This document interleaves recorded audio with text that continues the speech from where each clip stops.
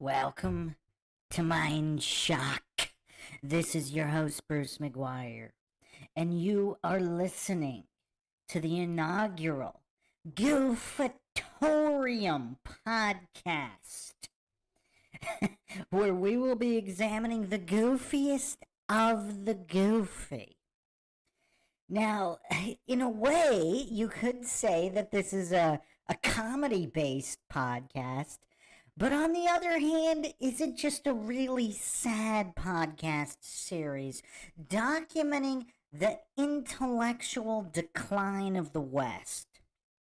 I will let the viewers and listeners come to their own conclusion about that. So welcome all the logical legends in the chat. I know a lot of the logical analyses podcasts and conspiracy podcasts actually are highly comedic and entertaining for sometimes all the wrong reasons. Here on the Goofatorium series, we're not doing a logical analysis to find out whether or not someone is logical or not. On this series, it is comedy guaranteed. There will be illogical goofs, and it will probably be extremely hilarious.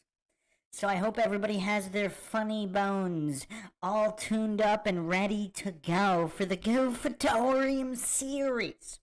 As always, if you want to help support the podcast, you can donate to our PayPal. Just check the link in the description. You can also become a YouTube member right here on YouTube. Help support the channel that way.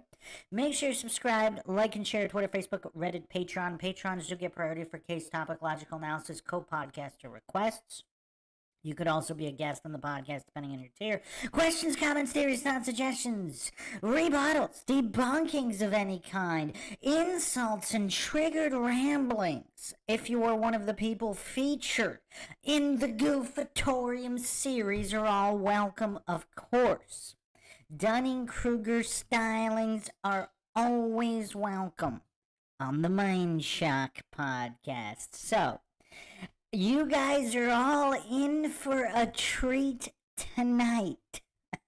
For the inaugural episode, I have scoured all corners of the interwebs to find some of the goofiest goofs in existence. And fortunately, if you only care about comedy, unfortunately, if you care about the survival of Western civilization.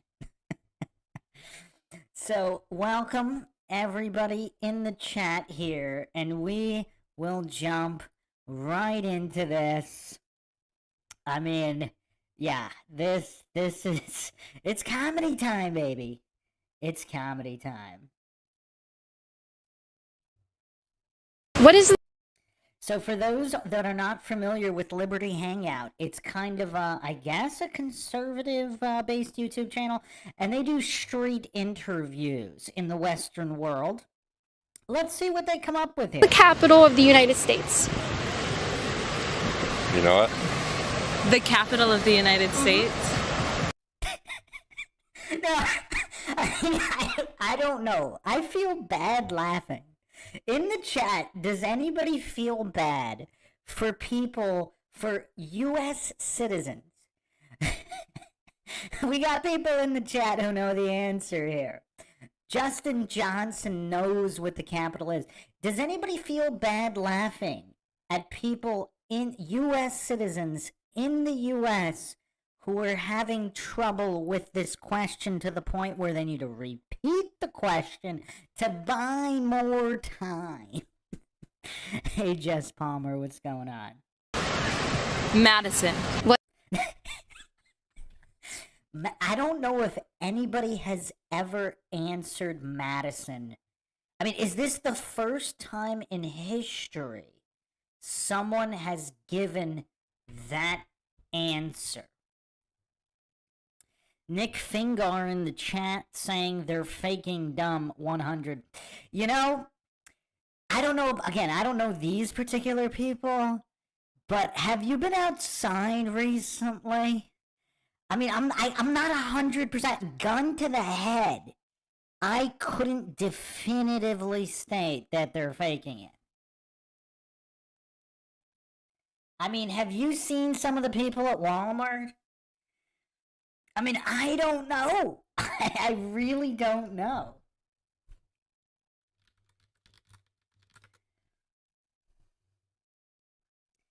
I mean, the only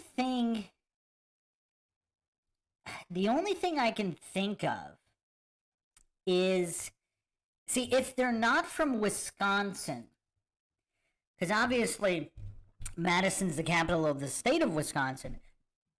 I mean, I don't know if they're just that drunk, but if they're actually not from Wisconsin, that's what I want to know. I want to know if that couple was from Wisconsin or not. Because if they're not, I mean, if they're not. What year did America gain its independence? Oh, come on. It's not 1942, because that would be Christopher Columbus. Who?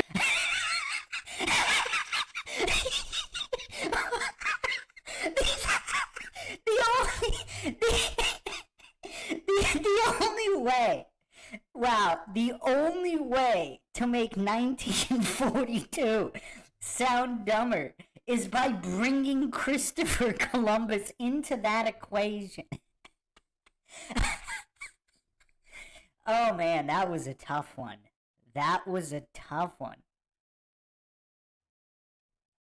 Yeah, no, here's the thing. Some people might be faking dumb, but I totally believe that there are no small amount of people that would give these answers legitimately. Who did America gain its independence from? Christopher Columbus.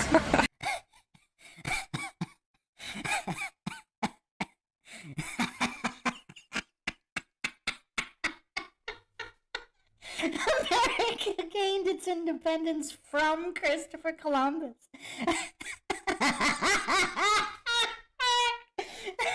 Well, now you guys know why this series is called the Goofatoria.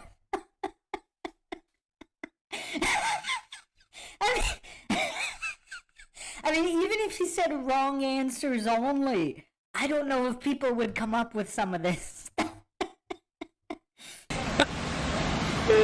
What major document was signed at the Constitutional Convention? Declaration of Independence? In what city?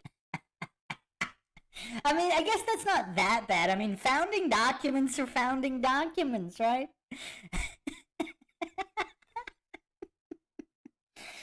Oh, man. Why did American colonists throw tea into the harbor to protest? What city? Mm-hmm. What major document was signed at the Constitutional Convention? Declaration of Independence? In what city did American colonists throw tea into the harbor to protest? What city? Mm-hmm.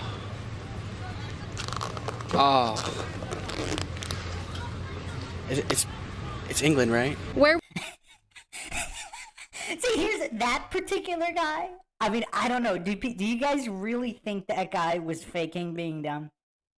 I mean, maybe. But that guy, just the way he was dressed, his facial hair styling, the sunglasses. I mean, just the combination of the way that guy looked.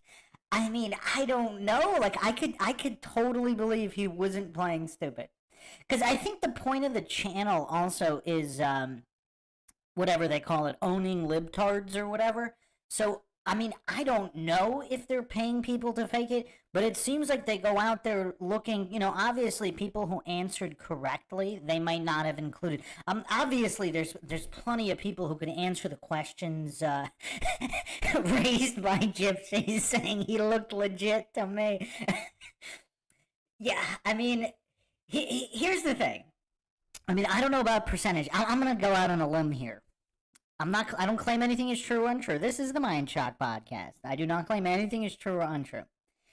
I am giving my own anecdote here from my observations. I am not claiming they are true. I am not making a claim here. I'm just spitballing and giving my observation, which may or may not represent all of reality. In about Justin Johnson in the chat says he'll do the claiming. I would say in the 90s, I would say maybe 50% people walking around were effectively mentally disabled. Now, today, I'm throwing 80% out there. I'm throwing 80 out there. Call me crazy. Just walking around, go to Walmart and just observe like you're at the zoo. You know? It's just, yeah, it's tough. It's tough out there. Just watching people interact. I mean, not understanding basic words. We're not talking about foreigners here. We're talking about, you know, so-called Americans. Lord Zed agrees with me that 80 sounds right. See, back in the 90s, I thought 50 was alarming. I really did. Like, in the 90s, I say it's kind of alarming. Like, half of the people appear to be mentally disabled and not even know what's going on. So, you know, and obviously as, you know, the decades rolled on, I mean, it might even be pushing 90. We might be pushing 90%. I mean, I don't know. Like, again, it's not like I've gone out there and met every single American or met every single person in the Western world, in the Western countries, so-called first world Western countries. So I really can't say. Jess Palmer saying 80 mil voted for Joe Biden. Well, I mean, we're not going to count dead people, are we? Are we counting dead people for this? Are we going to say dead people are mentally disabled? I mean, while alive. Let's keep this to the living, please. Like, let's focus on the living here. So, you know, in the 80s, like, I really wasn't paying attention to this stuff in the 80s, so I really can't give a real answer. Maybe I'll do a podcast. There's some really cool videos of people just filming in schools. Like, last day of high school is kind of a popular thing to do. But even if it's not the last day, like, videos from the 70s and 80s, kids were sharp. Like, I'm not even talking about actual IQ points. I'm talking about when people, you know, they were responding to English words properly. There weren't these glazed over fluoride stares like we're seeing in this video of these young people. I don't know where this was shot, at the beach somewhere. I mean, there's this glazed over fluoride stare and just a drawl that is basically the normal American accent now, is this just drawl. AJD in the chat says, no, in the 80s, people were stupid, not mentally. Well, mental illness is a separate category. I mean, that is true that mental illness has skyrocketed as well. I would put the mentally ill in the 90s probably 10 to 20%. What do you guys think? I would say 50% mentally disabled and maybe only 10, 20% mentally, maybe even 10. We might be able to keep it down at 10% mentally ill in the 90s. Or at least early 90s. I mean, we could do a year by year. But look at all these glazed over fluoride stares in this particular video. I mean, it's kind of sad. Where was the Vietnam War fought? In what city did American colonists throw tea into the harbor to protest? What city? Mm-hmm. Oh. It's See, if this was a really dumb kid in the 70s or 80s, he could have been saying the same thing. But he would have been saying it sharper, faster. There wouldn't be all this brain fog. Like, they would be quickly stupid. Like, they would quickly give the wrong answer. I mean, I guess that's kind of the point I was making. It's England, right? Where was the Vietnam War fought? John, please. I'm in history class. What happened? I like how he felt the need. I like how he felt the need to inform everybody that he was in history class while not answering the question. I do like how he felt the need to inform everyone. During World War II. Big. John, please. I'm in history class. What happened during World War II? Big, big, terrible event. The Boston Tea Party.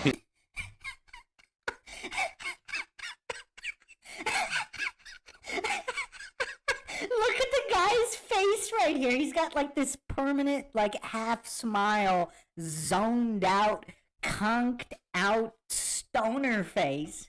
I mean,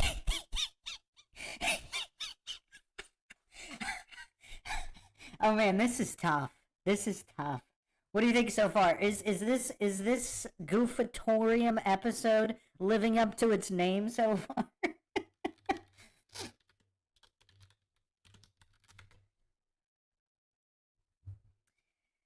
Yeah, I mean, officially, the casualty, there were 0 casualties during the Boston Tea Party.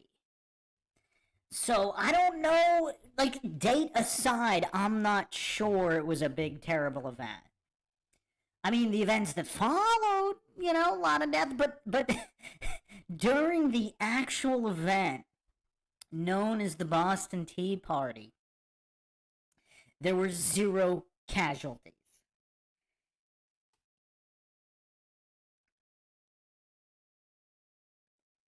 Rethink Inc. said, no, people have never been as unwise as they are now, especially the last 100 years. Critical thinking has been removed from being taught since around the millennium. It was actually before then, yeah. In the early up to the early 90s, it was still around. I mean, depending on which state, I guess. I don't know. People have varying experiences. But yeah, this is really tough, but yeah, it is really tough. I will do a podcast where I will examine, you know, high school walkthrough videos year by year. Because I think that'll be a fun podcast, and also very sad and tragic at the same time. But it's just astounding how even as early as maybe 2005, I mean, something weird happened around. Yeah, it does depend on the state and city, but just on average, like you watch a video of just high school walkthrough videos, all the way up through even 2000, I mean, yeah, it's tough. There are slight changes. But I would say there was a certain mental acuity and sharpness to just responding to the environment, let alone people's words. I guess it started to phase out, that just response time, probably, I guess, with smartphones, not necessarily cell phones. Although maybe, I guess, always texting, even if it was just texting. So yeah, somewhere around maybe between 05 and 10, between 2005 2010, something weird started to happen. Like there was no longer that mental acuity.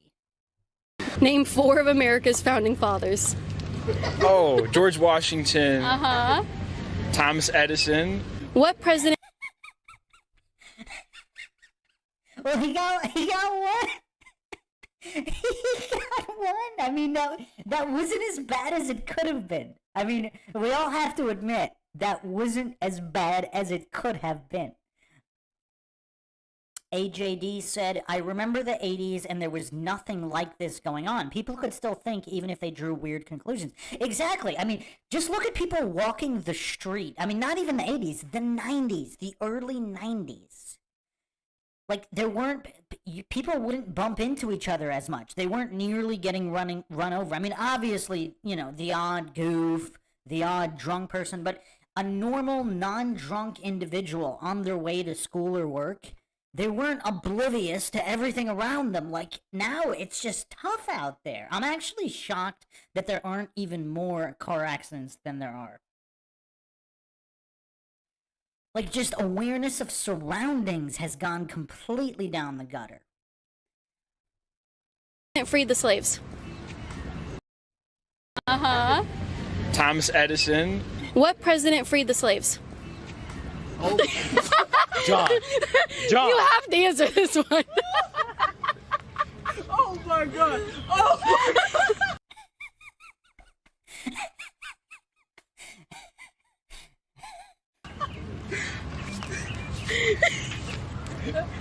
I don't know if he was just is he checking his skin color? He couldn't tell by his face. He had to check his arm. That's kind of weird. After a couple years away, we are back on the beach asking people basic American history questions. Let's go see if anybody learned a thing or two while I was away.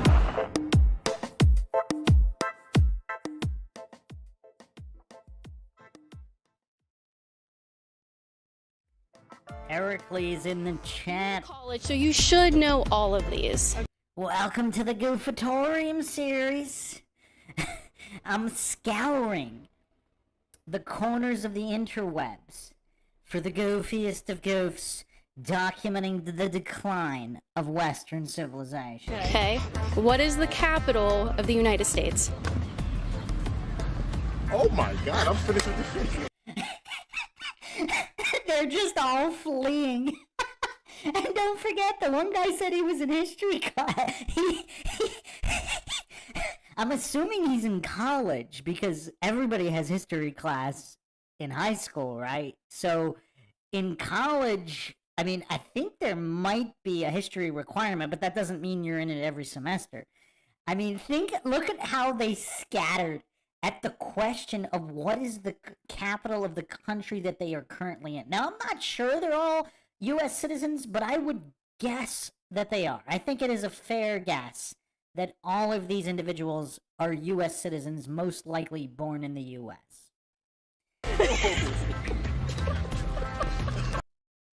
I mean, I guess it's good that they can laugh about it. I mean, why are they laughing? Shouldn't they be crying? Now call me crazy, wouldn't a proper response from all parties, including Caitlin Bennett, why is she laughing? Shouldn't we all be crying? D-Town Books with a good point. Non-U.S. citizens would know the answer. That is correct. Most non-U.S. citizens would know the answer. Heracles says, somehow it still amazes me how little the average it's scary stuff.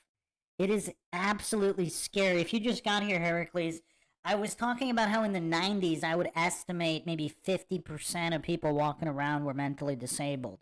Today, it's probably 80% pushing 90. I mean, it's just so tough out there. Just go to your local Walmart and just observe. It is tough out there. Shifty Eye Shady saying, I think Caitlin does what I do now. Just point and laugh while we vibe through to apocalypse. Yes, mental illness is also out of control, yes.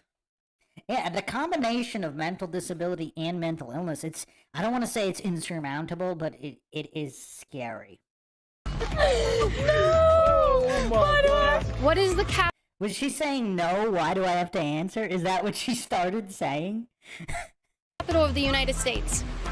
Washington, D.C. No, it's not I like how the response is just to laugh. Washington, D.C. It's Washington. No, it's not. Isn't it just Washington? It's Washington, D.C. So now they're going to start arguing over Washington versus Washington, D.C. I suppose that's a better answer than Madison or England. I mean, I don't know. I guess that's better. Just called Washington. That's a state. It's Washington, D.C. What is the capital of the United States? You know what? The capital of the United States? Madison. So what's your name? Shamar, Okay. Where are you from? Azerbaijan. Okay. And you want to be famous. Yeah. What is the capital of the United States? Washington, D.C.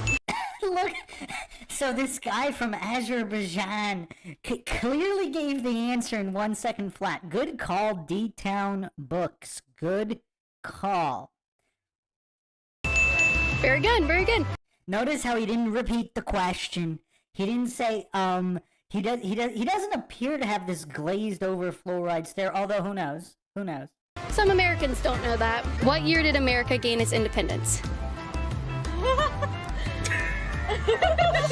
Do you guys really think they're faking? Someone in the chat said they were playing dumb. I mean, I don't know. They look relatively young to be this good at acting. But again, I don't know. I don't claim anything is true or untrue.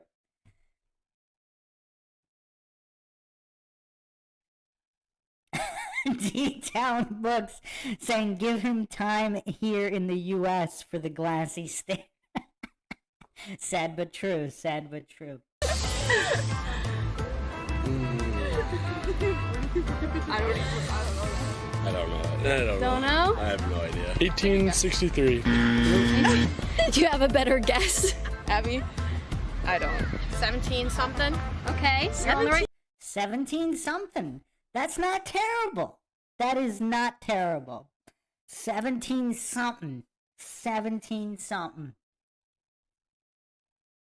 1774. 1757. What year did America gain its independence? 17. It's actually a little bit of a trick question. It's a little bit of a trick question, though. Because she said gain, not declare. Right?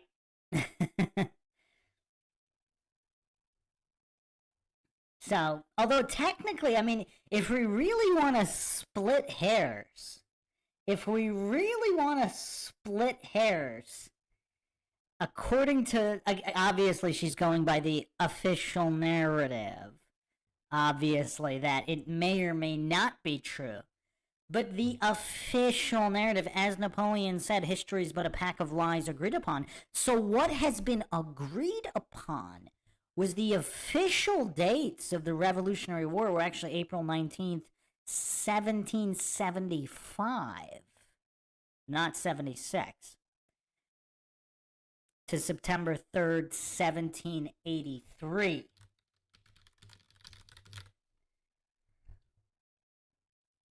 So it's a little bit of a trick question because she didn't say what date was the declaration. Well, technically, the Treaty of Paris would have been 1783, but... Well, also, the ratification would have been May 12th, 1784. Yeah, I mean, it's kind of a trick question, I guess. She should have, gained. What does it mean, gain? Because declare doesn't mean you have it. I mean, there were, if we're talking about the official narrative, because they're all talking about the official narrative. So just for the sake of argument, let's stick with the official narrative just for the point here of the phrasing of the question. Anthony D in the chat said, they're not playing dumb, they just don't know. What a tragedy. 67. Independence. 17. 67. You're very close. 17. 62. What year did America gain its independence? It's like Price is Right. trying to hedge there. 1974. Okay. I gotta replay this. You're very close. 17. 62. What year did America gain its independence? 1974. She answered quick that time, though. She didn't say, She didn't, she didn't repeat the question. She jumped right in there with a certain level of confidence. I mean, that's a very interesting answer. I mean, that is an interesting answer. Yeah, wait. Never mind, that's my dad's birthday. Wait, that's her dad's birthday? Wait, 1974 is her dad's birthday? That's a day? And how do you confuse... Oh, man. Okay. I mean, what does that have anything to do with her dad? I don't know. I don't think I could even try to figure that one out. I mean, I don't think I can even figure that out. Lord Zed in the chat says the slaves were for sure the Moors that were already here. I'll die on that hill. There's a lot of theories there. A lot of theories, as well as different Native American tribes. What year did America gain its independence? Oh,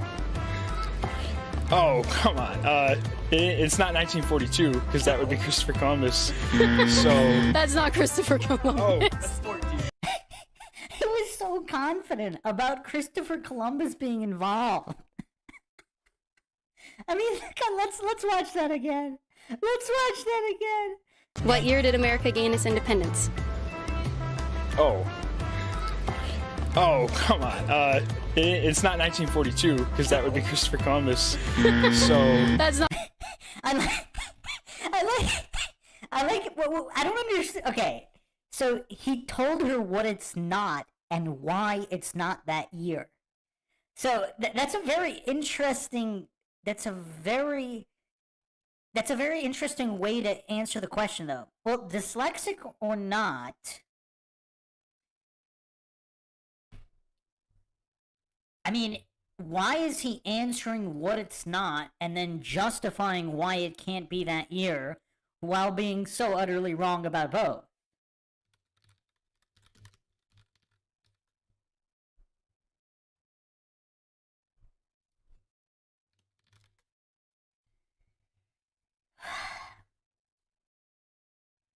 I mean, that's just kind of a weird way to answer a question by stating what it's not and why it's not that.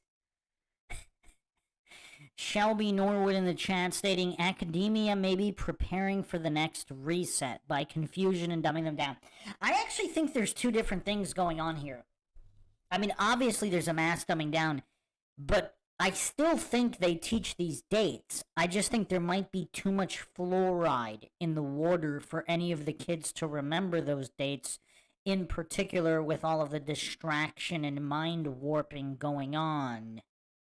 So yes, obviously there is, I mean, you know, I'll bring up a stat here. I've brought this up before. Now would be a good time for it. I mean, this is just so sad. I mean, can we not decide whether this is sad or funny? And is it sad that we can't decide that? Because this is tragic. It really is. It really is. Yeah, it's both, I guess, Justin Johnson. Yeah, yeah. I mean, it's kind of hard. Yeah, it's both. I mean, it appears to be both. That, yeah, can't argue that. Cannot argue that.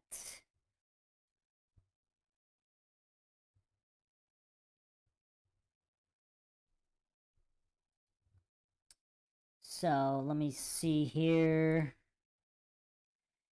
It's actually worse than this.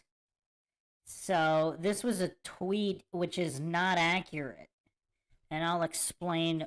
AJD saying tragic comic. Yeah. Yeah.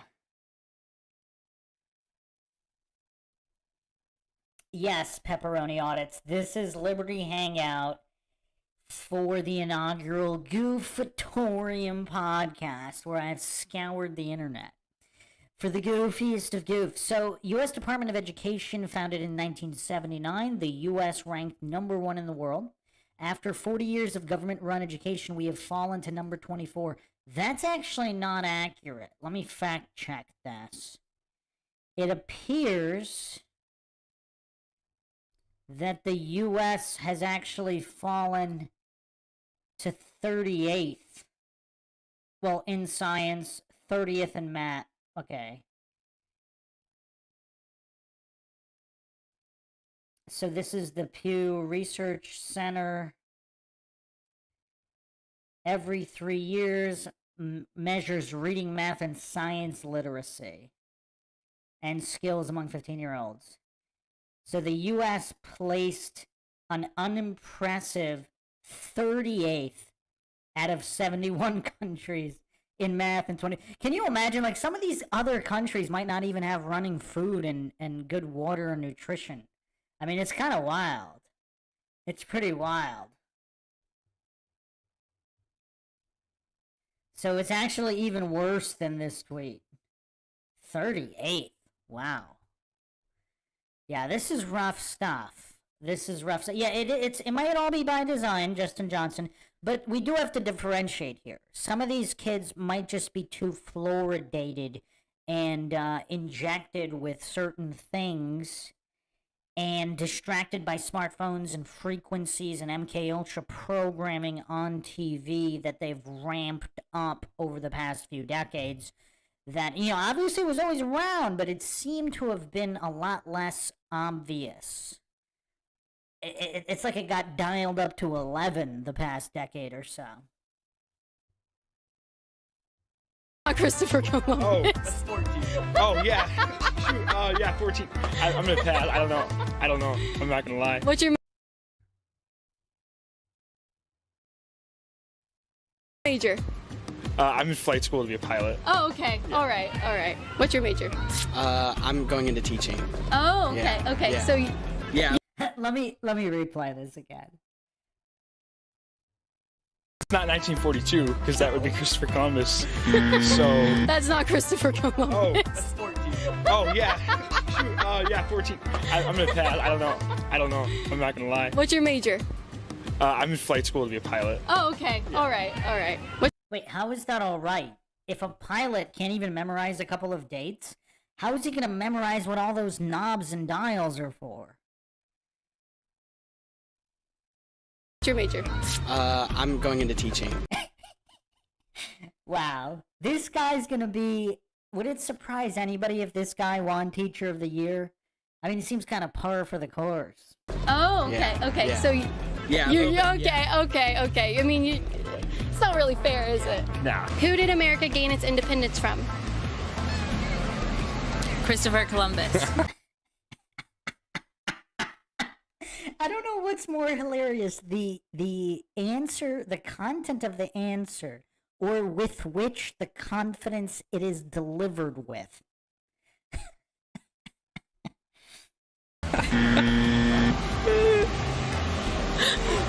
That's our final answer. That's her final answer. Yeah, but how many of these people aren't even good at regurgitating? Like, they're not even good at regurgitating. I mean, we're not even getting there. I mean, parrots can regurgitate. I mean, bird brains can regurgitate, but look at there's a large percentage of humans, they can't even do the regurgitation correctly. I mean, this is crazy. Do you have a different one? What? Can you repeat the question?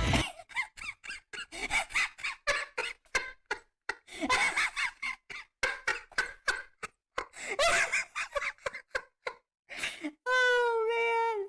Did anybody else find that funny? I mean, the drawl though, that's what gets me. See, back in the 90s, there were a good amount of people that were just slow. The mental acuity was not there. The sharpness was not there.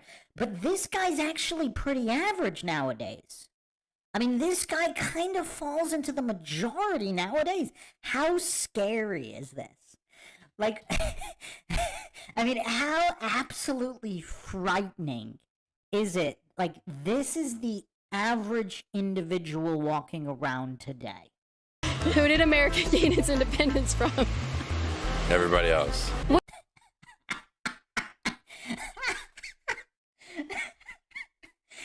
See, that's actually not the worst answer ever, because it shows enough thinking to realize he didn't really know the correct answer. So that's a step above saying Christopher Columbus. Oh, pepperoni audits, bringing up another mentally disabled individual, David Hogg. Yeah, sad stuff. What do you think about high schoolers that don't know that? College students that don't know that? It's sad. Yeah. Sad. They need to just take more courses. Wait, how is taking more courses going to solve this problem? Like, if the mental capacity's not, it doesn't matter if you take the course 100 times. I mean, how many times do you need to take the course? I mean, from kindergarten, like, some of this stuff gets started in kindergarten. I mean, they've taken the course how many decades in a row by the time they're done with college? I mean, how many more times can you take these basic courses? Yeah. They have courses, but instead of picking volleyball or bowling, they should pick history and social studies. Wait. I'm not 100% sure that guy was a U.S. citizen, but he thinks the issue. Lord Zed said that guy needs to skip a few courses. Okay, hold on. That guy thinks they're taking volleyball and bowling instead of the history and social studies. So from kindergarten all the way through college, he thinks kids are taking volleyball and bowling instead of history. And so, I mean, this is an absolute train wreck from top to bottom. Oh, man. Is the next presidential election? Think about Volleyball or bowling, they should pick history and social studies. when is the next presidential election? 2024. 2028. Huh? 2028. Wait, no. Girl, it's 2024. When is the next presidential election? 3 years? Wait, no. No, 3 years. 24. You know what month? Wait, hold on. I was in school. Wait, what? Do you know what month? I was in school. Wait, what does that have to do with anything? Can I like? Yeah, you can. Yeah. He's got to stroke that beard a little longer. Is it like around September? That's what I'm thinking. It's like around like those big holidays. Yeah. Yeah. Wait, September is around the big holidays?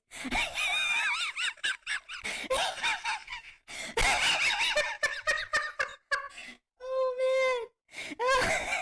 What is going on here? We need to replay that again. Is it like around September? That's what I'm thinking. It's like around like those big. School.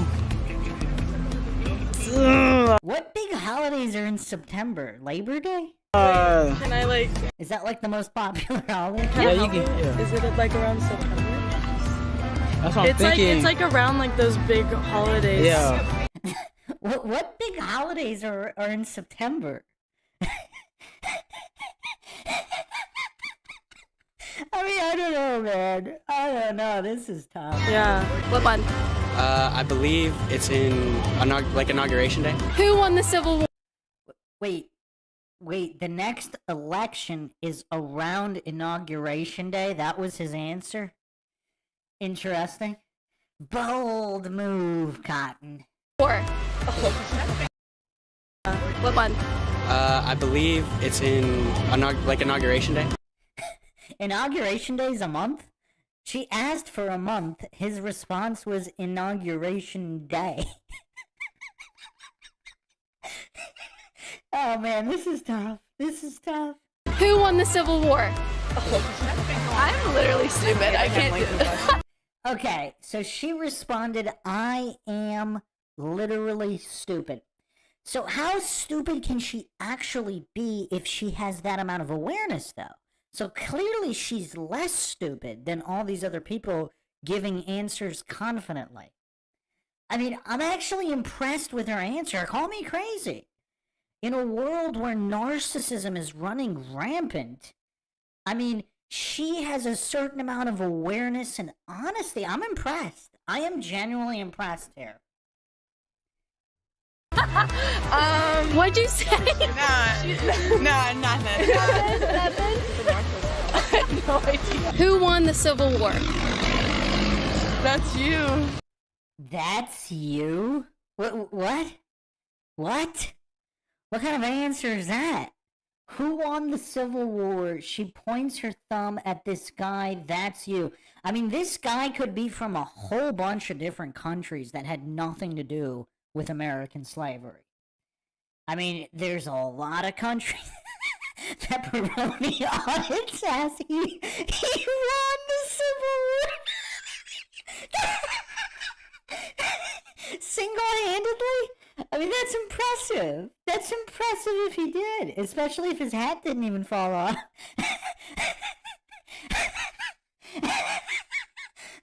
Oh man, this is tough.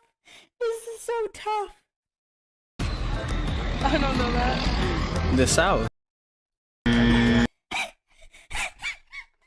Wow. Wow. Well, he didn't correct her in terms of saying that he has nothing to do with it. I mean, you know, how do we know he's not just some random guy from Vanuatu? Or some of these islands, you know, that had absolutely nothing to do with American slave trade or the American Civil War? Let's replay that again. What'd you Who won the Civil War? That's you. I don't know that. The South. Who won the Civil War? I don't know. The U.S. Look at the glazed over stares and confusion and contortions of the face at these monumental questions. I mean, these questions are just so advanced. I mean, look at these facial contortions at these high-level questions. I mean, it's like she asked him something harder than what is the meaning of life. I mean, look at the contortion on his face. Yes. The U.S. Well, The Civil War. I don't know. the U.S. The U.S. Well, I know, that's what I mean. So, like, there's really no loser. It was in the U.S., so there was no loser. So in civil wars, there aren't any losers. So you can have record mass death, according to the official narrative, and there's no loser? I mean, a better answer would be there's no winner. There could be, you know, you could, that's a legit answer. There are no winners. There are no real winners in war. Jess Palmer says, Bruce, she's asking rocket science. Yeah, this is total rocket science. Well, no. Okay, well, I don't know. Do you have an answer? Can we steal it if they don't get Yeah. it? I have no idea. Final answer, no one won because no one lost. Yeah. Yeah? Yep. How many world wars have there been? Oh, my God. John. 3. Hold on, people. That guy went running. He didn't go running when he said the South. He didn't go running when... He didn't go running when this girl said, that's you. Hold on. Let's dissect this. Let's do the play-by-play here. When asked who won the Civil War, he didn't go running. He was totally unfazed when the girl pointed the thumb at him. Then he responded with a certain level of confidence, the South. Now, she asked how many world wars have there been, and he goes running. I can't even do the play-by-play here. This is just astounding. I mean,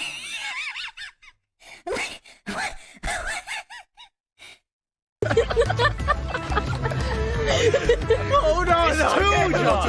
No, World 1, 2, and 3. There's not been a third. In what city? I mean, technically you could say we're in the third right now, but obviously that's not agreed upon official narrative, at least not yet. Did American colonists throw tea into the harbor? New York. New York. Oh, New Jersey.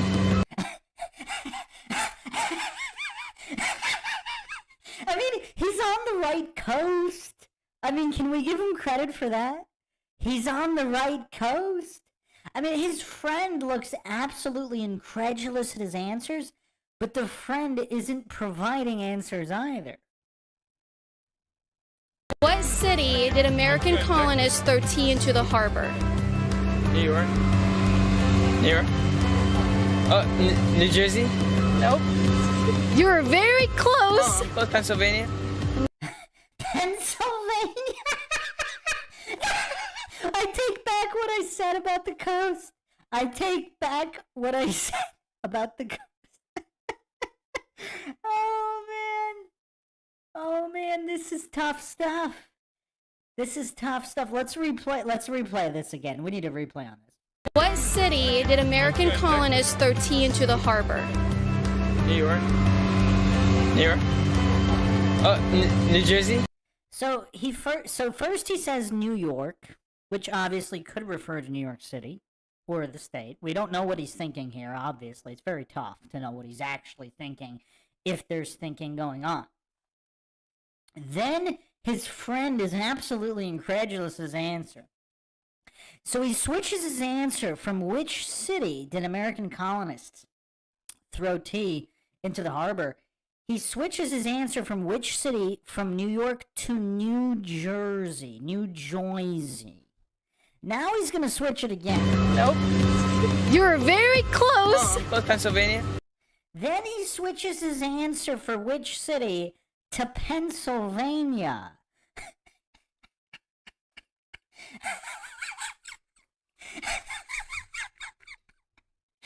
Oh man, this is really tough.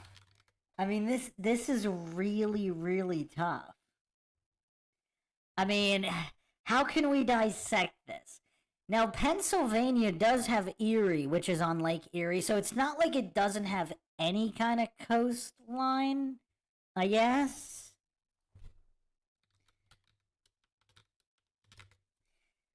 But yeah, I mean, last time I checked, Pennsylvania wasn't a city, but I mean, I don't know. I mean, I don't know.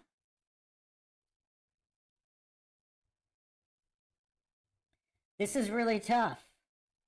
I mean, this truly is very, very difficult. Justin Johnson in the chat saying, you're looking at your future congressmen and women. You know, when I was a kid in school way back in the day, our teachers used to say that about our fellow classmates, and we used to just laugh because we all knew our classmates were dumb. But we never thought that it could actually come true, but yes, that is true. No, what city? Tea into the... Yes, there you go. Oh, he finally got Boston. That was kind of surprising. He got it. There you go. In what city did American colonists throw tea into the harbor? So this is the guy that wants to be a teacher in the green... Is that a towel? Is that a green towel draped over him? Protest. What city? This is the guy that's studying to be a teacher. Oh. All he can do is say, ah.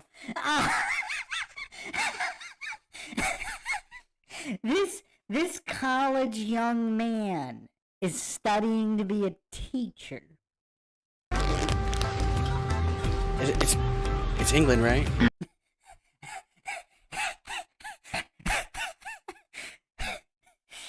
Wow.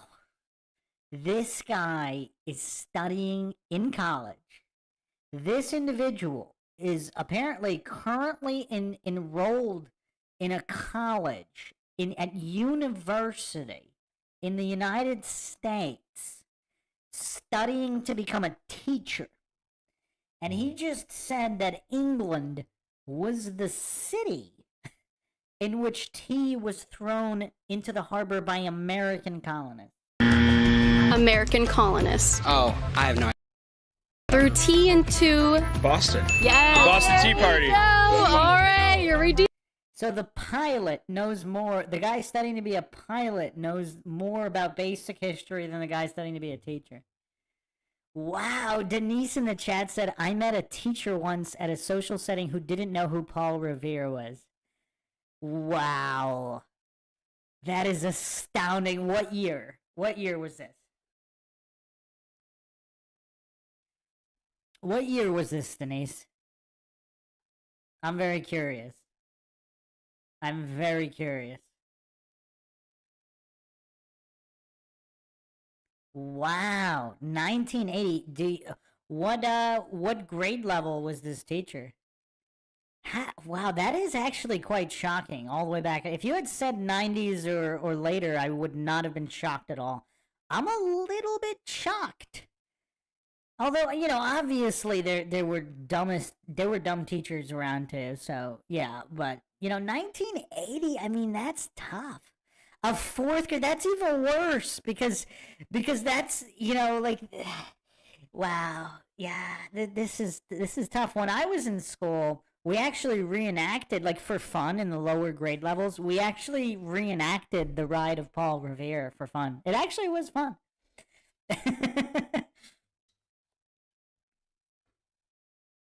I think I forgot which year, but I think we even did a play one year about it. But yeah. Paul Revere was the man in history. Like when I was in school, I mean, obviously everybody went crazy over George Washington, Tommy Jefferson. But yeah, Paul Revere he was one of the big ones. Giving yourself. Coming back. What major document was signed at the Constitutional Convention? Bill of Rights. Just a guess. What's it called? From the 4th of July, the Independence, Declaration of Independence. At the Constitutional Convention. Oh, that's a different one. Yeah. What major document was signed at the Constitutional Convention? Declaration of Independence. The Constitutional Convention. Oh. Constitution. Yes. Let's go. Very good. Very good. What major document was signed at the Constitutional? That guy was so proud of his answer. Let's go. And it kind of sounded like he didn't actually know, and he just deduced from her question. Like maybe he realized she was doing gotcha questions to make him sound stupid, so he actually had the wherewithal to actually analyze the question, which is intelligence in a certain form, but that doesn't mean he actually knew anything. Convention. Declaration of Independence. Constitutional Convention. The Constitution. I was like, Is our current president a Democrat or a Republican? Democrat. Very good. Are we big fans? No. Okay. Oh, No? Are you a big fan? I didn't hear the question. Are you a fan of Joe Biden? I'm Brandon, so you answer that for me. Okay. All right. Where was the Vietnam War fought? Vietnam. You sure? I was. I mean, this is like, think about the confidence, because she's asking, are you sure? And he said he was sure, but now he's not, simply because she asked. So her intonation of a question is actually changing the so-called knowledge in his own brain. I mean, this is tough stuff. This is really tough here.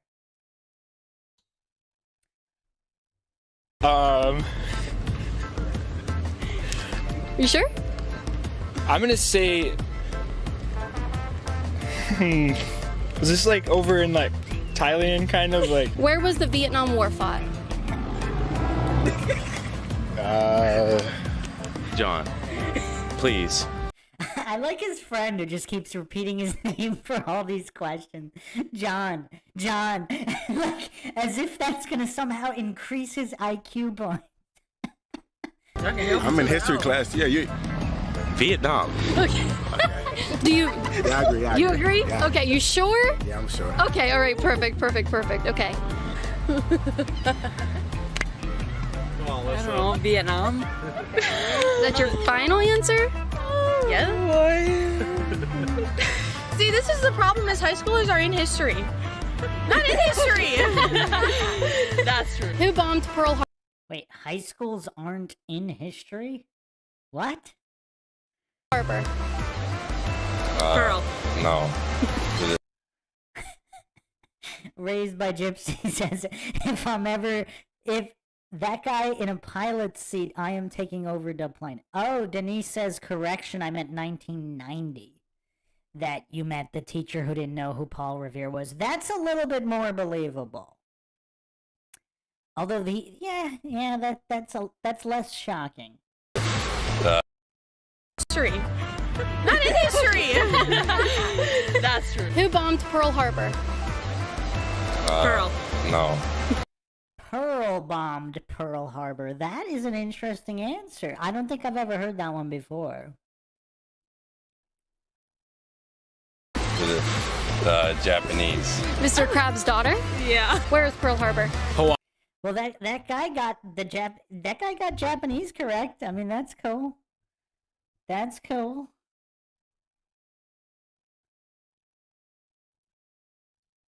Hawaii. Yes, very good. Where is Pearl Harbor located? Honolulu. What? Who did we fight in? Oh, wait, why was she so surprised at his answer? I mean, does she even know where Honolulu is? I mean, does she even know where it is?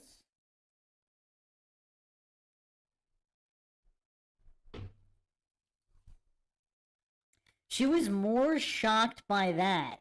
I mean, she was more shocked by that than literally anything else, which is kind of weird, I guess.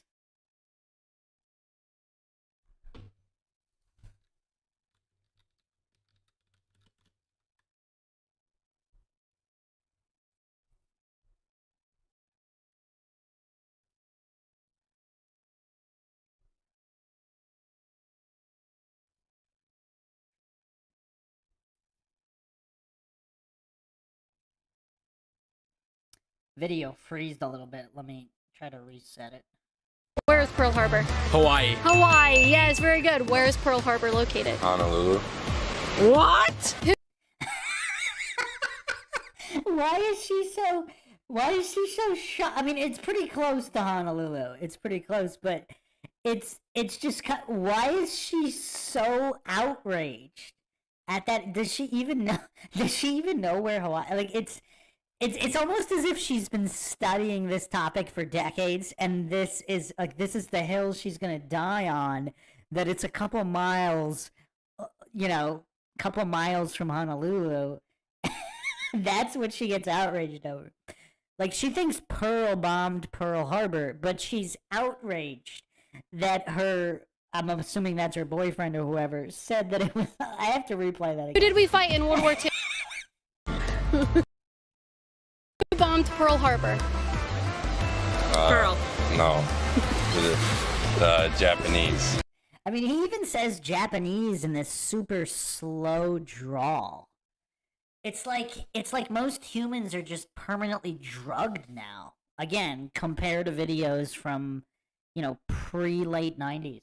Mr. Krabs' daughter? Yeah. Where is Pearl Harbor? Hawaii. Hawaii. Yes, very good. Where is Pearl Harbor located? Honolulu. What? Like, the outrage, it's just so crazy. Like, does she even know where Honolulu or Hawaii is in general? They should have asked if Hawaii, what is Hawaii? Is it part of the U.S.? Who did we fight in World War II? World War II. What about wars? If they repeat World War II enough times, the answer will come to them. I know that. Fight in World War II. World War II. What about wars? Everyone? Everyone, interesting answer. Well, Matthew Knight, Pearl Harbor, I don't think it's actually within the Honolulu limits. I mean, do we need to fact check this?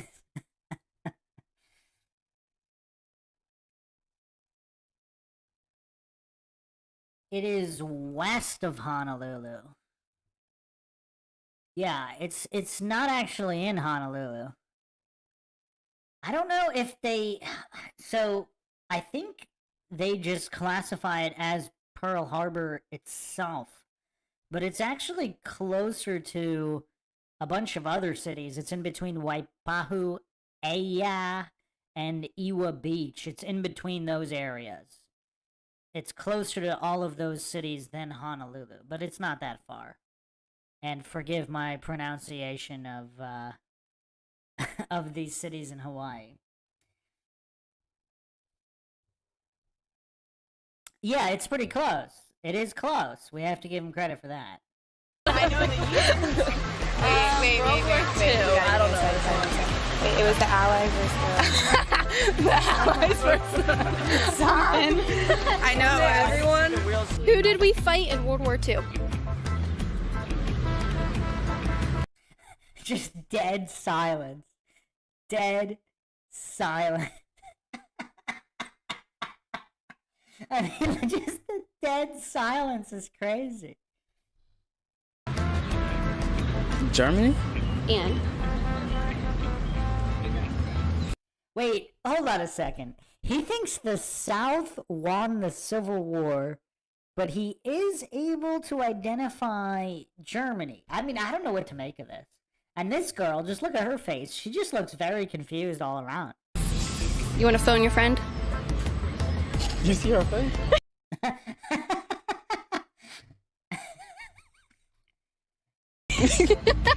Her phone's not on. I want to say Japan. Yeah. There you go. Wow. There you go. Look, did you see his face? Wait, what? He was shocked he got that correct. The guy that thinks the South won the Civil War was able to actually identify Germany and Japan. I want to say Japan. Look at his face. This is his face at answering correctly. I mean, he's just straight dumbfounded that he answered correctly.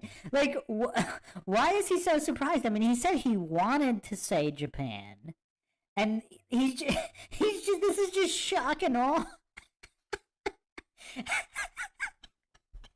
Wow. I mean, just wow here. Like, what is going on?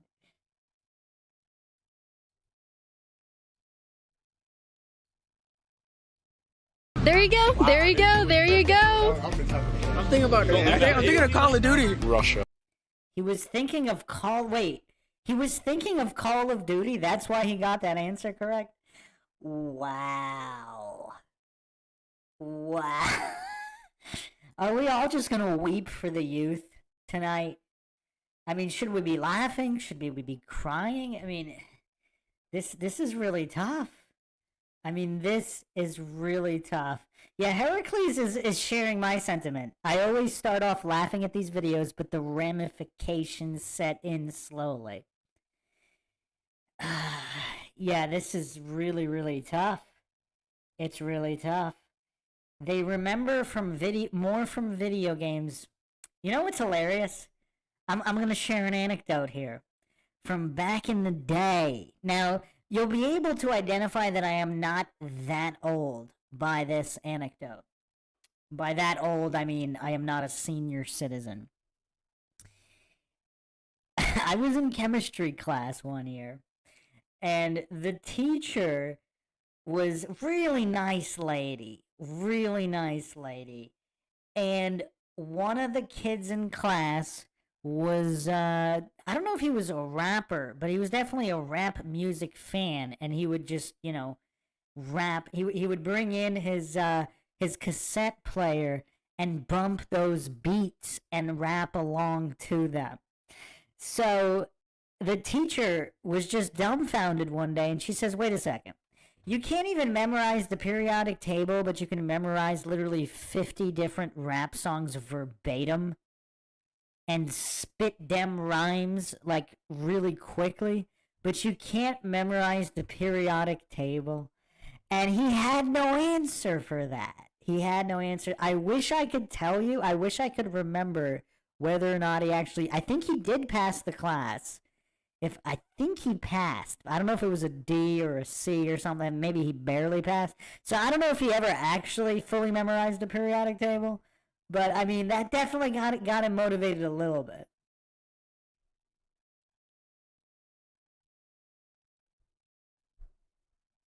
Well, I don't disclose my age, Heracles, because I exist outside of time and space.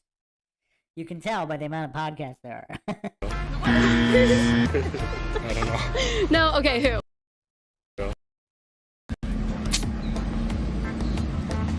I want to say Japan. Yeah. There you go. There you go. There you go. I'm thinking about I'm thinking of Call of Duty. Russia.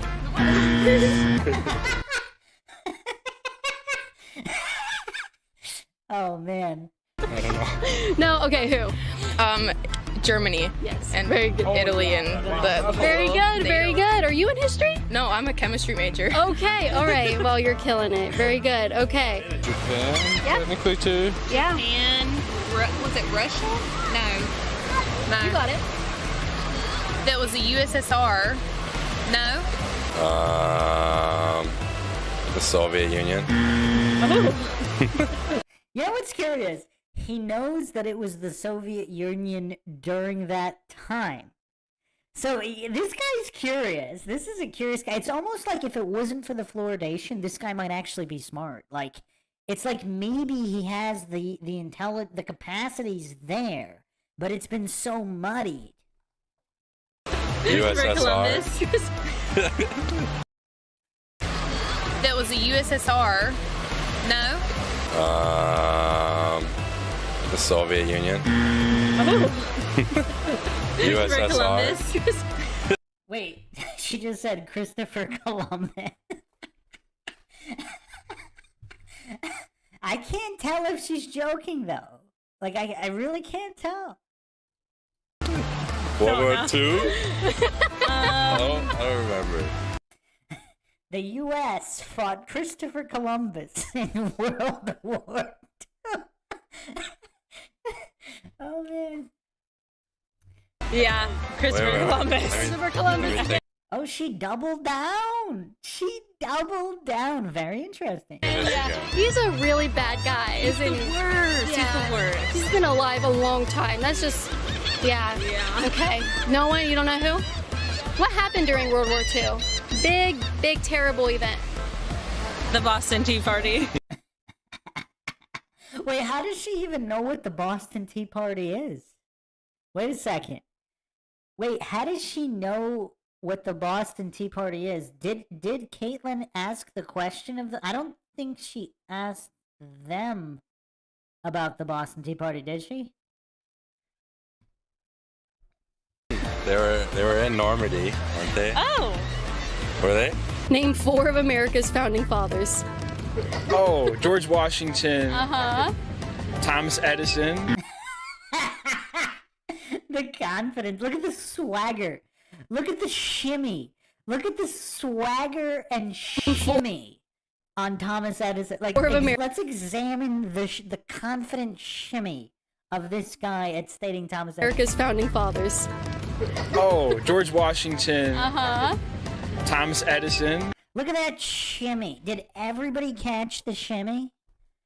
Let's replay the confident shimmy. Name 4 of America's founding fathers. Oh, George Washington. Uh-huh. Thomas Edison. Look at that. He had the knee bend and the sway. That shimmy. Nah, I'm getting some... Picking up the vibe, that was a no. Honestly, that was my second best guess. His second best guess? So... Wait, he guessed George Washington was his guess?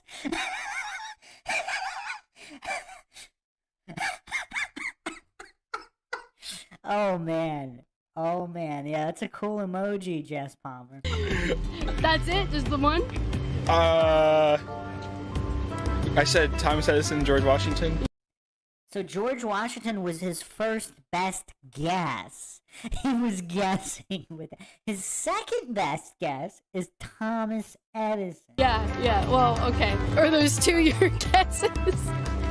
I know there's one I know. I just can't think of him right now. But you're sticking with Thomas Edison. I'm gonna have to go with no. I'm gonna have to take it back. I'm withdrawing it. Yeah. Okay, you're passing it? Yeah. Okay, go ahead. I think it's George Washington, Ben Franklin. Roosevelt was in it, and then I don't know the. I thought he was about to say Rosa Parks when he started that. Roosevelt? Roosevelt?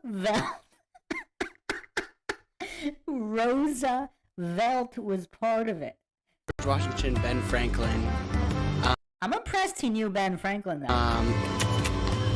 Roosevelt was. Roosevelt.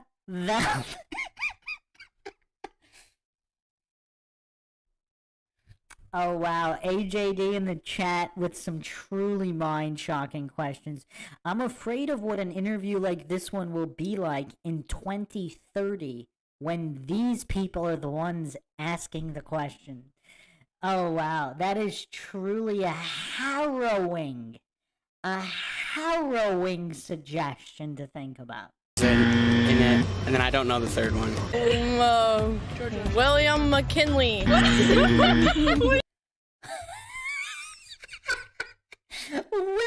McKinley. See, a lot of people can't even name McKinley as one of the presidents.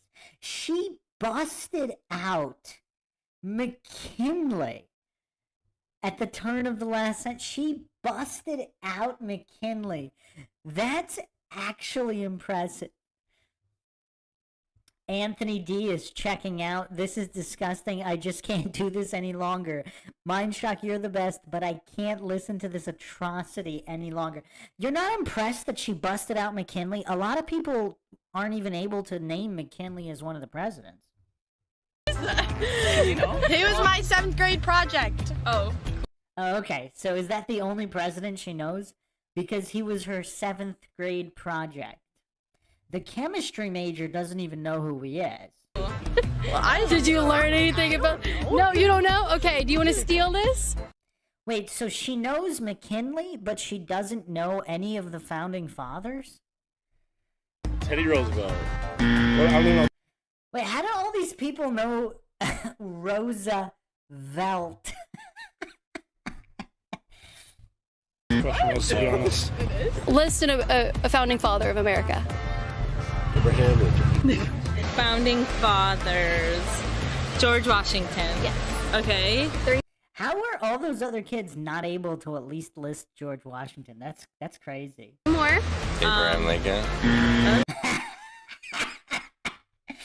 I mean, Abe Lincoln's kind of famous, so it's, I mean, I don't know. This is all really tough. No. Actually, you know what? Abe Lincoln, just in general knowledge, if you're stoned and drunk out of your mind, I mean, Abe Lincoln is almost forgivable as one of the answers. William McKinley.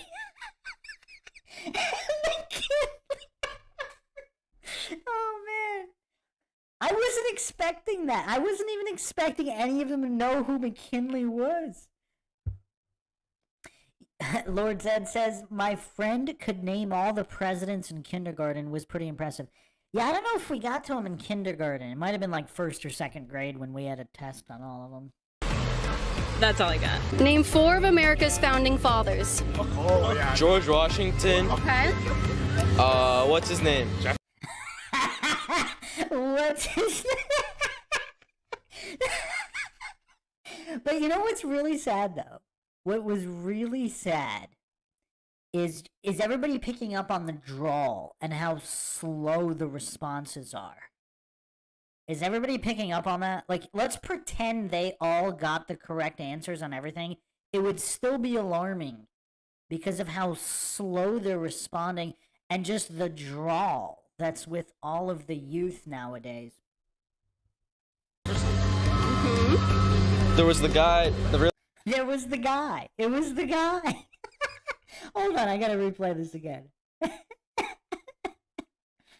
Name 4 of America's founding fathers. George Washington. Okay. What's his name? Jefferson. There was the guy, the really fat guy. The really fat guy? The really fat guy? Is he talking about Taft? He thinks Taft was one of the founding fathers? I mean, I guess Jefferson was kind of fat. I don't know.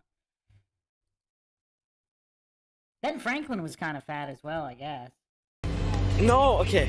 I don't know. His name started with it. Benjamin Franklin. Okay. Was he one? Yeah. And then we're missing one. Was he one? Wait, we're missing one? He thinks there was only 3? Missing one. Name 4 of America's founding fathers. Ben Franklin, George Washington, Thomas Jefferson, Alexander Hamilton.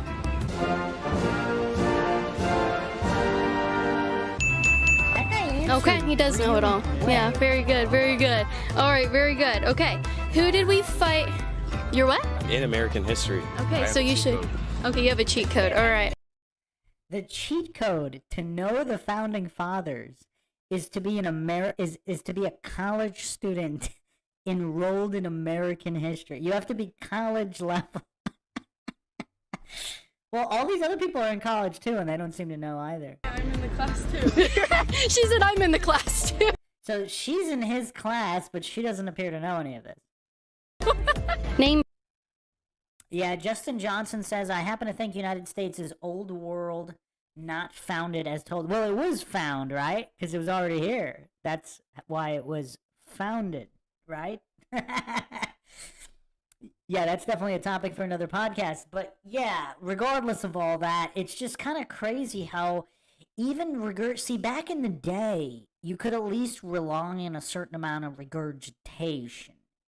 Now, they can't even do that. I mean, this is shocking stuff here. 4 of America's founding fathers.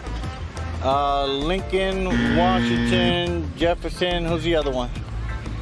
One more. I thought he was going to say Jose. Like the way he started that. Who's the other one? Jose's the other one. Yeah. John Hancock. What would it be? Who would it be? Who would it be? There's several you can choose from. Roosevelt? Everybody say, okay. Why? They all seem to know. Yeah, this is really weird. Huh.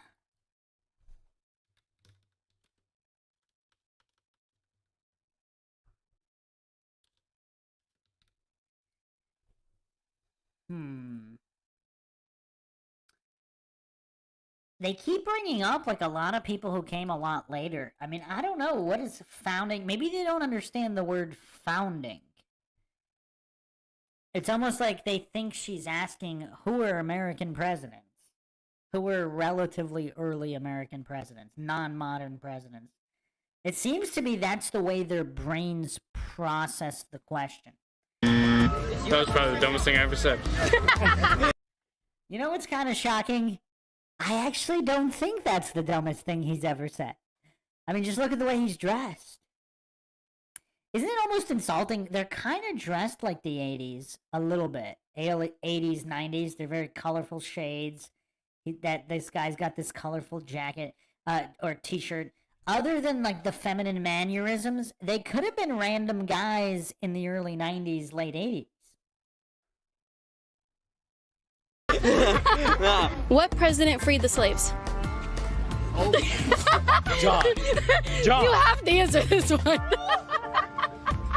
Oh my god. Oh.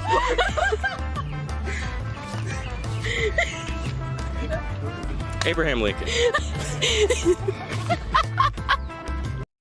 You know what's funny? That college student in American history, he kind of sounds like he thinks, I don't know if he thinks he's smart, but it almost sounds like he's proud to have some of these answers, as if a random elementary school wouldn't also have those answers.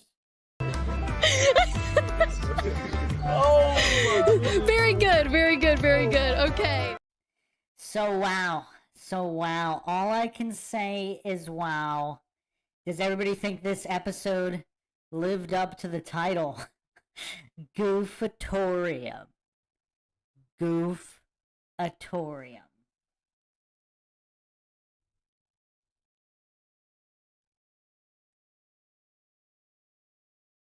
So I don't know if this is a good thing or a bad thing, but yeah, we're gonna be doing a lot more episodes of these.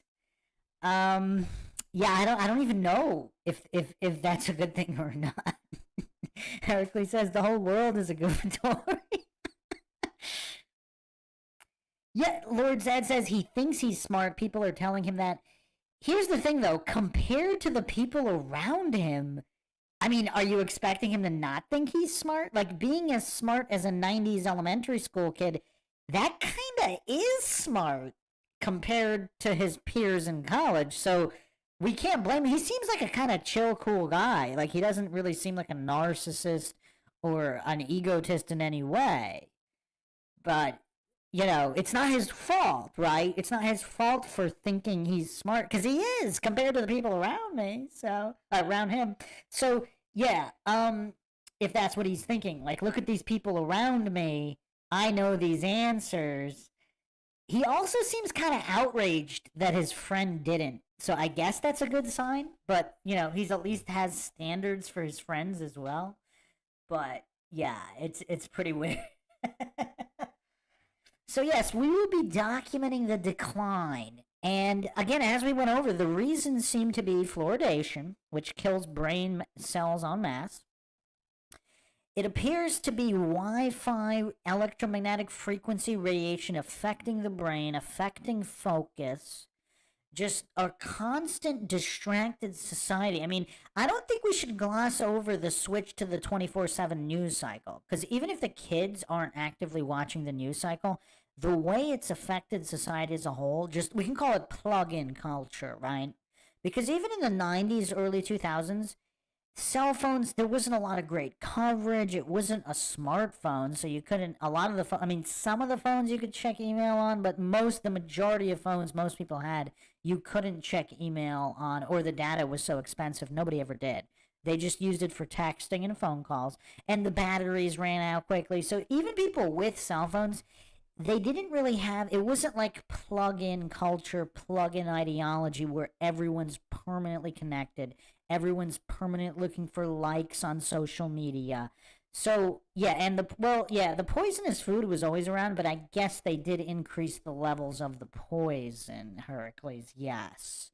And also not just the poison, but the nutrition value. So even unpoisoned organic food, it still has way less nutrients than the unpoisoned organic food of the 70s, the 50s, the 20s, etc. And yes, if you look at old photos and videos from like even the early 90s, I know they had the chemtrail programs going back 100 years, but they didn't run them anywhere near as often. Like, just going through old Polaroids, there are no chemtrails in the skies. I mean, I'm sure you can find some somewhere, but the vast majority, just go all over social media, look at people's Polaroids that they up, and not just Polaroids, but even just film back before digital cameras, when everybody was still using analog. There were hardly ever any chemtrails in the skies. So yeah, there's a lot of factors here, and then of course, obviously, the government taking over the Department of Education. These are all parallel factors going on simultaneously. So we can't, let's not fall for any kind of false dichotomies or trichotomies or quadratides or quintogratides. Septology, septology, yeah. Yeah, well, also the color of the sun has changed as well. It definitely used to be more yellow. I mean, I know people are saying that's false memory, but it is not. Am I alone on this? Do people in the chat? The sun used to be more yellow. Now it's more white. I don't know if that's because of all the chemtrails spraying. I saw a bonkers, by bonkers I don't mean untrue, but a bonkers conspiracy theory about the current sun not being the real sun. They blocked out the real one, and the one we're seeing is an artificial hologram that's white, and the real one is actually yellow. But yeah, I actually, when I first saw the Mandela effect conspiracy a number of years back, I mean, wow, we're really finishing this podcast off with some mind-shocking madness, but they actually interviewed a bunch of people, and I asked some older members of my family as well. They totally remember the sun being yellow. Up to around the year 2000. I mean, I asked people in their 80s, Their memory's bad. They can't say, "Oh, the sun turned white on exactly January 1st, 2000." They don't remember. They definitely say early 90s it was still yellow. And it was the same throughout their entire life until around 2000. And because I wanted to ask people that were, as old as possible. So, who knows? Maybe they remembered the sun being white in the 50s. I don't know. But, yeah, it's interesting. And it's so hard to verify any of this stuff because some people say that it was due to the analog film development techniques. So the sun looks more yellow even if it wasn't. But, man, it's just, I don't think so. I distinctly remember it being yellow.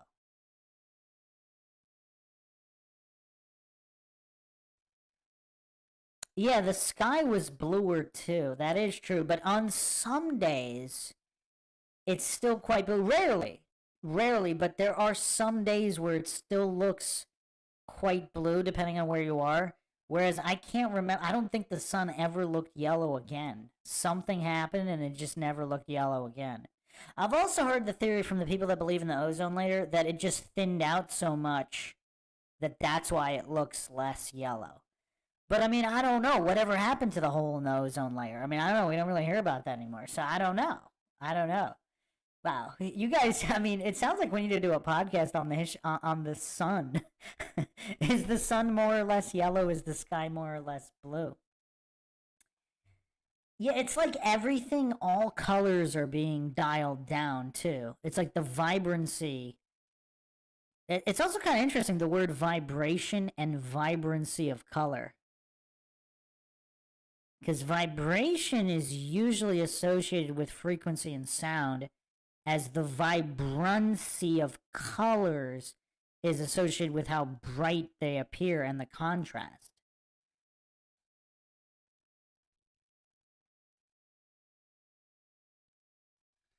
So that's all curious as well, just the etymology there. So, hope everybody enjoyed another edition of the MindShock podcast in the Goofatorium series premiere. I think we all got what we paid for here with the Goofatorium, episode 1 in the books. Episode 2 coming soon. Obviously, got a whole bunch of other podcasts coming up. Quite a few logical analysis I'm almost done with. The new system is a little complicated, so it's actually taken me a little longer to apply it. But, yeah, got some Austin Whitsitt debates coming up. Should be fun. Plenty more. If you want to help support the podcast, you can donate to our PayPal. Just check the link in the description. You can also become a YouTube member right here on YouTube. Help support the channel that way. Make sure you're subscribed. Like and share. Twitter, Facebook, Reddit, Patreon. This is Bruce McGuire signing off. Catch you guys next time.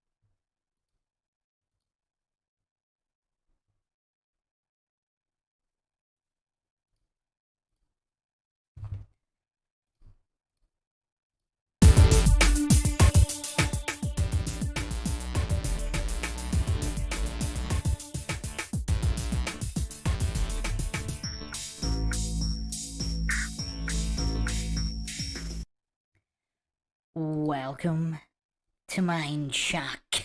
This is your host, Bruce McGuire, and this is episode 2 of the Goofatorium.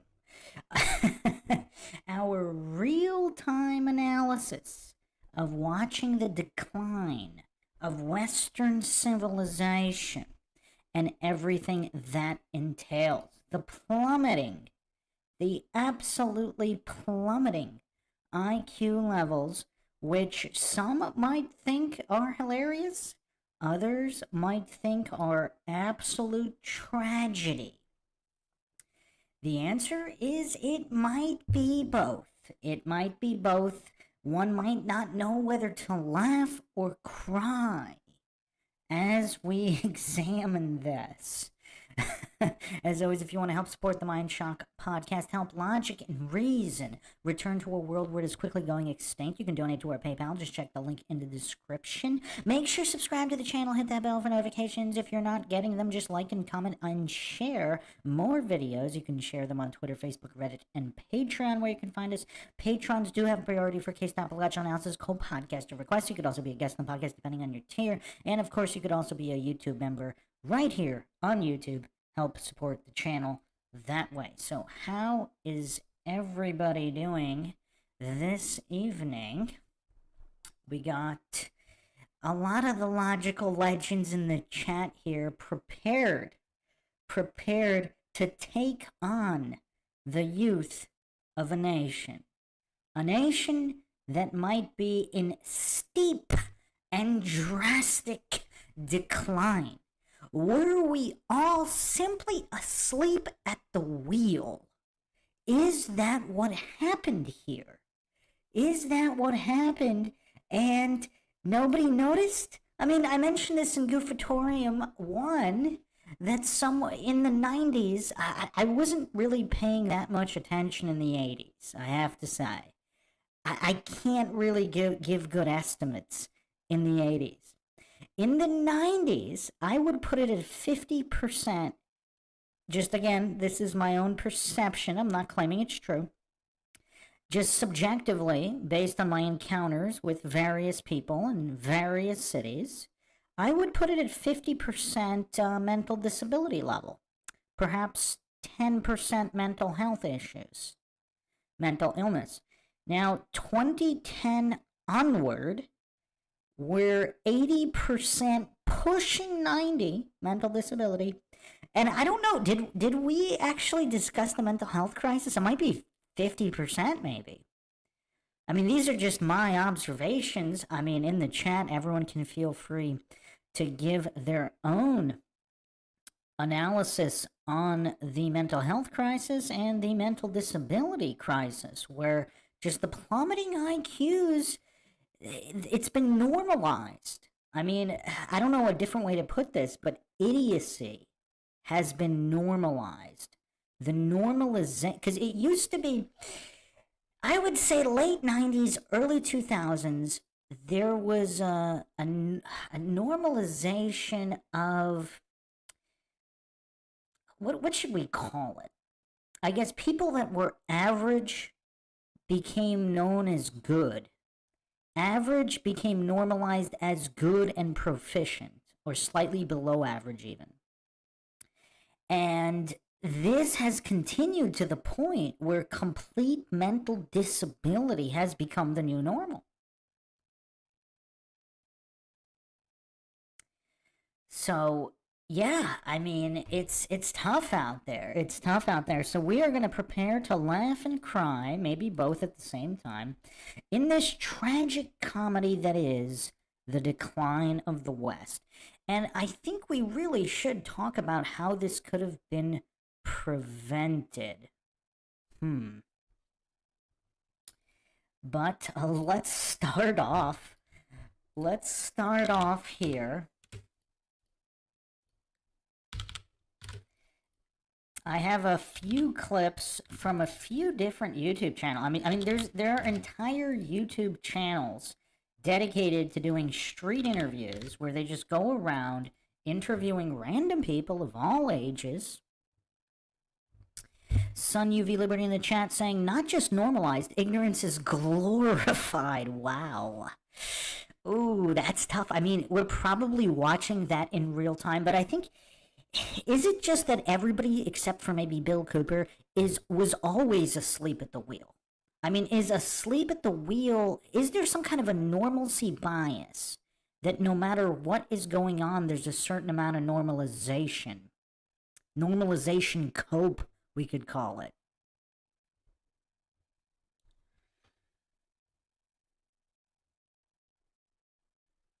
303IO. What are you talking about? This is live, my friend. In the chat, instead of, you can select live chat instead of top chat, and live chat will show all the messages unless you've been shadow banned by YouTube. How smart are you? So, there are a couple different channels here.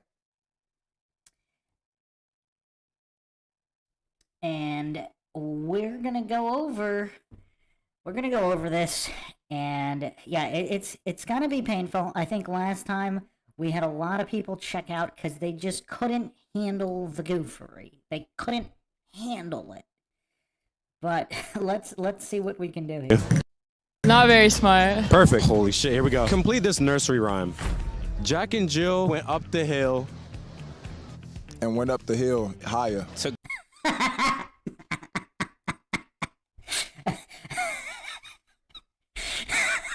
Okay, I think everybody kind of has an idea on how this is gonna go tonight.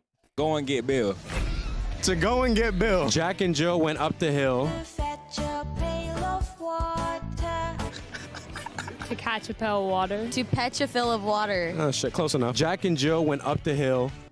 Oh, I didn't even know. Hey. Any of y'all know that? Hell no. Are you guys black? Yes. For sure. Yes. How many black friends do you have? I have like 3. So many. What do you What? What?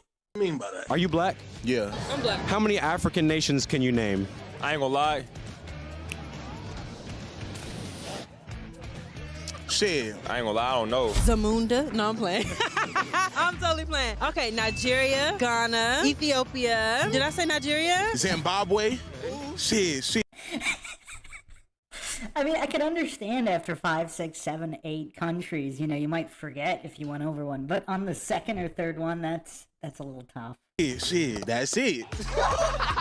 I had a history class and this was about African nations. I did the poorest country in Africa and I remember what it is. Wait a second. I mean, okay, so the guy's response, he just did a report on this, and he can't even remember his own report? Okay. I mean, so is this more of a memory issue than an IQ issue? I mean, obviously it's both, but has the fluoride really affected both short and long-term memory? How many African nations can you name? Nation. Bro, none. What the fuck's a nation?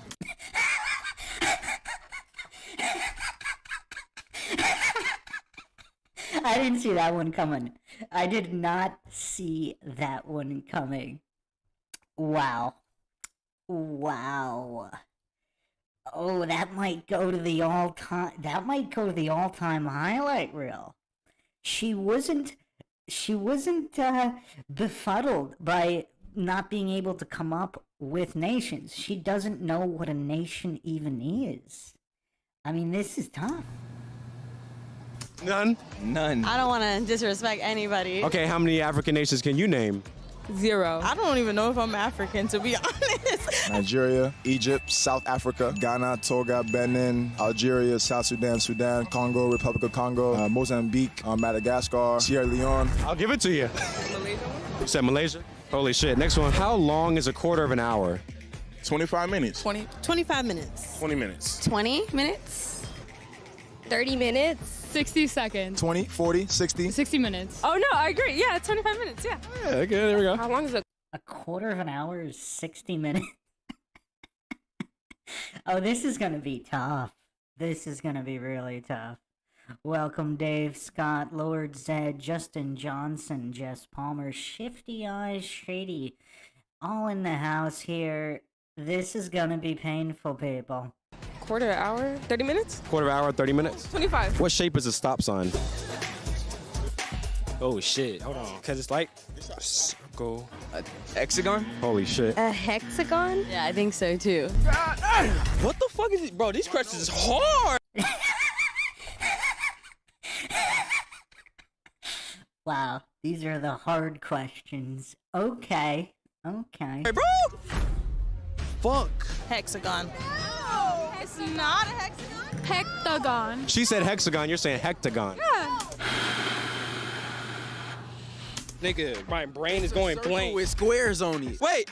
Okay, it's a circle. Like, so. He don't know. Fuck, I don't know, bro. How many continents are there? 8. Asia, gotta name them. Chill. Hold on, we gonna name them. Asia, South America, North America. He's regretting starting to name them now. Oh, God. What continent are we on right now? California?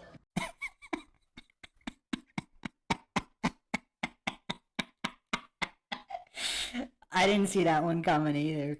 Huh? What continent are we on right now? California? We're on South. Are they in California? That would be interesting. I don't know what state they're conducting these interviews in. It would be curious if they weren't in California. Africa. Come on, man. No? North? I mean, come on, man. Say it again, South Africa? South America. What's below us? If we're on South America, what's below us? You know, look. Continent. What is it? There's 7 and we're on the north. We're in the United States. Oh, okay. So wait a second. People in the United States think they're in South America? What? What? Wow. She's gone. You know what the scary part is? Like, I know some people think that these people are acting, or some of them let's say some of them are acting, or even all of them are acting. What's kind of scary is that there are still people like this out there, and it's kind of hard to really give a good estimate of how many so-called functioning adults are able to answer any of these questions. Man. If I had to pull a number out of nowhere, I mean, I already said in the 90s, I put 50% competency level. Just of the general pop. 2010 to now, I said 80% pushing 90, so that would mean only 10 to 20% of humans out there are on a basic mental level. According to my, again, this is, I'm not claiming it's true. That's just my estimation. I mean, everybody in the chat, give your estimation, because I'm kind of curious as to what everybody in here is thinking. Like, what percent of the population can actually answer these basic questions? This one's just for you. Why? Because you think I'm dumb? I don't think you are. You know I know you are. Do you know who I am? Do you know who I am? That's fine. You don't even know. Who is Harriet Tubman? Is it just me, or did that girl look like a Jessica Alba? Harriet Tubman? Who is that? Harriet Tubman is a very important black woman who helped cross slaves through the railroad. Okay, I'll give that to you. I don't think English is her first language, so that's fine for her. Okay, Justin Johnson. So this is the percentage that can answer questions. Justin Johnson with a very optimistic 65%. Dave Scott is 20%. Let me repeat if I wasn't clear. This is the percentage of the population that is at a basic competency level. So my estimation is between 10 and 20%.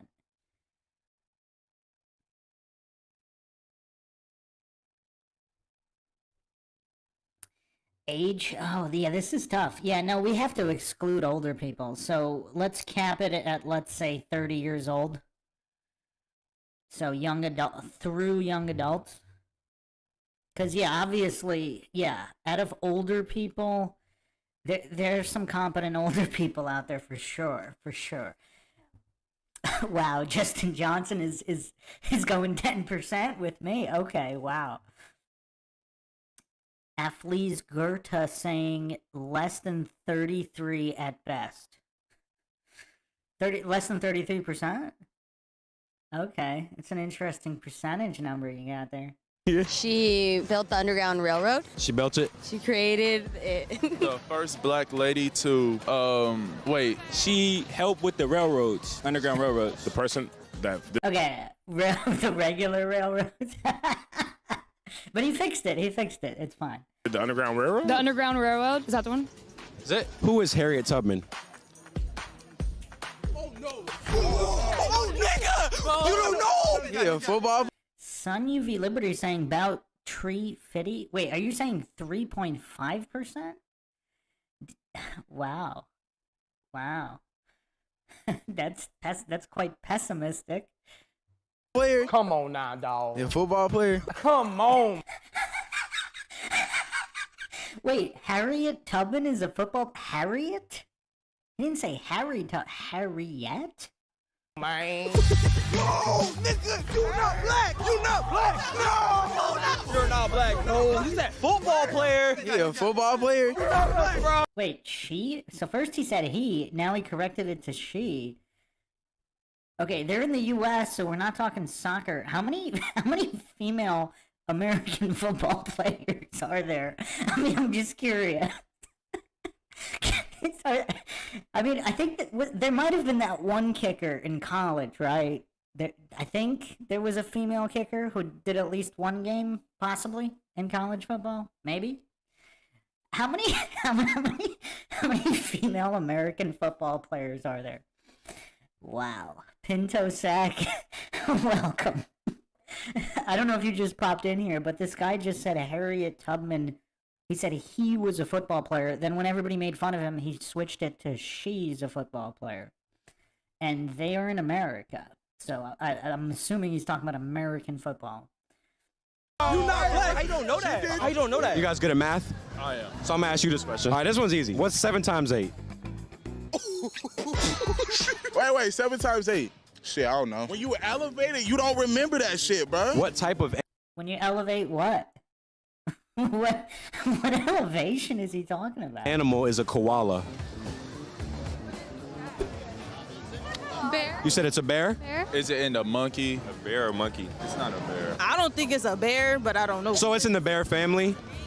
A mammal? Yes, but let's be more specific. It's in the monkey family, right? No. So like a lizard is known as a reptile. Mice are rodents. Yeah. Hamsters are rodents. So what would a koala be? If it's not a mammal, what is it? Oh, shoot. A rodent? Yeah, I don't know. Those rodent koalas. Welcome, Amy Conway. We're watching the collapse of the West in real time. And I'm going to repeat this question. How did this come to this? I mean, obviously, we know about the fluoride and various medical treatments and various toxins and chemicals, but it's not just that. I mean, to me, that's kind of like a hand wave explanation. But even if, I mean, it's true, but I think too many people were asleep at the wheel. And they're still asleep, which means what is the world going to look like in another 5 to 10 years? Sun UV Liberty said, below the age of 25, I doubt 5% are at a proficient level of critical thinking or academic understanding. And you know what's really scary? Has this just been de-evolution, so to speak, where every generation gets exponentially dumber?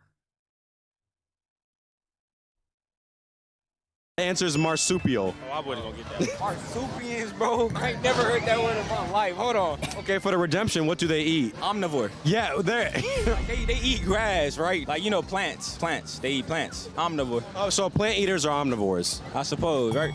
Nah. And they eat eucalyptus. Who's on the 50-cent coin?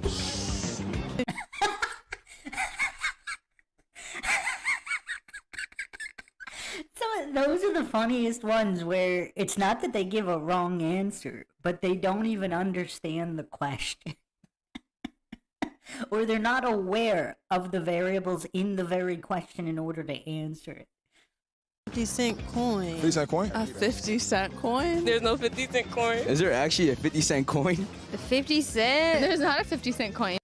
Wait, so does everybody under the age of 30 just not use physical currency anymore? They just use their Apple Pay or whatever, credit cards? They're not aware of that. Oh, this is interesting. This is definitely interesting. There is.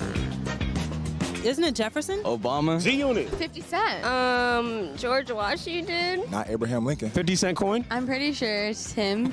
George. Not Abraham. That's an interesting answer. George, my guy. The gold person. God bless America. Thomas Jefferson. Holy shit. All I can think of is a quarter. Who's on the 50-cent coin? Brittany. Brittany. Brittany, you know? It's all you got. This is a 50-cent coin? God. Wait, are they thinking the question is about 50 Cent? Do they think... Wait, but then wouldn't it be 50 Cent who's on the 50 cent coin? I mean, I don't know.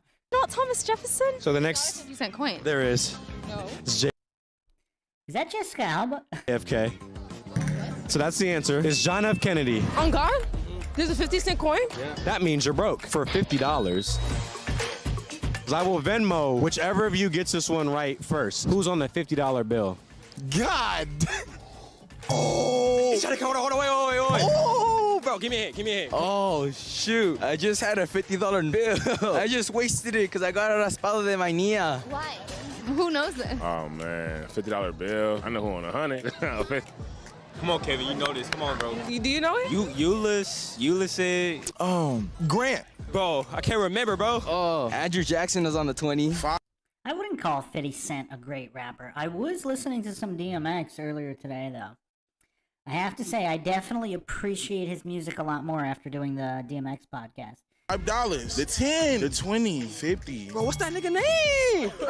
George Washington's on the 1. Benjamin Franklin on the 100. Fuck, I don't know. Grant. What's his name? Full name? Damn, I just know it was a Grant, bruh. I'll give you $25 for that. Her. Bet that. Oh, what is his name? I think it's Bill, right? What's his name? Bill Clinton.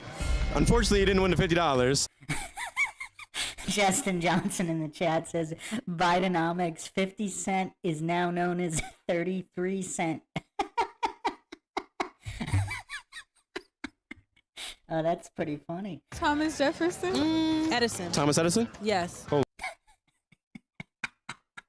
Wow. shit. Pinto Sack says, keep in mind these people will be running our infrastructure and services. I mean, you know what? We would be remiss not to mention the robot takeover. I mean, obviously not everybody can be a robot polisher, but if robots really do take over everything, what are these people going to do? I know who it's not. I just don't know who it is.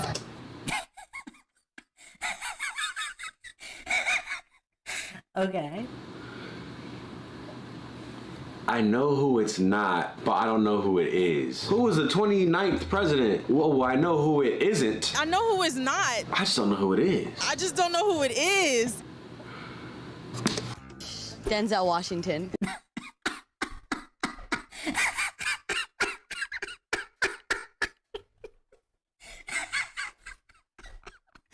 Oh, man. Oh, wow. Okay. All right. What the fuck? Shout out Denzel Washington. Well, who's on the $1 bill? Abraham. You said Abe on the 1? Yeah. Come on now, dog. And then who's on the 5? The 5, Jefferson, right? Come on, man. Let me guess, you don't know? No. On the 50? I think it's like Grant or something. Ulysses something Grant. Or Ulysses something Grant. Is that correct? Is that your final answer? Yeah. That's correct. Yeah. Matter of fact, I'll give you $20 if you can name who's on a $20 bill. I really don't know. Back to you still. This one's easy. Who's on the $100 bill? Should I give them $100 if they get it right? No, Octavia, get it. Octavia? You know. Big Pine Sailing chiming in here. Idiocracy. Yeah. Lord Zed says, I know so many girls who graduated college and became nurses, and they are stupid. Very blunt statement there from Lord Zed. Yeah, it's rough. It is really rough. Regarding the education system and college admissions, I would say there was a drastic shift around the late 90s. Where, I mean, I don't know enough about I wasn't in I wasn't in academia in the 70s. So I don't know if it actually was a true meritocracy. I would guess yes. Is anybody in the chat well versed on college admissions in the 70s? 80s was probably okay. 90s it no longer was a meritocracy. I wonder, yeah, I think the 70s academia or quackademia, I mean, I'm just talking about admissions here. I'm not talking about actual real knowledge. Obviously, their indoctrination facilities, no doubt. Amy Conway says, scary, I swear we are products of our environment, goes back to the parents. If you are a parent, be a good one, teach your kids. Well, I think a lot of parents are asleep at the wheel as well. Because especially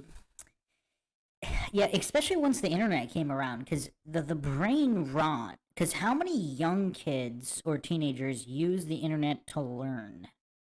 As opposed to be entertained mindlessly. I mean, TikTok's even worse because at least back in the 90s, you had to have some kind of basic concepts to use a modem, an internet search engine. Now it's all doom scrolling. So, yeah, it's really tough. And I can't even really blame parents 100% because they're all gaslit and indoctrinated as well. And I mean, I don't know if this would be a good time to bring this up. I guess it would be. I brought it up. I don't know if I brought this. I forget which podcast I brought this up, but I'm going to keep spamming this. I'm going to spam this a lot because I think it's important. I don't think people truly understand. Never know if you don't go. You'll never shine if you don't glow. Hey now. Let me restart this again. So this is rent, income to rent. So income is blue, rent is red. So this is what is going on here over the past few decades.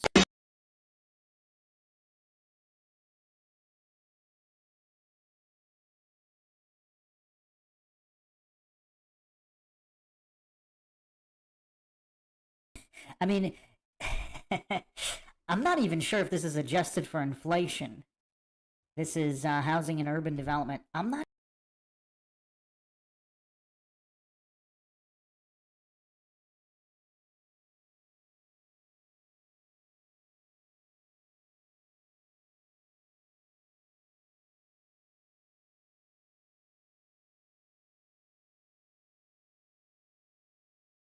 Look at this in I've seen boomers that were just saying, blaming the, Gen Z or whatever. Oh, just work harder. Back in my day, I just worked harder.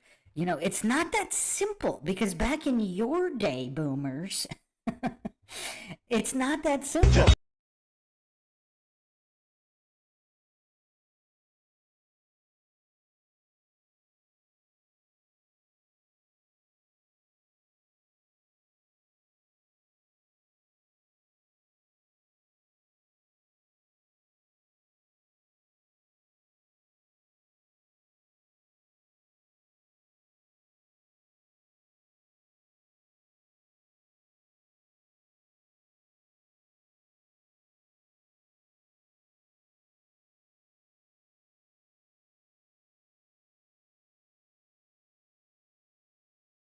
Saw another stat. I don't have it. I think that was someone in the chat might have even brought it up, or maybe on Twitter. 1972 was the pinnacle of U.S. income relative to children out earning their parents, and then since 1972, it's deviated. Hey now, you're a rock star. Get the show on. And I'll bring up, I mean, we could finish this here. I mean, it's a scary chart. I mean, it's actually a really scary chart. And this doesn't even factor, I mean, it just keeps going up. And income keeps going down. So this doesn't even factor the last 2 years. Last year and change. So here's another super scary chart. Again, this is not in this... It's like everything's kind of a false dichotomy and a hasty generalization fallacy because, yes, there are plenty of Gen Zers who are just lazy. And they do need to pull themselves up by their bootstraps, but you can only pull yourself up so far, especially with inflation, I'm going to bring up another scary chart here. I mean, this is absolutely terrifying. I mean, look at the amount of money the U.S. government has stolen from hardworking people. The purchasing power of the dollar reduced by thousands of percent. Thousands. So you'd have to work, what, 2,000 hours for the 1 hour you had to work back in the 20s? I mean, think about that. Think about that. Pinto Sack with the question, how does women deciding to work factor into this? It does factor in because there are less jobs. So it's a multifaceted attack because there are less jobs. So the jobs can pay less because there's more people to fill those jobs, and obviously mass immigration, illegal and even legal, also dilutes the workforce. So companies can pay less. And then, of course, there's also the factor of them going overseas for much cheaper labor over the phone or remote. So, and even, outsourcing factories to other countries. So there's a lot of factors there. Women deciding to work, but at a certain point now, it's like, how can you have a single family earner household now, especially if you have more than 1 or 2 children, or even 1 child? If you want to give them a good life, like with this amount of extortion by the government through taxation and inflation. Inflation is, some people call it the hidden tax. To me, it's the most obvious tax. If you have to work 2,000 hours to have the same amount of purchasing power as for the people that worked 1 hour 100 years ago, there's a problem here. There's a problem here.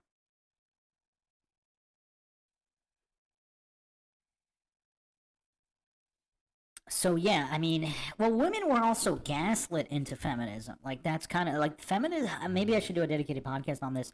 Feminism is like a humiliation ritual. It's an Illuminati humiliation ritual because these Rockefeller, Rothschild scumbags, gaslit all these women into thinking, entering the workforce is for their own empowerment at the expense, of course, of their happiness and the family. I don't know, who has seen this,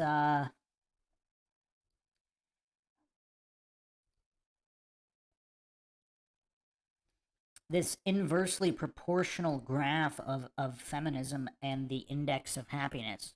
The more women go into the workforce, the more miserable they get as a whole. That's kind of weird. It's kind of interesting. Gaslit by feminism.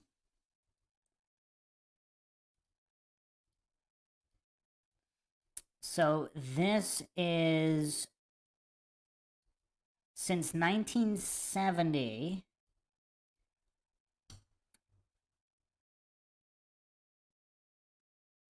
Women actually have more degrees than men. And then look at this index of happiness here. Plummeting for both genders, but there's another graph here which is quite curious.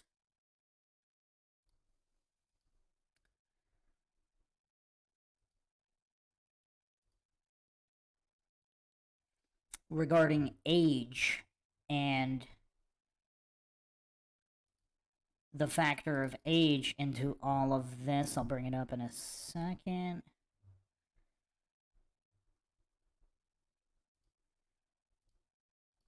So this is men and women by age. Index of happiness here. So women get less and less happy as they age. Men get more happy. Interesting. Because, I mean, I guess women who are gaslit when they're younger, they have a job, they're making money, they got brainwashed by feminism, then they realize it's all an Illuminati scam, although maybe not an Illuminati scam. And then, they have all the money in the world, some of them that rose to the corporate ladder, but they realize they just sacrificed their life enslaved to a job. So, yeah, not that, I mean, a lot of men also, fall into that category, but yeah, this was a systemic takedown of the human being by the powers that be through inflation, this multi-pronged attack of inflation and feminism. Nose on 100? I'll go cap to you. I do not. It's an old man. He was probably a president. No, he wasn't. Okay. He wasn't a president. No, wait. $50. Wait, I don't need $50. Thank you, though. Is that just scum? Do you know how many terms Benjamin Franklin served as president? 3. 3, and you said 2. Who shot Abe Lincoln? Hold on. Anyone remember that Nike commercial from the 90s? Anything you can do, I can do better, aimed at young girls. I mean, that's all part of the propaganda campaign. I mean, it's all really sad, just the manipulation of the human mind, because feminism has hurt women more than men. It's hurt both. I mean, I think, maybe a small percentage of men, the playas, are the only ones that benefited, because then they just, use and abuse women who think they're empowered, and, those men are the only ones that benefited. All the good men and pretty much all the women actually did not benefit from feminism.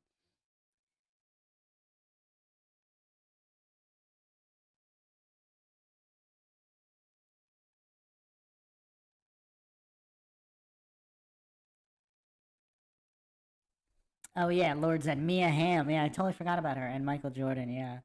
Well, you know what's crazy?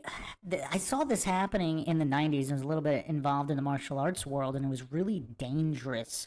Some of these self-defense classes for women, because they were kind of teaching women that they could beat up men. And depending on which studies you look at, actually, and depending on who the attacker is.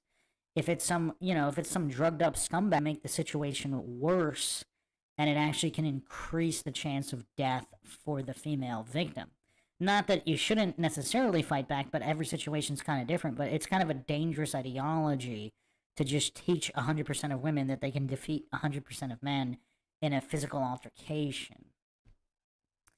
Pinto Sack says, men are to blame too for allowing this to happen. Everybody's asleep at the wheel. I mean, that's really what it is. And I don't know how long it's been going on. It's just... I mean, it's really terrifying. I know this is called the Goofatorium, examining the goofery, but it's terrifying and tragic at the same time. Isn't there an O in his No. Do we have to give a name? Yeah, who assassinated Abe Lincoln? Yeah, I passed. Pass on that one. Oh, damn. Wilson something.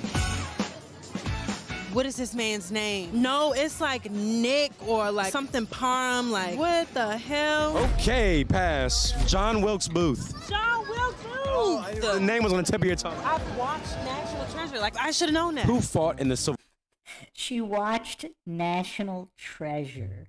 So it's not she went to school, she read some books, she looked at some documentaries. She watched the Nick Cage movie, National Treasure. This is what we're dealing with. Civil War.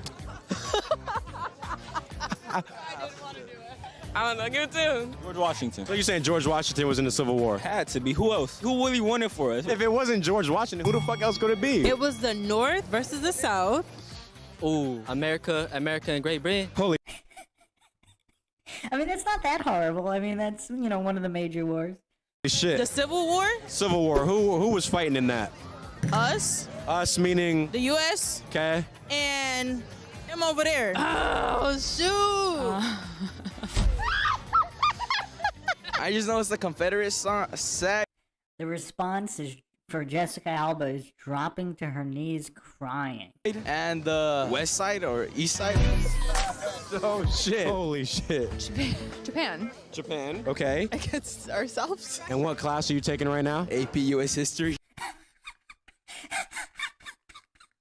AP. This guy's in AP classes. Interesting.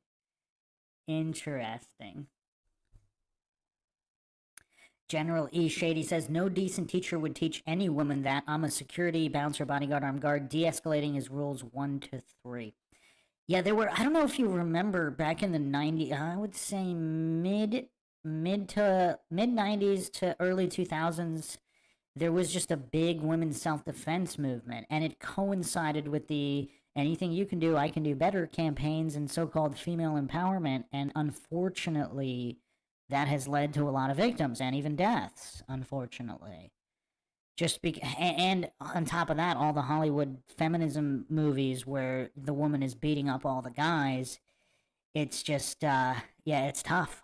It's tough. A lot of that's all subliminal too, and appealing to the subconscious. So when any altercation ever happens, and most of the time, at least, I mean, I don't know, the past couple years, the world's gone crazy bonkers.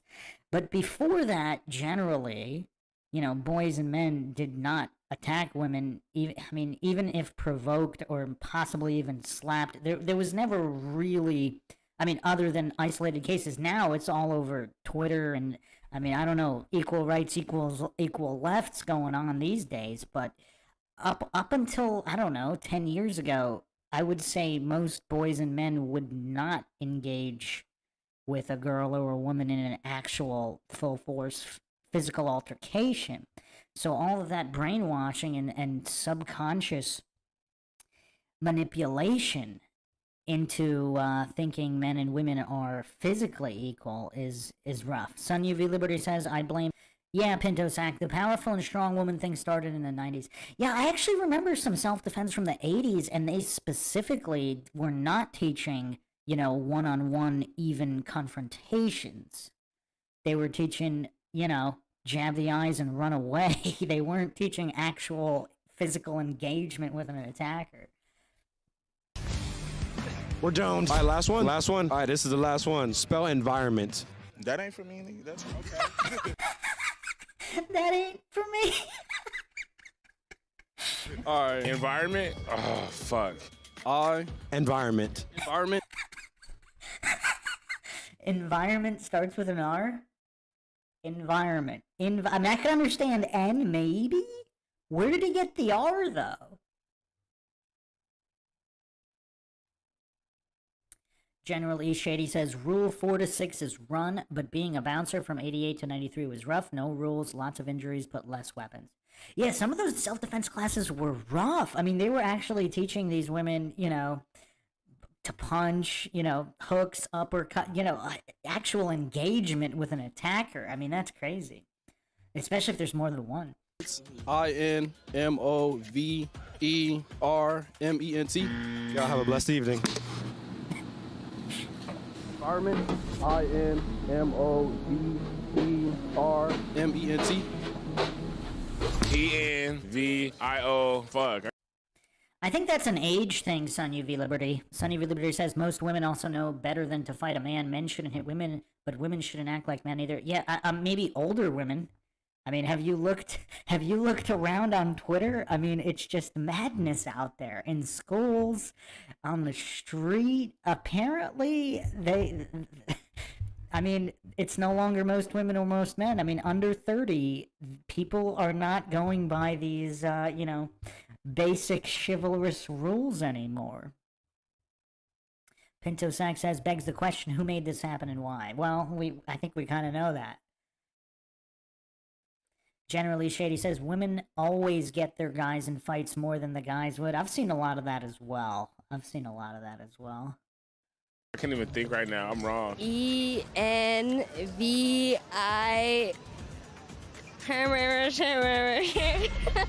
ENVI. Well, also what's crazy is they point to these anecdotes, because there's a lot of soy goofs out there, especially these days. And a decently athletic girl, maybe teenage girl, can defeat a soy goof that she outweighs with muscle if she has some level of training. And there's clips of that as well. So it's kind of deceptive, because then everybody watches that and they're like, oh yeah, any woman can beat any man just by watching that, watching these, anecdotal fallacies of these very unique situations, or an extremely inebriated man, even if he's the same size as a woman who can barely walk, and maybe she can get some shots in and even knock him out if she has a certain level of athleticism. It's possible. And then everybody watches that and they start thinking, oh, all things being equal, that could work. But watching videos like these, it's kind of like, I was surprised by that kind of line of reasoning, but watching videos like these, is it really that surprising that, the under 30 crowd might think this? RO. E-N-T. Close. You missed the N that was in there. E-N-V-I-R-O-N-M-E-N-T. I'm so used to texting it that I just like, you know. E-N-V-I-R-O-M-E. Yeah, the damage autocomplete has done. I think we'll be measuring that for decades. E-N-T. We missed a letter there. E-N-V-I-R. Bio. There.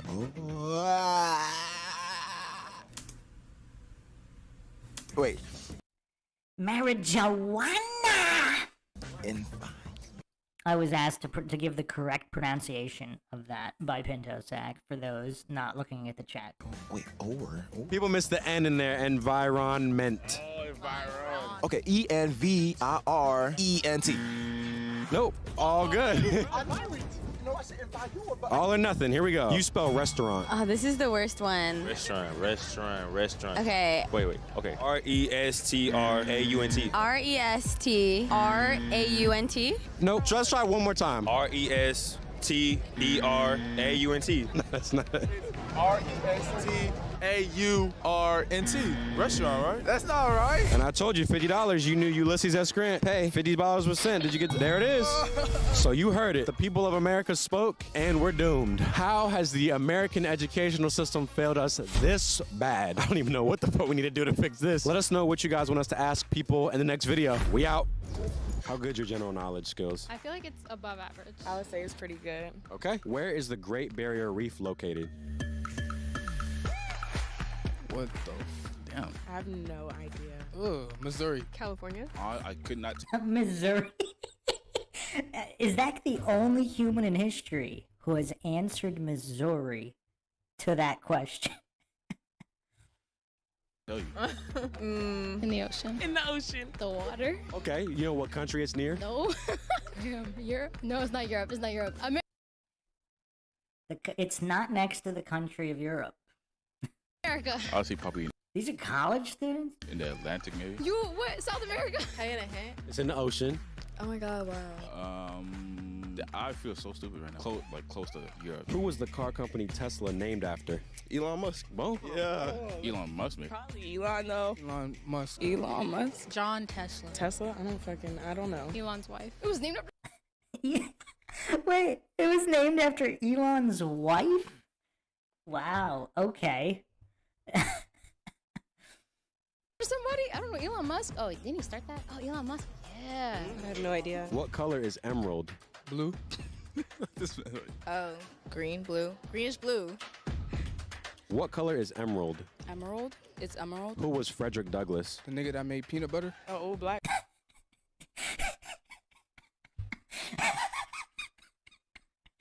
Oh man. How's everybody handling this video so far? Man, Is he a president? he was a president, right? I have no idea. Uh-oh. The black people are watching. I for real have no idea. So what's your ethnicity, by the way? I am black. I promise I know things. Frederick, he's counting on you. He did something. That's all I could really say, you know? I know this. Light bulb, right? Yeah, that's it. Say less. Bet. He could read. I know that much. He could read. He could read. I think he wrote an autobiography. You know, though. Yikes. What's the official language of Brazil? It's not Brazilian, so Spanish. I'm gonna say Spanish. Spanish? What's the official language of China? Portuguese. You know what I'm saying? Yeah. Chinese. Sure about that? I wanna say Chinese. Chinese. Chinese. How many points are a touchdown? 7. 7. Yeah, I know 7. 7. Easy. I want to say 3, but I don't know. 2 points. Oh, I'm so sad because I wish I knew that. I don't want to say 3. How many points are a touchdown? 10. Perfect. Wait, are you being serious? Yeah. Is that she right? Yes. Name a shape with 6 sides. Oh, fuck. What the fuck? Wait, Pinto Sack, Bruce once said that he would never lose a fight to a girl. Wait, which Bruce are you talking about?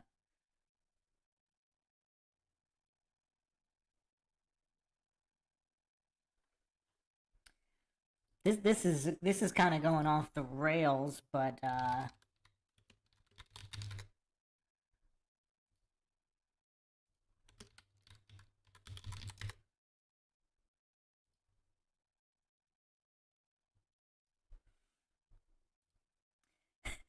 have you guys Have you guys seen this MMA fighter?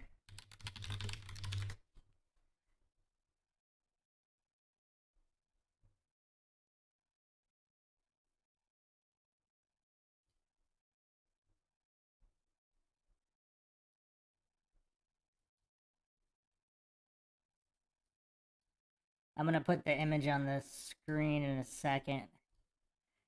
I'm not 100% sure I could say that under all circumstances that no man can, no, she can't defeat any man. This is Gabby Garcia standing next to Vanderlei Silva, one of the greatest MMA fighters of all time. Now, I'm not saying she could beat Vanderlei, but I'm just saying that is a big, strong woman.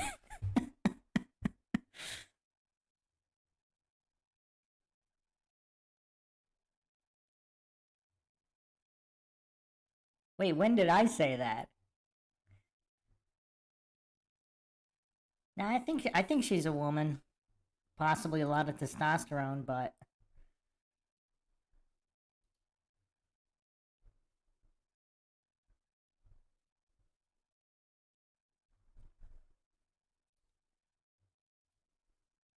I don't know what happened to her. Is she still fighting? You guys want to watch a highlight reel of Gabby Garcia? Let's do it. I don't know why this is on the Goofatorium, but we go off the rails sometimes. That's what makes it so fun. We never know where these convos are gonna go.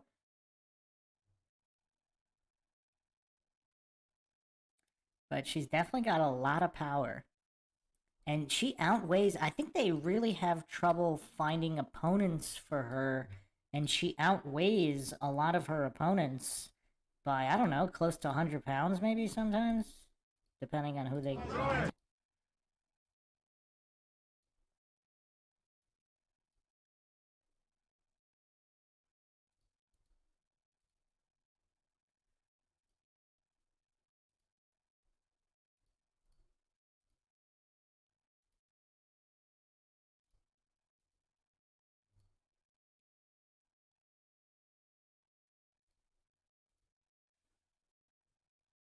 Oh man, that's like a back fist knockout. Who thinks she could beat up the ref? I don't know if that's a trained or untrained ref, but who thinks she could who thinks she could take out that ref right there? I mean, she outweighs him by probably 100 pounds. I said I could beat MMA fighters? I don't remember saying that. Does anybody else remember me saying that?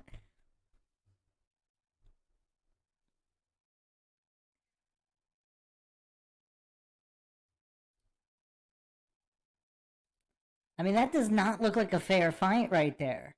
I mean, I mean, Gabby is huge. I mean, I guess they don't have anybody in her weight class. I mean, how is that a fair weight class, right? She's bigger than the refs, let alone her opponents. Nobody else remembers me saying that I could beat female MMA fighters. I'm not saying I can or I can't. I mean, obviously, that would have to be case-by-case basis evaluated.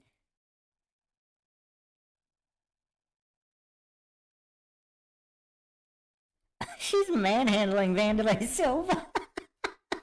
I mean, this guy's an MMA champ, one of the greatest of all time. Supposedly, she's pretty technical in jiu-jitsu as well.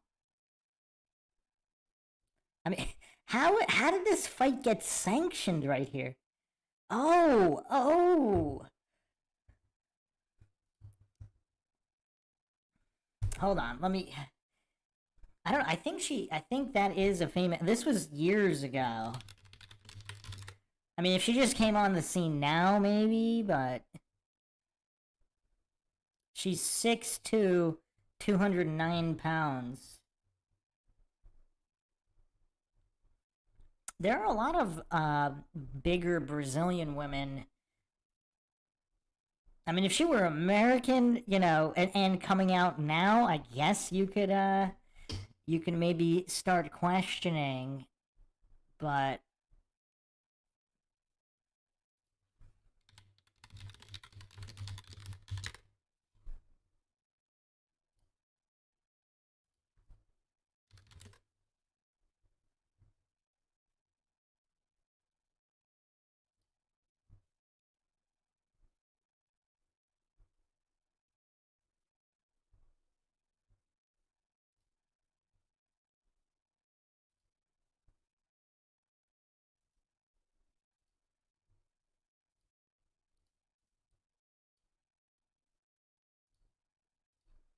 I mean, I don't know. I wouldn't jump to that's a man.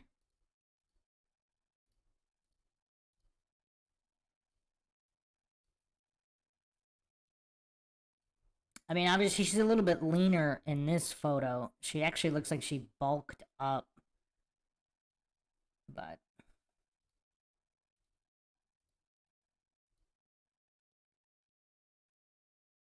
oh man.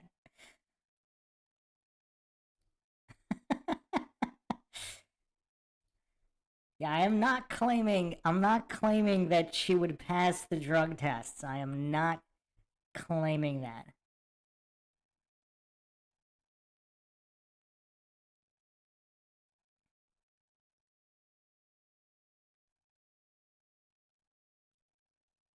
Oh wow. She got dropped.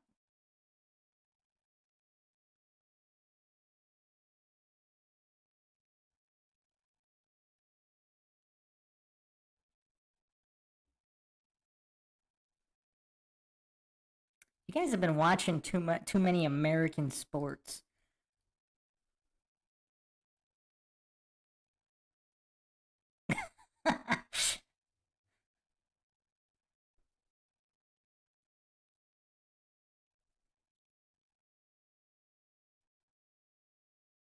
There might be a lot of steroids involved.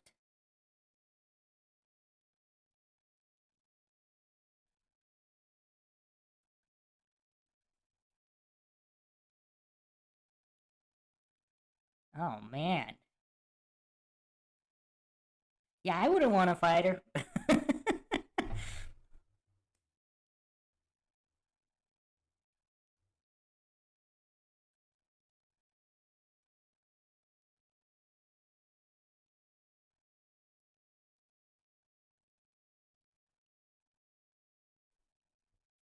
I thought this was a Gabby Garcia highlight video. I don't know why they threw that in there.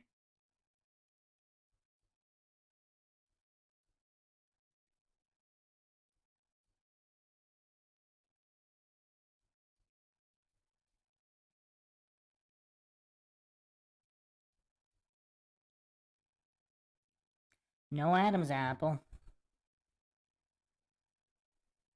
Technical in jiu-jitsu, not in striking.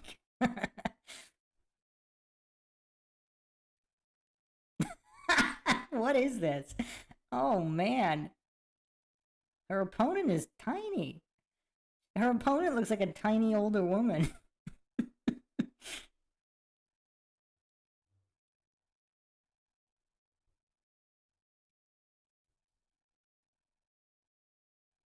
The heck is her opponent wearing there?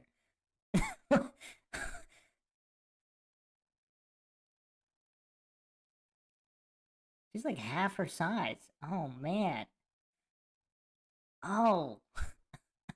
Oh man. This is brutal. Yeah, I wonder if she could take the ref. She's way bigger than the ref.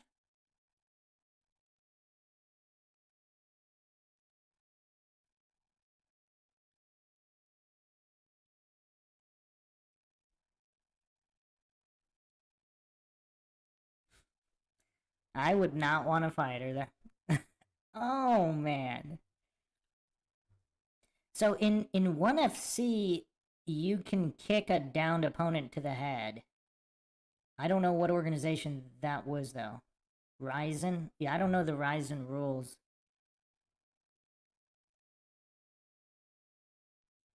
Well, at least her opponent has some weight here. She's still shorter, but I mean, she's definitely crazy bulky.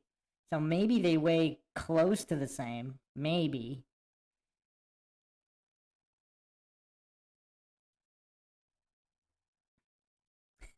Justin Johnson said he'd square up.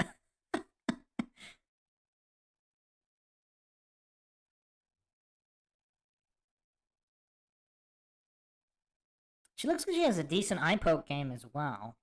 I mean, not John Jones level, but I think she's a real female, yes. I mean, there's plenty of female bodybuilders that are real females. They just take a lot of steroids.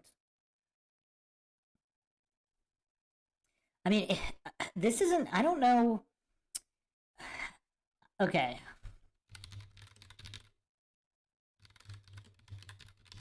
I don't know if people understand, like, when you take a female, a very feminine female, if she takes a ton of steroids and just starts lifting all day, every day, she's going to look like a man without having been a man.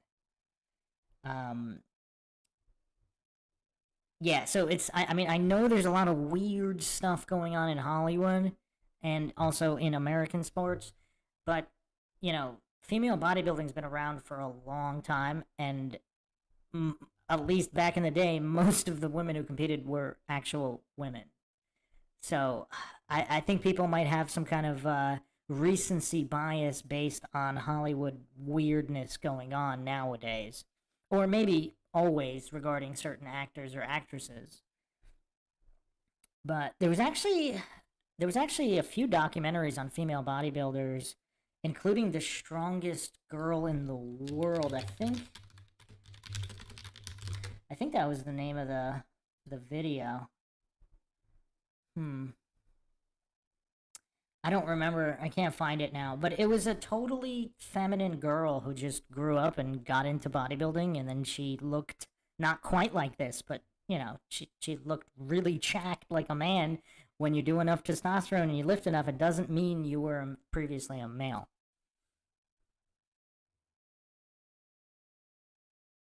That woman looks decently big that she's fighting. Not as muscular, but tall. Looks like it's gonna be over here.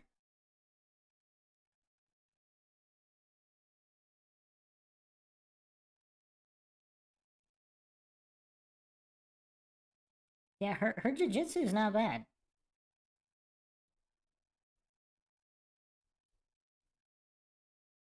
The heck happened here? Wait, wait, isn't that somebody she beat before? Got some drama going on here. Okay. Alright, that was an interesting sidetrack conversation there, but yes. I would say most female bodybuilders are female.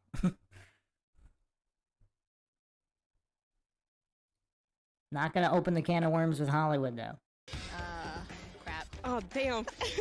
Pentagon. Okay, Pentagon is like 5, right? Or hexagon or whatever.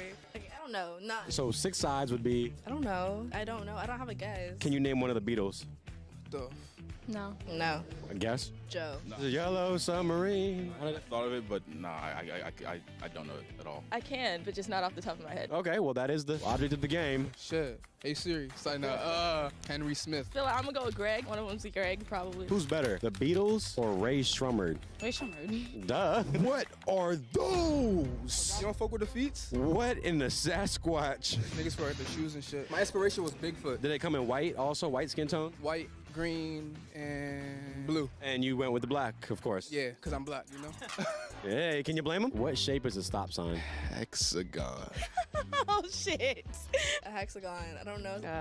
Hexagon? Hexagon. Hexagon? No. Lord Zed says, I'll take Rhonda easy. I'm staying away from that freak, though. Yeah, I mean, Rhonda gets ragdolled by high school kids. Yeah, especially if striking is allowed. Yeah, it was kind of funny because she was saying she would beat Floyd Mayweather. It's hilarious.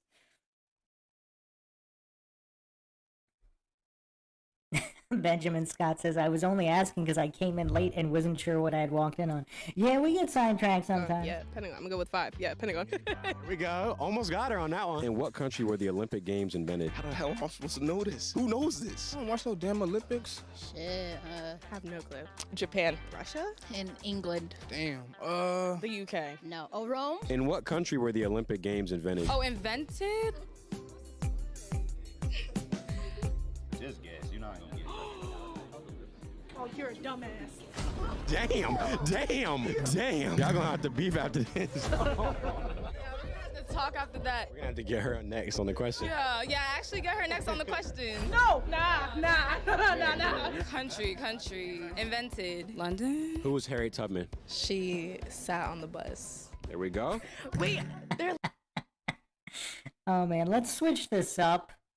I'm gonna go to a different video now because I don't know if he just keep going. I like more variety of goofs. I think he's going to like the same couple people. Let's switch it up a little bit.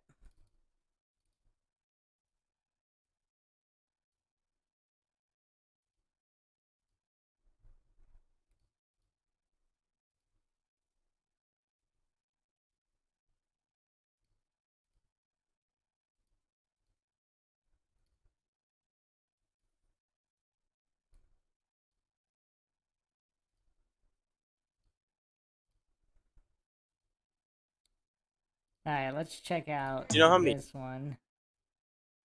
Oh man, it's probably gonna be pretty sad as well.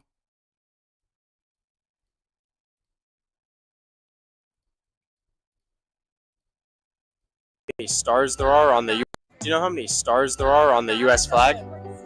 52? Yes. What state is Utah in? Michigan?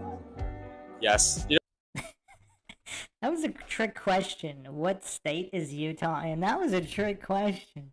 what state Utah is in?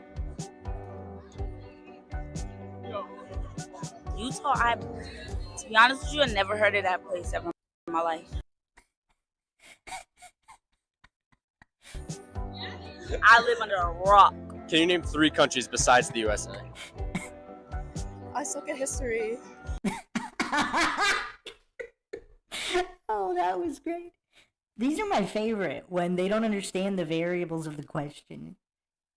She sucks at history, which is why she can't name countries.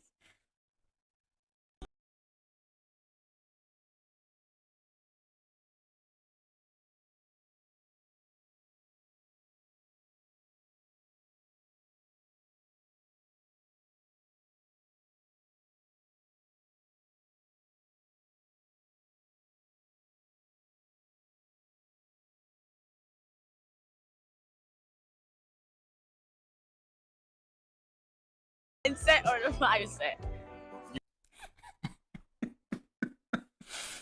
Oh man. Oh man.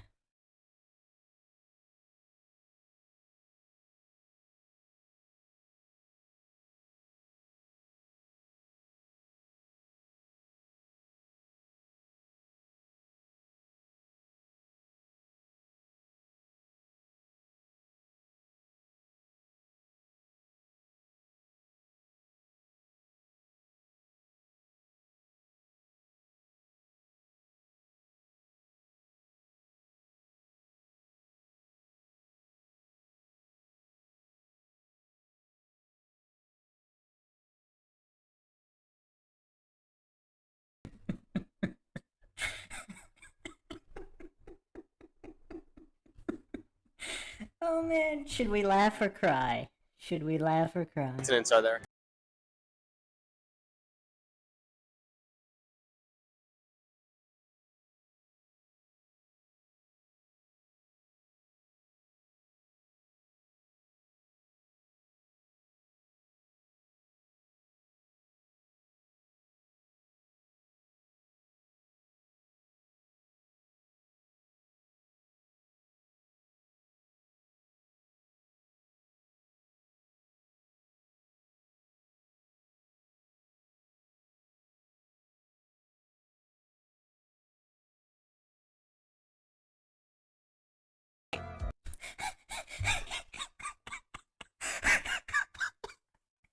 Oh man, just when you thought it couldn't like who thought it was gonna get worse than when she said France? Oh man, France and British are the same thing. Like she looks like she's thinking hard too. She's not just giving throwaway answers here. Yeah. So, damn, I don't know. Like she's really giving it thought.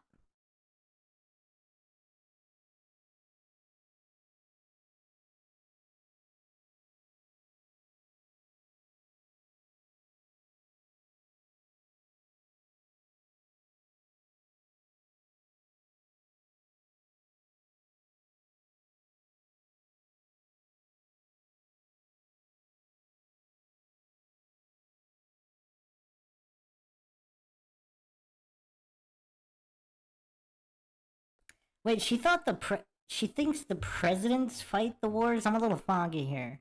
I'm a little foggy. Versus Germany.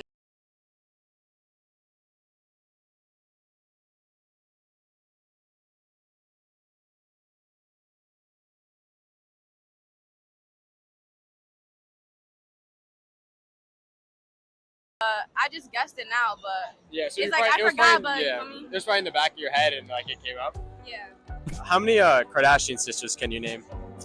Kendall Jenner, Kylie Jenner, Kim Kardashian, Khloe Kardashian. She didn't have to think about those. I mean, look how quickly she got this. She didn't even have to stop and think for a second.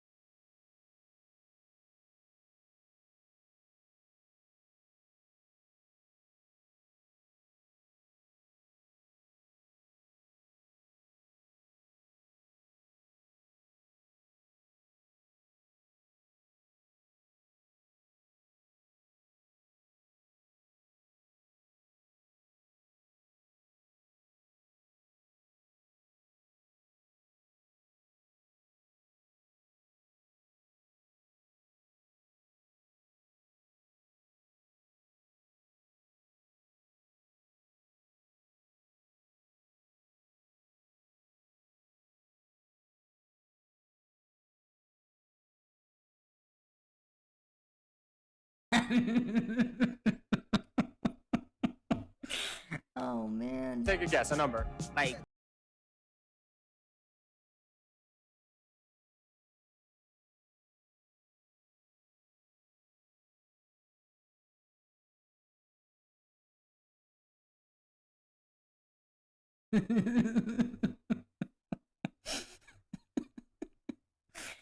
Yeah, this is tough. This is tough. I mean, there's only so much I can handle. I think after this, I actually had a couple more videos, but I think after this one's done, there's a few minutes. I think we're gonna have to call it for the night. Oh, none of that. Do you know who the current vice?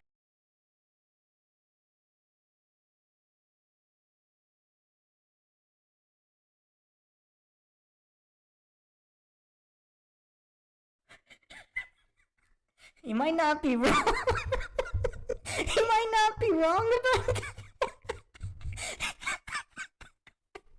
that. I mean, who knows these days? What's the capital of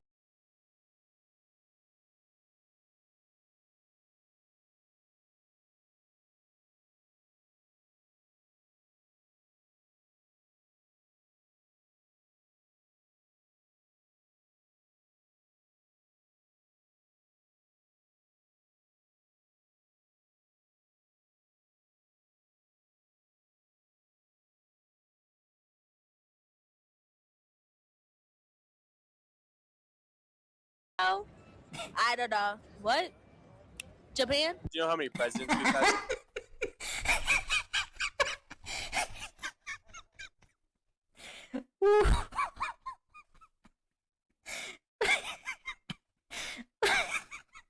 I wasn't expecting that. I wasn't expecting that. I have to say, I was not expecting that.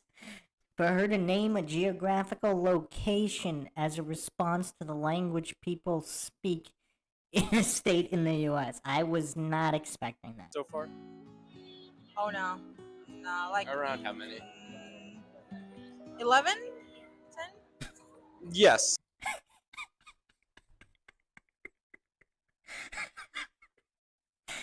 Oh man. Around there. How long is a quarter of an hour? 25 minutes. Yes. You know that what two countries border the U.S.? You said what two countries? What? Border? Mexico? I don't fucking know. Mexico and I don't know. I forgot. Yes. How many dimes make up $1? How many dimes? Yeah. Oh my god, we're doing math now? Why are you doing all the questions I can't answer? These are tough ones. These are tough ones. Take a guess. You know this. Dimes. Wait, I'm trying to remember what dimes are. Wait, $1? Yeah. Next question. How many minutes are in half an hour? 60. Yes. Wait, half an hour? Yeah, 60, right? In half an hour? No, 45, 30. 30, Which one? 45. Which number? What number? 35. Yes. You almost messed up. How many dimes make up $1? 1,000 or 100? 100. Yes. What year was the U.S. founded? What year? Yeah. Oh, you lost me with that one. Around what year? You know this. Around what year was founded? I feel like I should know this one. I feel like you do know this one. What year was it founded? Nah, you got it with that one. I don't know. Guess, like around what year, if you had to guess. Nah, cause I'm gonna look Guess a year, you know. a year. Around when? Founded. I'm gonna be like 1995. No. 94, 95. 95. It was 94. Yo, what the fuck? Yes. Do you know how long a quarter of an hour is? A quarter of an hour, that's 25 minutes. Yes. How many seasons are there? 5. Wait, spring, right? That's seasons? Spring, summer. So it's not just the amount she's unsure of, she's unsure what a season even is. Winter, fall. Fall. Spring, summer, winter, fall. If you're driving 60 miles an hour and you've been driving for 1 hour, then how far do you travel? I don't know. Like 60 miles. I don't know. What's a guess? 30 minutes? I don't know. 60 miles an hour. Yeah. And you've been driving for an hour, then what's the distance you go? How far do you travel? I don't drive. So I don't know.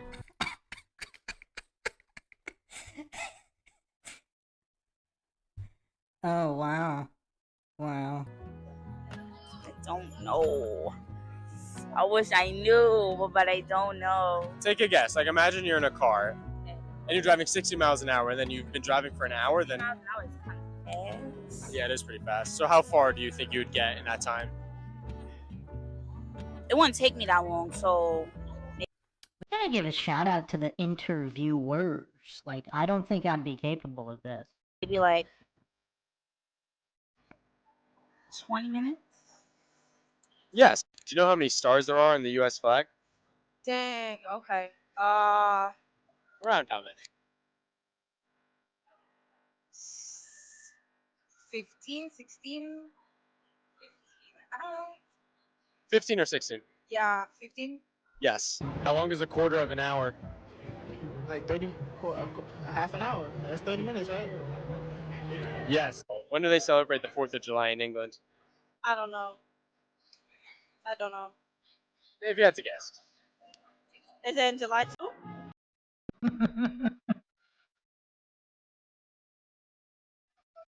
Yes. Nice. 2 days before us. Do you know who fought in the Civil War? You know who fought in the Civil War? Yeah. People. Yeah. Soldiers. You got me there. If you were born 10 years ago, then how old would you be today? 10 years ago. Take your time. It's a tough one. I don't know. I'll be like 14, 12. 12? You don't even know how old I am. If I was, what was it again? If you were born 10 years ago today? Born 10 years ago today, how old would I be? Lucky Haskins in the chat says, now you know why Fight the Flat Earth gets so many viewers. Wow.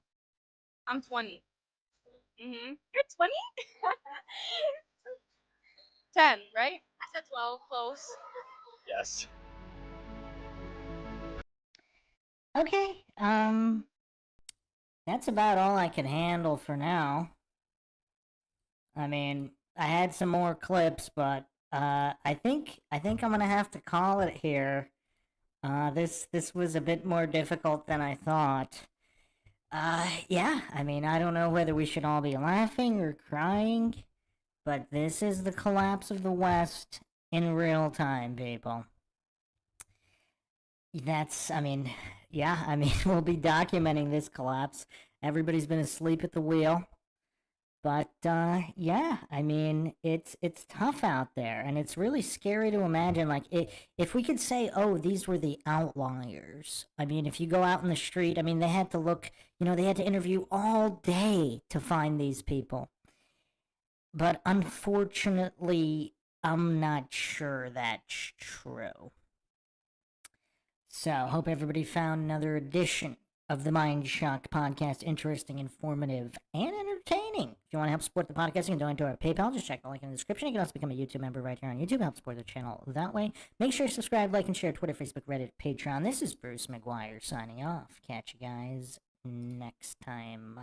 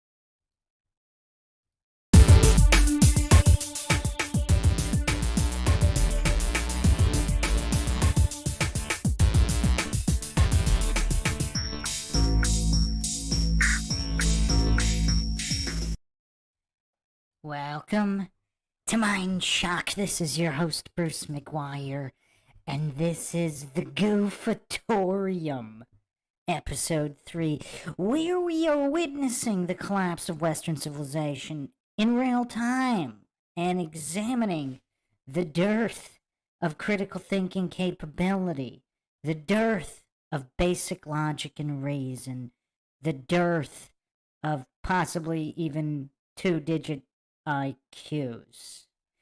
I mean, this is the world we are living in. It's a tragic comedy, I guess you could call it, or a comedic tragedy. I suppose either would work. So, we will continue examining the average individual on the street and where they are at mentally and what percentage of the population they might be able to represent, and what that all means for the future. As always, if you find the MindShock podcast interesting, informative, entertaining, you can donate to our PayPal. Just check the link in the description. You could also become a YouTube member right here on YouTube. Help support the channel that way. Make sure to subscribe, like, and share Twitter, Facebook, Reddit, Patreon. Patrons to get priority for case topic, logical analysis, co-podcaster requests. You can also be a guest on the podcast depending on your tier. All right, so I'm going to start off with yet another Liberty Hangout video. We watched, I believe, episode 1. We covered Liberty Hangout. So this is the spring break episode. So I hope everybody is mentally prepared for this, because it might cost some brain cells. It really might. Why do people celebrate Easter? I couldn't tell you.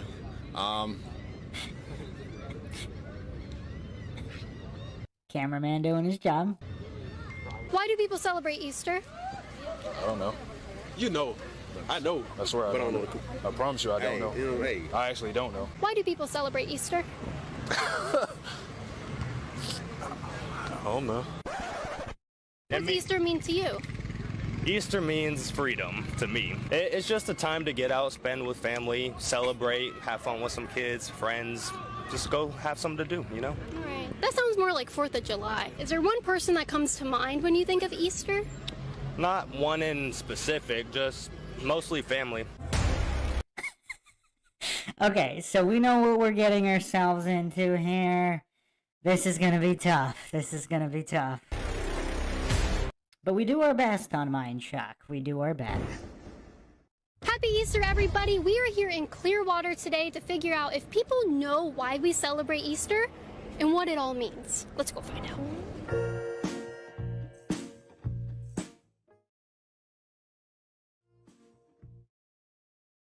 Over here on camera. She's doing her damn thing. How about you guys subscribe to mother... How about you... And then a couple video watches, because we're going to show you guys how a good time goes down. Liberty! Liberty! Liberty! Liberty! Liberty! Does anybody think maybe people are getting thrown off because does that microphone say Liberty Hangout? So that, do they think that Easter has to do with liberty and freedom simply because that's the question being asked by the person holding that microphone? Are these goofs simply highly suggestible, subliminally at least? Did you know there's an opportunity to talk to me one-on-one in my private Facebook group? You can gain access by donating $5 a month to me at patreon.com/Caitlin Bennett. Like-minded people are there. We talk all the time. It's great. Sign up and I'll see you there. Why do people celebrate Easter? Wow, Pinto Sack with a great question. How has our society not collapsed yet? That's actually a great question. The only answer I could come up with is just there's still a lot of old people around kind of holding things up. That's the only thing I could think of. You know, people in their 50s, 60s, even 70s, there's people still working, and they're kind of keeping the infrastructure together, so to speak. That's the only thing I could think of, right? Because they grew up, you know, pre-smartphone, glued to screen. Even, I mean, they weren't even the trophy generation, the participation trophy generation.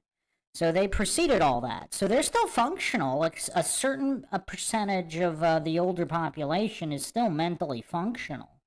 So that's, yeah, that's my answer there. Obviously, I actually don't have supreme confidence that I mean, they can keep this up for what, maybe another decade?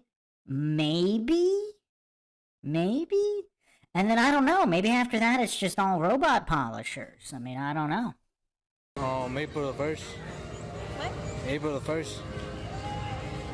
Nope. Wait, I have to replay this part. Did you know there's an opportunity to talk to me one-on-one at patreon.com/Caitlin Bennett? Like-minded people are there. We talk all the time. It's great. Sign up and I'll see you there. Why do people celebrate Easter? April the 1st. What? April the 1st. Did she ask him why people celebrate Easter? He answered April the 1st. And the look on her face. It's a shame the camera doesn't have a more head-on approach to her face. Look at her face. Nope. He looks a little surprised that wasn't the correct answer. It did sound like he said April the 1st. It did sound like he said that, yeah. What is Easter? Do you know what Easter is? Yes. Why do people celebrate it?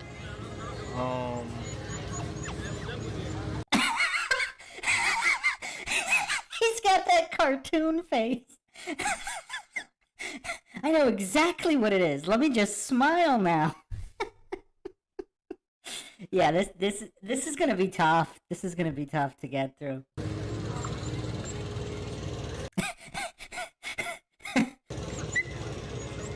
How long is she just gonna sit there? How long are they gonna sit there like this? Is there a time limit? we need a clock here. I don't know. You don't know? No. Does it have anything to do with Jesus? Oh yeah, it does. Go on. They do it for Palm Sunday, I think it is, Palm Sunday. It's kind of in the same. Passover? Close. Palm Sunday to Passover.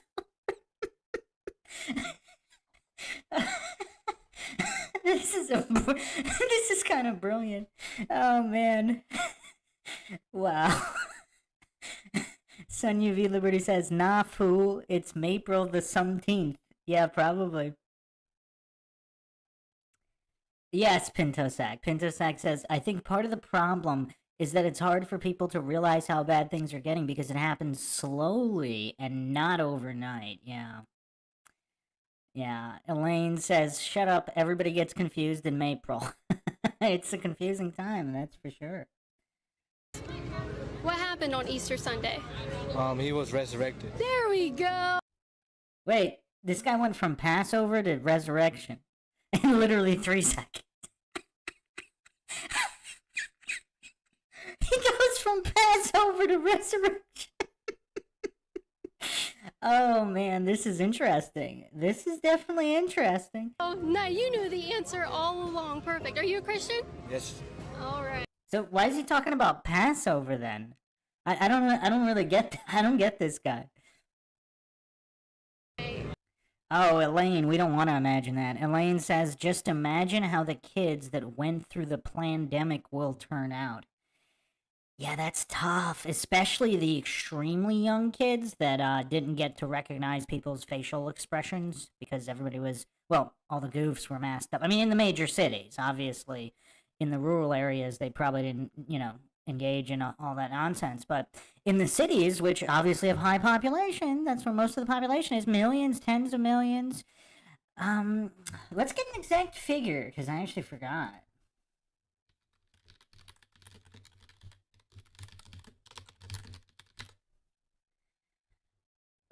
Wow, 80%. I didn't think it was that high.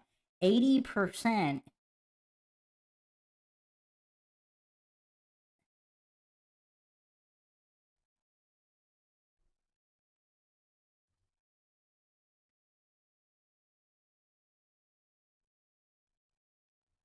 Yeah, less than 20% live in rural America. 80% live in cities. So 80% of these toddlers and really young kids that are supposed to be understanding human expressions and, learning how to function, and everything was shut down by the goofs, at least in the major city areas. So, yeah, I mean, yeah, that's tough.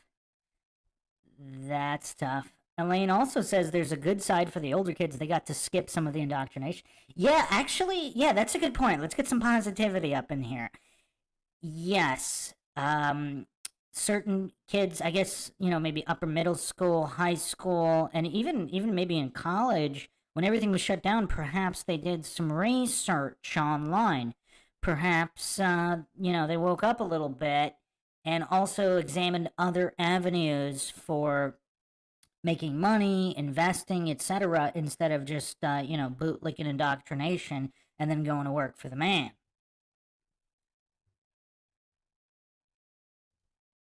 You got some work to do there, but I'm just kidding. You got this. Why do people celebrate Easter? Why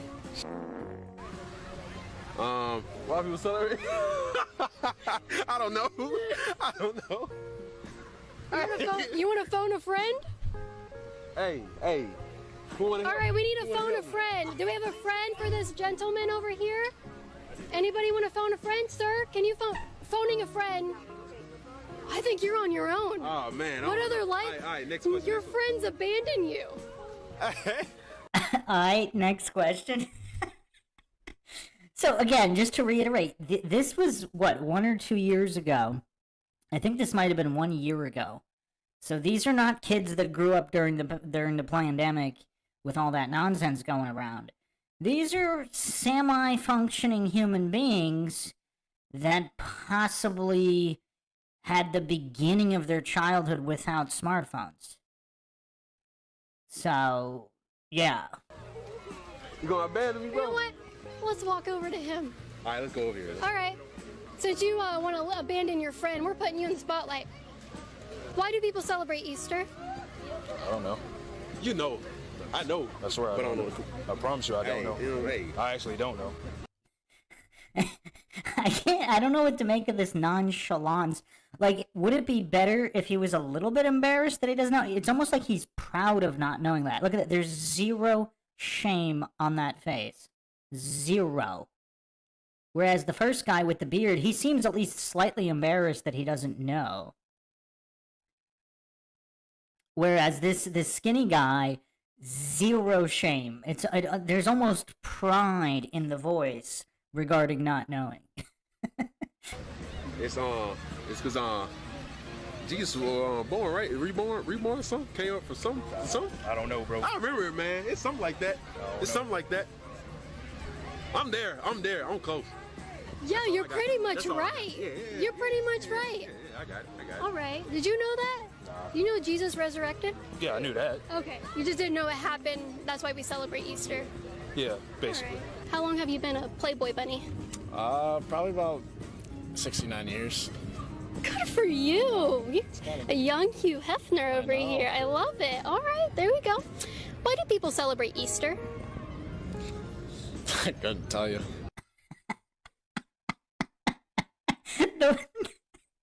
The way he said that, I don't know, man. That gets me.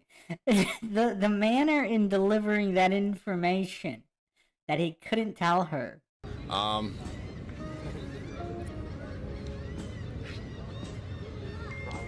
The rise of Christ or something. I don't know. It has something to do with Christ. Does anybody know why we celebrate Easter?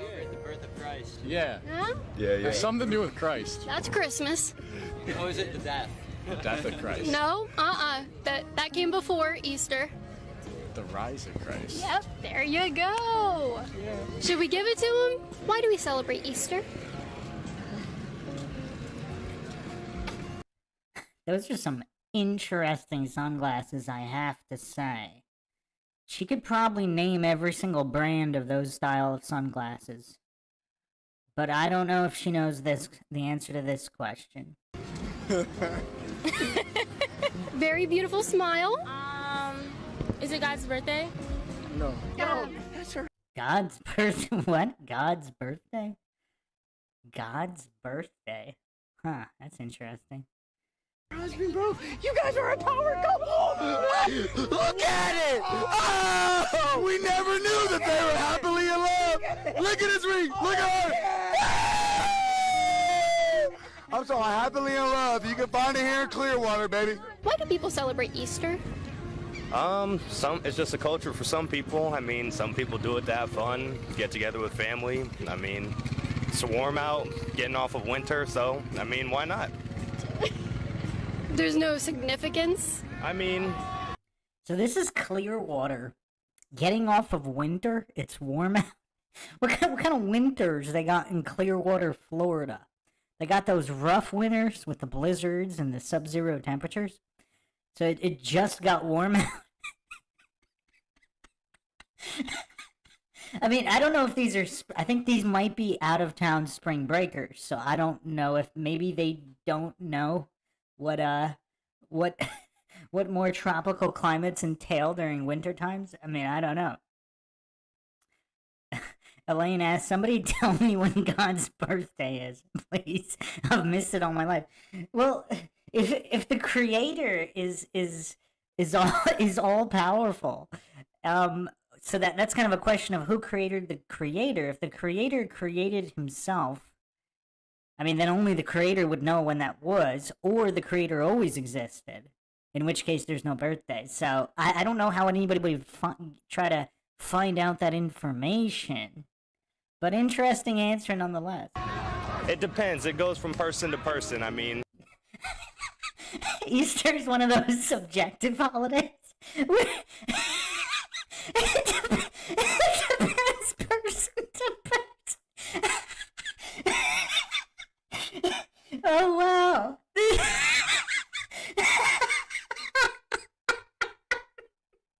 It's a person-to-person holiday. This is fantastic.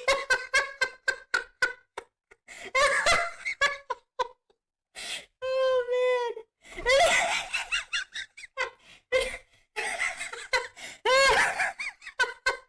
This is person-to-person. Oh, that's a great answer. That is a fantastic answer. I have to say, I did not expect these kinds of answers. Person to person.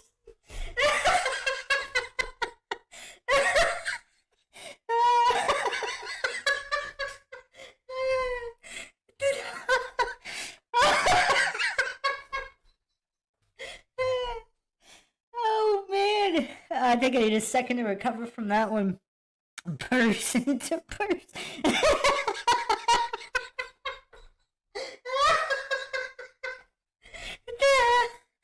Oh, man. Oh, man. Person to person. This guy's... That's my favorite answer thus far. it means, yeah, I think so. Okay. What does Easter mean to you? Easter means freedom to me. Freedom? Yep, get out. I guess in a way, it could mean freedom from... It depends, like I said, person to person.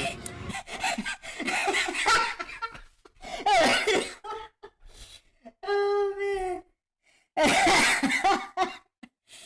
Oh, it depends person to person. Oh, man. Oh, man.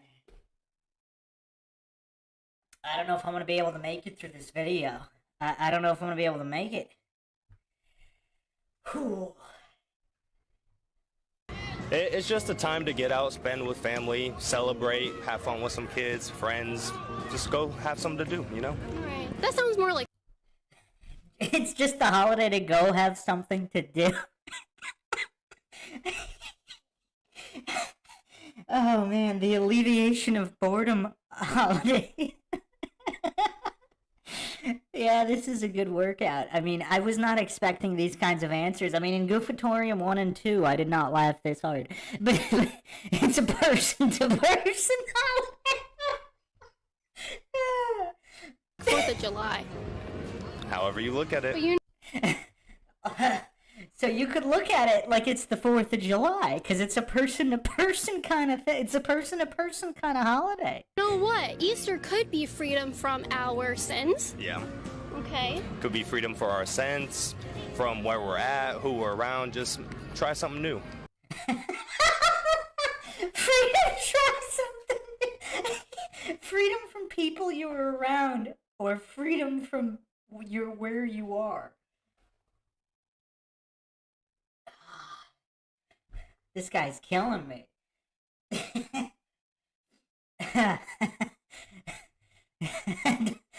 Person to person. Oh man, this is great. Okay, try something new. Celebrate Easter. Try something new. To watch the full, uncut, and uncensored version of... I don't think we could handle that. I don't think we could handle the the full version of this video. This exact video, get a Liberty Hangout.tv. It helps support my work. A lot of juicy content on there. Check it out. Why do people celebrate Easter? Because I think that people are so good at celebrating false holidays that, you know what I'm saying, it's something to do. What? It's something to do? It's the boredom alleviation holiday? Wow. Interesting. I just said the other day, when we start having sister day, daughter day, cousin day, they just making up anything. So she thinks that Easter is a recent made-up holiday that was just made up recently to have something to do? Is that her position? They're just making up holidays now, and Easter's one of these new made-up holidays? Like Daughter Day? What? Look at Caitlin's face! Look at Caitlin's face! Nowadays, it's crazy. Look at her face! There's no point behind Easter? I think it's only a point behind something when it's facts. When you got all your facts together, and all the facts are really not together, so no. So the fax machine didn't deliver the facts yet? What facts are missing from Easter? The actual day. Okay. Yeah. Now don't ask me no more. Why do people celebrate Easter? Okay, we don't have to say it's Easter. Do you know what this time period represents? Ain't it the resurrection? Yeah.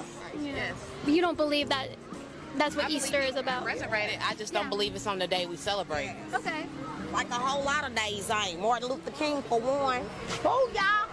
What? What? Martin Luther King is on the wrong day? Booyah? What does that booyah mean? What? What? This is kind of confusing. Where does the word, but what is Easter? Because Easter is different than just a Saturday night hanging with the boys type of thing. Well, what do you think? What do you think Easter is? Are you trying to avoid saying something? I already said everything I need to say, for real. All right. Is there one person that comes to mind when you think of Easter? Not one in specific, just mostly family. Real, just for me. Have you ever heard of Jesus Christ? Of course. Okay. Well, of course, I wouldn't be surprised if he hadn't. I mean, I don't know. Do you want to reframe your answer now that I mentioned that someone is involved here? Yeah, I mean, I said it went from person to person. Personally, for me, it could be worshiping, it could be doing Bible study, just celebrating his day that he was born and the day that he That's came. Christmas. Oh, I'm tripping. Bad. Oh, so if he's tripping this whole time, I guess that could explain. What kind of trip? Acid? I mean, what kind of trip is he talking about here? What's going on? What's going on? He was resurrected on that day. Yep. Yeah. My mom just said something about that, but yeah, it's celebrating who he is, what he gave for us, and he gave us all opportunities that. I thought it was just a person-to-person, something to do kind of holiday. Freedom from where you're at and the people you're with. Most times, unfortunately, a lot of people take advantage of. I like that answer. Why do we celebrate Easter? Because of the rabbits.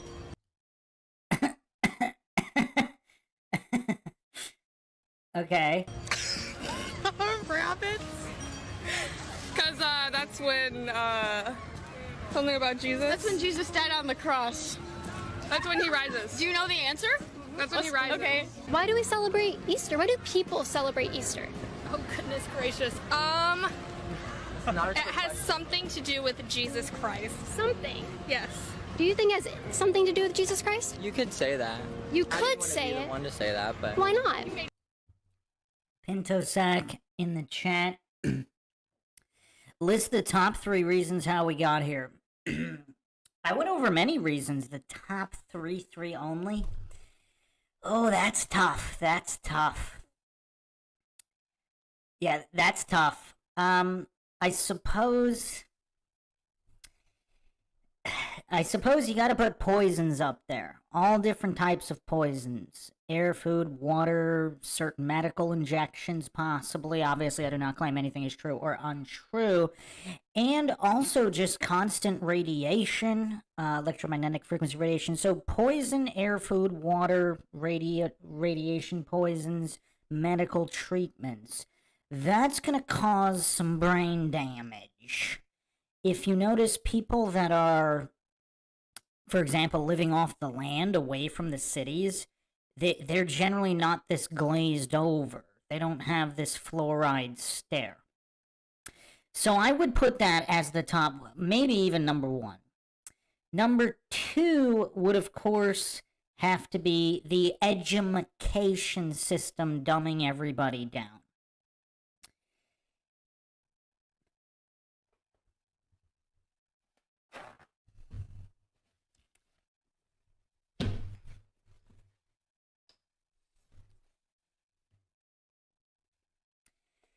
So people are, you know, especially the past, let's say, the past 2 decades or so, it's, you know, they're just taught what to think, not how to think. Logic and critical thinking, deductive reasoning have all been abandoned in statist indoctrination facilities known as schools. And so those are top two. Third one, I would say participation trophy ideology / ego indulgence, which would include various different forms of propaganda, from feminism to whatever, where the ego, everything is appealing to the ego, which is also ties in with participation trophies. So these top three, if you remove them from the equation, I mean, we're back in what, the 70s at this point? And things aren't that bad. So those would probably have to be my top three.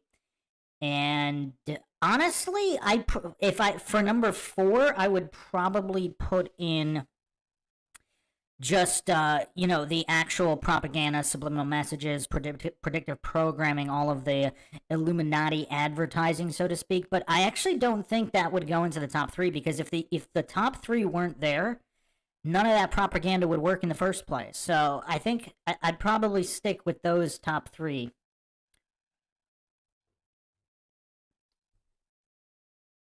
Because even that third point, the indulgence of the ego, that connects with, of course, feminism and the cult of authority worship by appealing to the ego. Oh, you get free stuff, etc. I mean, everything's kind of tied into that. The indulgence of the ego, there's a lot tied into that. And, you know, the narcissistic tendencies that are played up by feeding into the ego. That kind of explains a lot. That kind of explains a lot, those top 3. Yeah, because if you got rid of those top 3, I mean, yeah, we're back in the 70s. 70s, early 80s, it's not that bad back then. Not that bad. Because I don't want to try and force other people to believe what they need to believe. I really feel like... If I said that grass is green right there, is that offensive? No. So saying the truth about what Easter is not... Does this guy... How much testosterone does this guy have?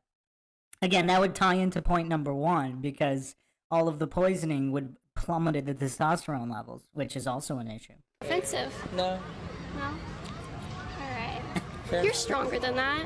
Okay. You don't have to shy I know what away. I believe. I don't have to tell you what I believe. No, but I don't know. I wouldn't have to explain to Jesus or God that I told someone that... What is wrong with this guy? This guy's like permanently physically and mentally limp. Easter was about the Easter Bunny. That's fair. I know. You can explain that one to him. That's on you. What is it? Resurrection of Jesus Christ. Woo! Go Bow! Very good. PK right here. Why do people celebrate Easter? I don't know. For God. I mean, I know what they mean, but I don't know. That's not really why people celebrate. They just... Well, it's not the Easter Bunny, I can tell you that. Yeah. I mean, I know what the meaning is, but I'm not really sure why people celebrate it. Christians. Yeah. Because their Savior rose from the That's dead. what I'm saying. Everybody's not, in my opinion. Oh, you get what I'm saying. I know what you're saying. Yeah. We got each other. We're talking in our heads. Rub We'll me. you. Rub his back. Rub me down. All right, if you don't get it right, we're moving on. And we'll keep going until someone gets it right, okay? Why do people celebrate Easter? I'm gonna say because Jesus was born again. Yeah. Jesus was born again. Right? You sure about that? Are we sure? How about you, sir, behind the camera? Can we phone a friend on that? Can we phone a friend? One of these lovely ladies over here. What's Easter celebrated? Wait. I mean, is this really this much of a brain scratcher? They have to get all these people involved just to answer this question. Go ask them. Go ask them. Miss in the beautiful jean shorts. Why do we celebrate Easter? For the Easter Bunny.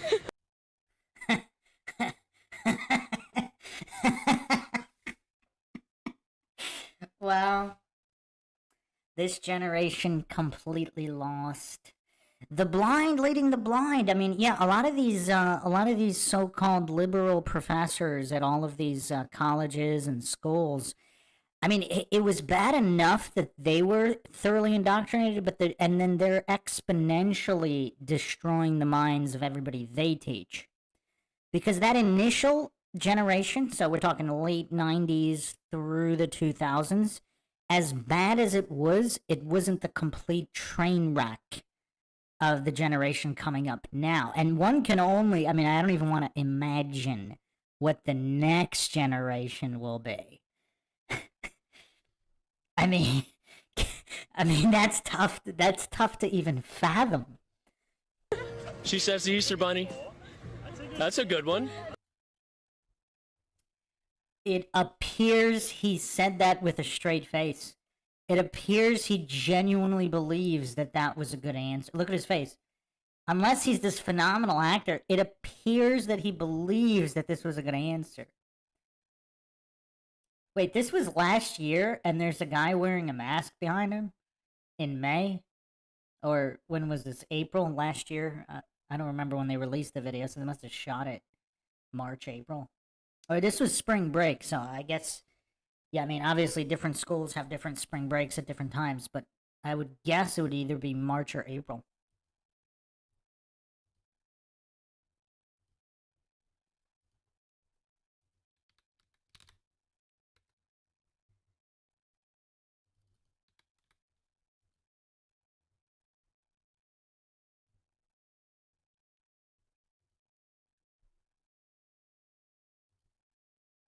I've heard that one before. So was I correct, though? Oh, man. Here's another one. As part of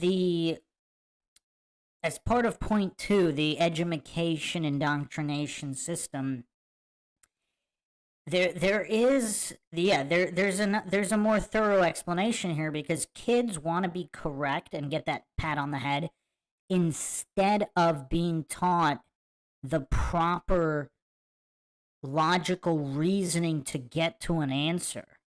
Having a wrong answer with better reasoning would be superior, because even if you're wrong in that instance, you'll be correct far more later, and you'll build your intellect.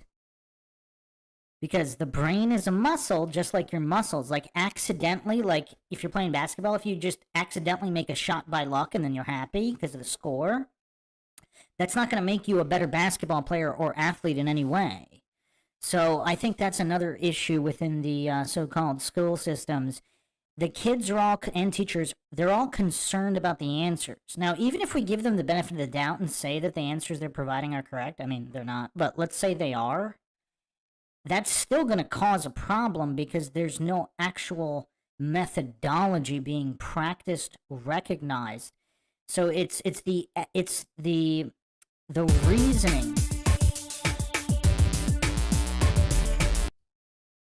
Oops, the heck just happened?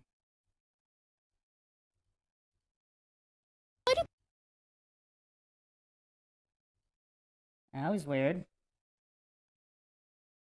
people celebrate Easter.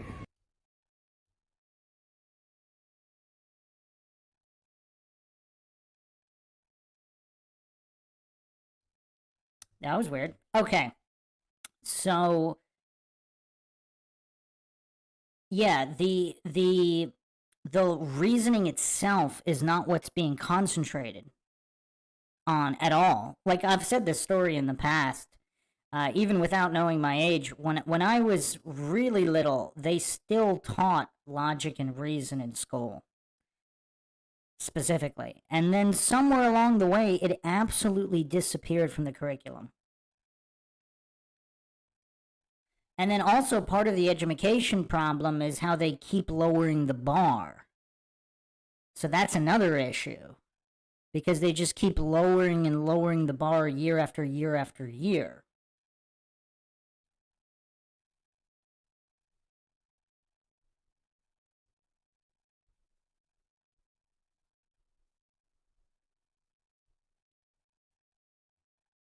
Shelby in the chat says, parents being forced to slave for the system and the government raising the kids, I believe, is number one reason we are here. Yeah, that would be tied to inflation, yes. Because, well, feminism also, I kind of covered that in point 4. Well, that was point 3, appeal to the ego and trophy generation. I guess we could tie that all in there, too. Because it's part of the appeal, because feminism is built on those appeals to the egos of equality and all that, and then the government can hoodwink half the population to turn into a wage slave and think that that's empowering at the expense, literally at the expense of their children and the expense of their own labor, which is completely eroded. So yes, huge factor.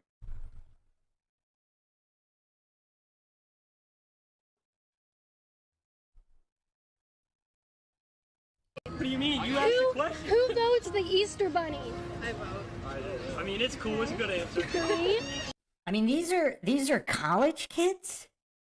These are college kids voting that the reason Easter is celebrated is because of the Easter Bunny.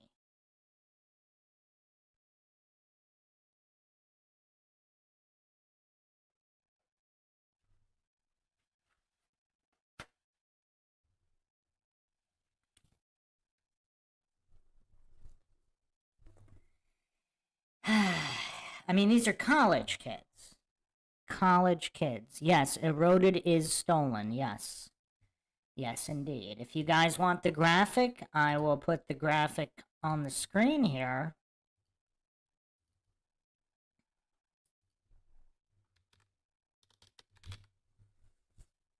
Inflation is probably the #1 tax, because not only is it sneaky, but it erodes your value. So nowadays you're going to have to work thousands of hours, or whatever, 1,000 to 2,000 hours for the same value of $1.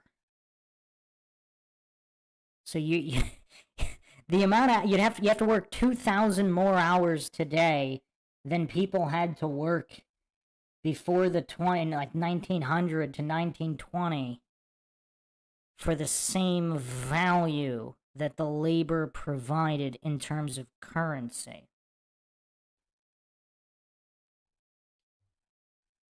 And this does not include Bidenflation. So this is just up to Biden. And this is an older graphic, and I can also give the,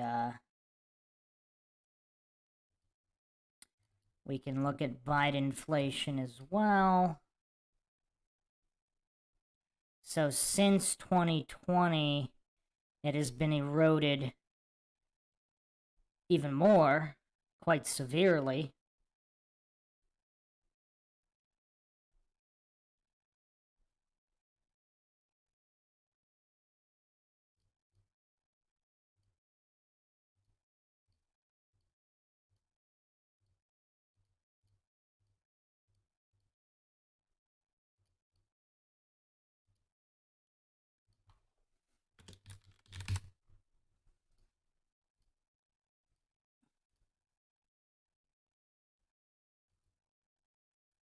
So trueflation is the only real metric that should be utilized, because the CPI and all of that's all propagandized and cherry-picked nonsense. So the aggregated inflation over 23% since Biden took office. So that's quite the spike. Quite the spike.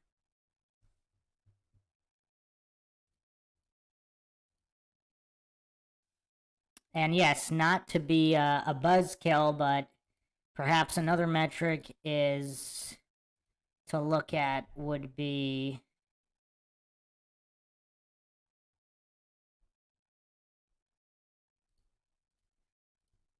this one, which is quite scary as well.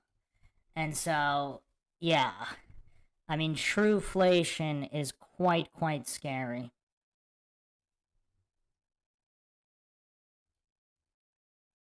All right, who votes the resurrection of Jesus Christ? Oh, I vote. That's what it was. He was born again. The resurrection, the born. He is born again. Gosh. It really looks like this guy definitely... Okay, so this is what makes this so sad. You can see the capacity for intelligence. It's just the fluoride got in the way, and possibly many injections. Because the information's in the brain, it's just like he couldn't access it. Because he's got that fluoride stare. But that doesn't mean the capacity's not there. Which makes it really sad, because what kind of world would we be living in if there wasn't this edumacation statist system, and human beings were actually allowed, not just allowed, but encouraged to flourish to their full capacity without being poisoned or indoctrinated.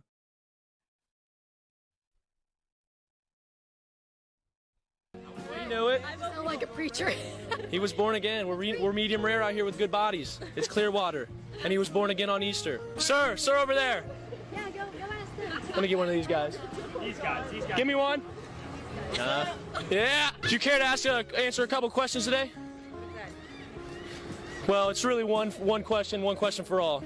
Why do we celebrate Easter? Oh God, I'm Hindu. Oh, it's all right. How do you celebrate? By having fun, drinking. Having fun, drinking a little bit of wine, get a little crazy. Getting a little crazy. Let's get a shot of this fashion statement. Tie-dye Crocs, alligator shorts, no shirt because he doesn't need one, and a beautiful hat. Thank you. Thank you very much. Not from here, but I'm soaking this all in, so. Yeah, you look like a tourist for Shout sure. out Jack Gould for setting up the boys' trip for all of us. Got it all down here. You're talking to the wrong guy. This other guy we have is very handsome. Very handsome. Look at this strong bond between all of these men here. This is true masculinity, I have to say. Thank you. People talk about toxic masculinity. That is not what they're talking about. I love the bond that you guys have with your friends. It's beautiful. Give a hug. I love it. I gotta watch my mouth. I'm sorry. Why do we celebrate Easter? Why do we celebrate Easter? And I know this. Now this is a case of the soy levels spiked, but again, if this human being wasn't poisoned profusely his entire life, perhaps he'd be a very sharp, high testosterone individual. I know this. Give me a second. You can play the Jeopardy clock right now or whatever it is. It has something to do with, I feel like, the Christianity religion, right? Okay. It has something to do with the Christianity religion. The other thing, too, is, again, part of the indulging the ego, it's all about feelings instead of truth, logic, and reason. Instead of objective truth, even if it does hurt everybody's feelings. Where feelings and emotions are prioritized over the actual truth. Because the actual truth can be harsh and disturbing.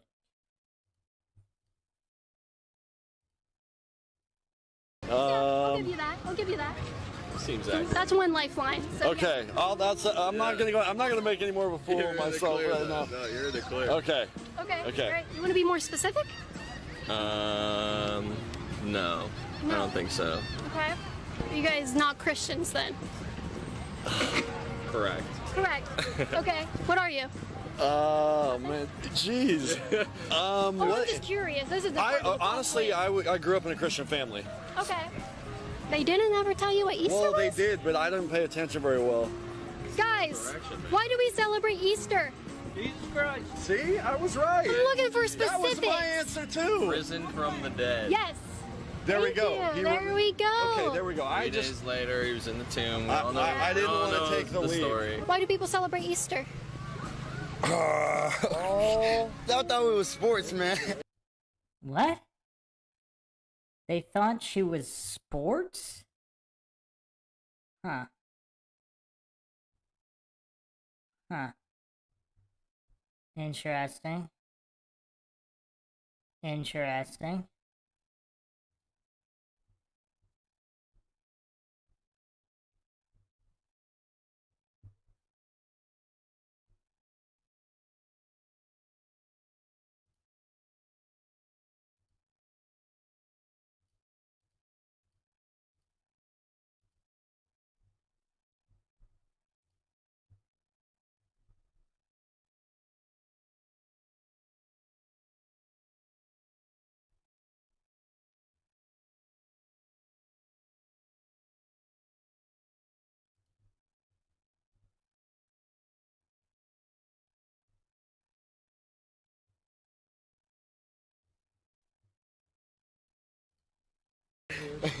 You said you're the best. It's supposed to be sport. And it's the resurrection of Jesus Christ, right?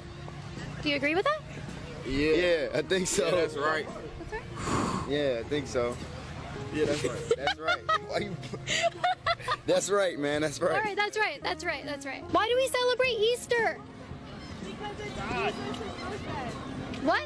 It's when Jesus rose from the dead. Yeah. Why don't people know that? Because people sometimes don't believe in God. Yeah. And it's really stupid. It's really stupid. So be smarter. It can be like that, can't it? What? Trump 2024, baby. Yes, sir. Yeah. Is that gonna happen? Yeah. We can only pray. Good Lord. Yeah, let's get Biden out of here. What you gotta say? Why do we celebrate Easter? Because that's for Jesus, baby. Yes. That's for the man above. The man above. We're vibing. The man We're vibing with Jesus today. That's exactly. That guy does not look sober. He does not look sober. Right. All praise to the man most high. All praise to the man most high, and we're vibing on Clearwater Beach. Yes, sir. What you gotta say? I do go to a Christian school. I'm not gonna classify what school that is. I don't want any backlash on the school, but I do go to a Christian school. We learn a lot about Christianity and all that stuff. We learn a lot about Jesus. We learn that like the celebration of Easter is all about Jesus. And you know, a lot of people make up all this stuff, you know, the Easter bunny. Like it's fun to learn about the Easter bunny, Easter egg hunts and all that stuff, but it's really about Jesus and it is. The rise of Jesus and how he beat death and all that stuff. It is. It's all about how he rose again. It's all about how he That's literally all Can I it's get a about. hallelujah? Hallelujah. These girls are So, okay, AJD says in the chat, kind of sad, but you have to do the research if something interests you, and that was the case in the 70s when you used encyclopedias. It's too easy now. Everybody expects to be told. So I have an anecdote here. I told it, I believe, once before. I don't remember which stream, but I will tell it again.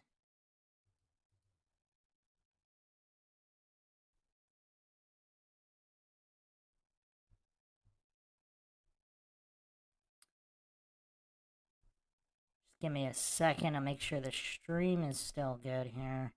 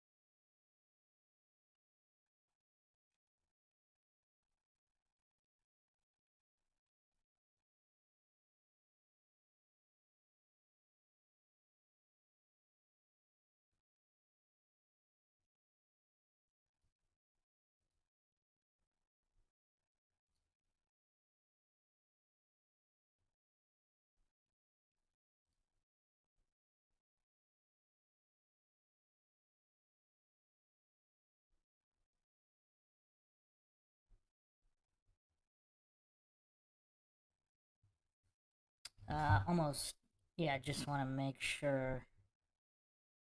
The stream here.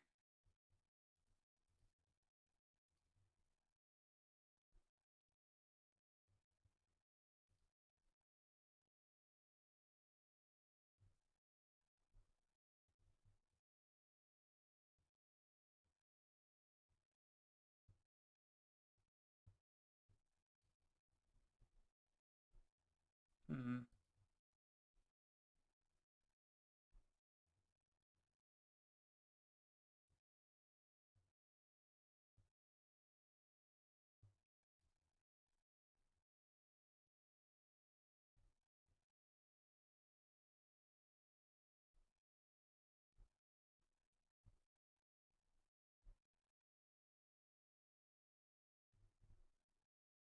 Okay, so the anecdote here, I was talking to a guy a bit older than myself, and back in this would have been 60s, 70s, when he was in college. And he said there were always conspiracy theorists. There was always the one guy that, like, pretty much every major campus, every major college, there was at least that one guy who was considered the conspiracy theorist, kind of like in that 70s show, The Conspiracy Guy. That's how they were portrayed, but, I mean, they weren't always pot smokers. A lot of them were some straight-edge people. Anyway, he said that guy was deep into the books. He had all of the evidence and proof of everything. Nobody cared. So it seems like just the level of indoctrination of bootlickers, it's like, I hate to say this one because I don't think I've ever said this adage before. The more things change, the more they stay the same. I never really liked it, but on the other hand, there's a certain amount of psychological aspect to that is true. So even when you had to do the work, nobody wanted to do it. Now it's easy, doesn't matter. Although I think that the number of aware are definitely rising, which is actually, it's almost like a weird paradox. Back in the 70s, people were less fluoridated, less poisoned, less soy, and less taxed by the government. So way more free time and happiness, etc., and mental acuity. And they still didn't, there were less people that cared then than now. That's kind of an interesting paradox, isn't it?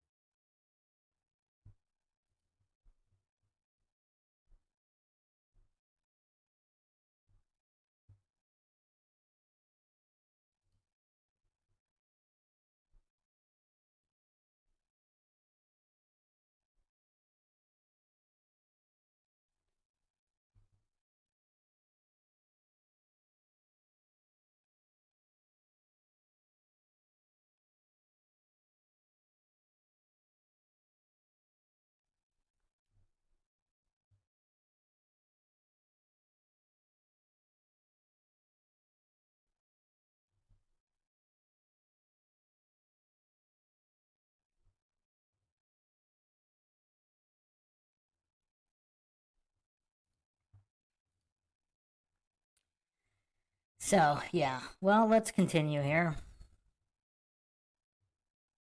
So happy to see you! Look how happy she is to see you guys! How do you know him? I don't I know. You are so excited to see these guys right now. Oh, you're famous. Do you guys know each other? Yeah, she makes YouTube videos. You guys know each other? Yeah. Yeah? She's so excited to see you. Who? Caitlin Bennett, you. Oh my god. Where do you guys know her from? This is a prank now. She sold it, and now this turned into a prank. Where's Dylan? Where's Dylan when we need Dylan? Dylan, your friend Caitlin wants you. Oh my god. Where's Dylan? I sure hope I don't look like Caitlin Bennett. Why? What's wrong? I heard she's pretty cute. Where's Dylan? You don't think she's cute? I think she's pretty cute. I don't know what to say anymore now because I'm not sure what direction this is heading in. Well, she said, "Oh my God, Caitlin Bennett," started screaming at you. I only assume that that's your name. That's not my name. Who is it? You? I thought your name was Caitlin and mine's Bennett. Why do people celebrate Easter? For Jesus. Can you be more specific? After the 3 days. Okay. What happened after the 3 days? He rised. Like, yes. Came back from hell. yeah. Came back from hell. Some people believe that. What? Yeah, he went to hell first, and then, because he had to send all the fallen souls. Right. Thank you. Thank you. I didn't know that. I thought he just went to heaven and came back. No, you're right. Thank you. Why do we celebrate Easter?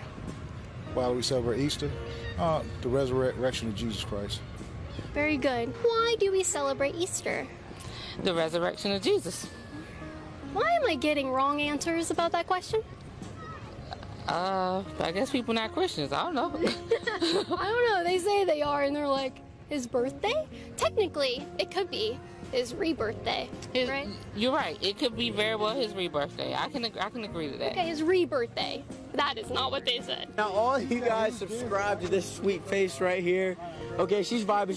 She's out here grinding right now on the beach. Okay, she could be having fun out here on the beach like everybody else, but she's out here vibing. You gotta work. You gotta grind. You gotta spread the word. Yes, sir. Let's go. We like to express our faith out here. We like to ignore the leftists and how faith is this, faith is that. Yes. We like to express All right, we're going back. All I gotta say is that the end of the day, if you're not in love with yourself, you can't love anyone else. No. You just gotta be happy with who you are and not give a fuck about who judges you. Because if you are happy with yourself, you are happy with the life that you're living in. You guys have a good fucking day. I couldn't have said it better myself. Let's go. Woo! She's out here vibing. She's out here grinding. Let's go, bro. She deserves to be top 50 on YouTube. Let's go. This is the biggest hype I've ever had in my life. I'm on YouTube, so I know how it goes. Like, let's go. Okay, so yeah, that was kind of tough to get through. That was really tough to get through.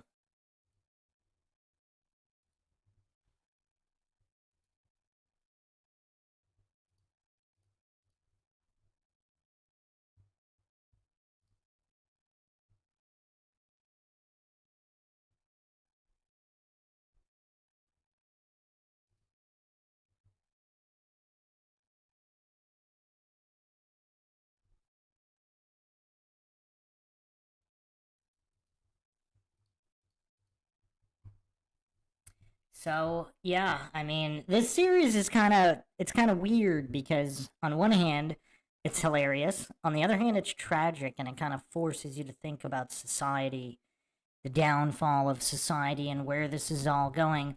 But yeah, I mean, the paradox. AJD says, I had a rotten childhood, but I really miss those days. People were more real. Wow, why you gotta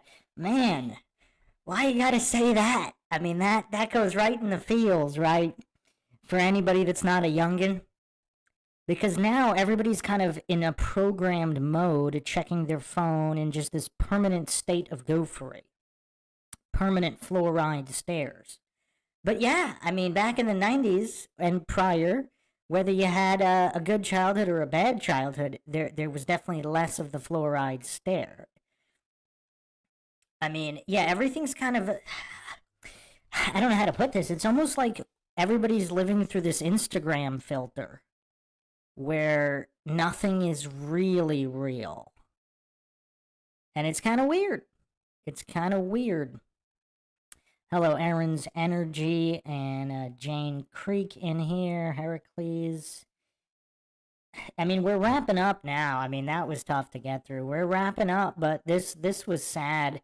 And yes, people seem to be getting less and less real. Although, if you visit some rural areas where people aren't permanently plugged in, they're real enough. They're still pretty real.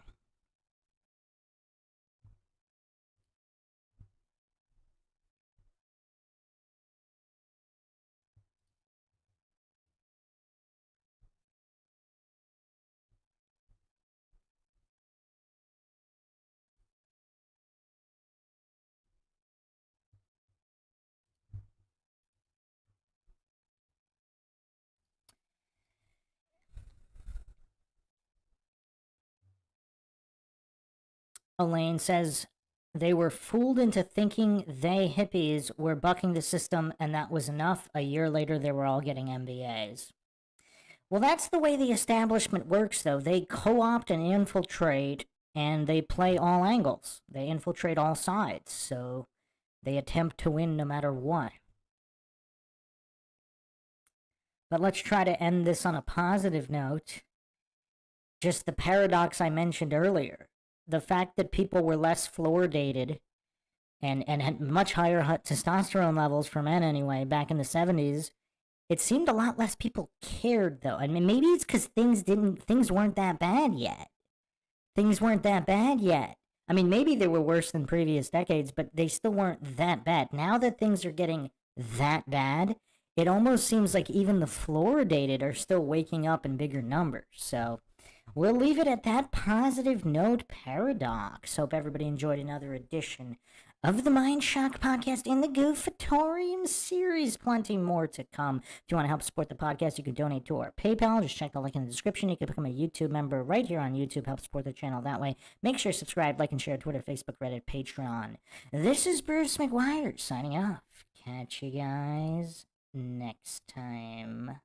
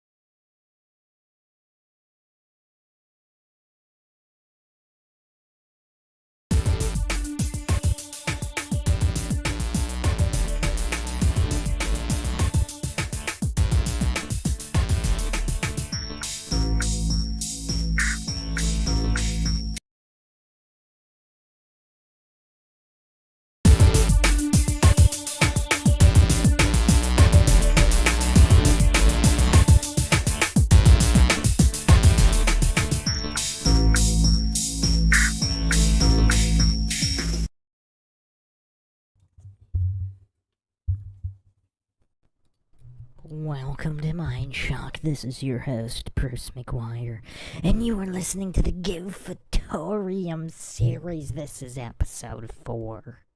Street interviews revealing the level of edumacation of the common Westerner. What is going on now? Are we living in end times? Is society collapsing right in front of our eyes, and most people don't even notice? That's what we'll be exploring. All of this and more. If you want to help support the podcast, you can donate to our PayPal. Just check the link in the description. Make sure to subscribe, like, and share Twitter, Facebook, Reddit, and Patreon. Patreon is a good priority for case topic, logical analysis, co-podcast, or requests. You could also be a guest in the podcast depending on your tier. Questions, comments, theories, thoughts, suggestions, rebuttals, debunkings of any kind, leave them in the comment section. Or if you're with us here live, drop them in the live chat. I'll try to get to each and every one.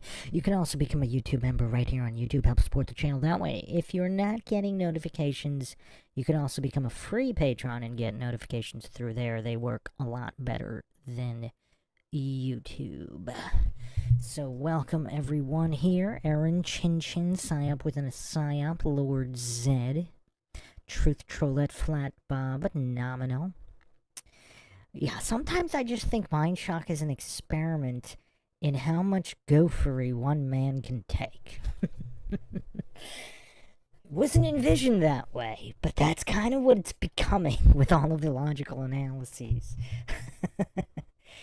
Alright, so, for whatever reason, I find Caitlin Bennett's Liberty Hangout videos some of the most goofy, some of the most worthy of goofery examinations.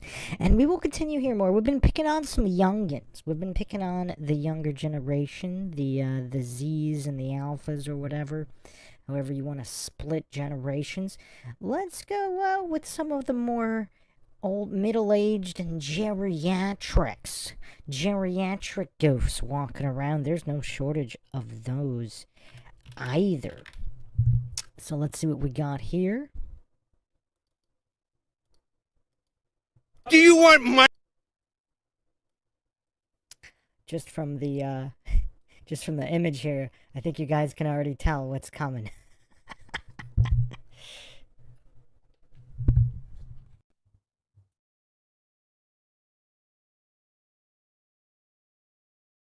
Money taken from your grandma? Do you want to not support battered women? Stand up and say it, fascists. Stand up and say it. I'm standing up and saying what I believe. You stand up and say what you believe, and not platitudes, and not idolatry. Let's hear ideas. You have no ideas. All you have is hate, racism, stupidity, and greed.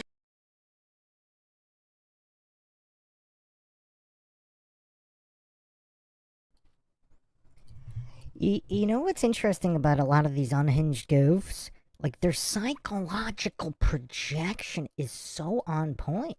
I mean, the racism, the hate, the greed, the stupidity.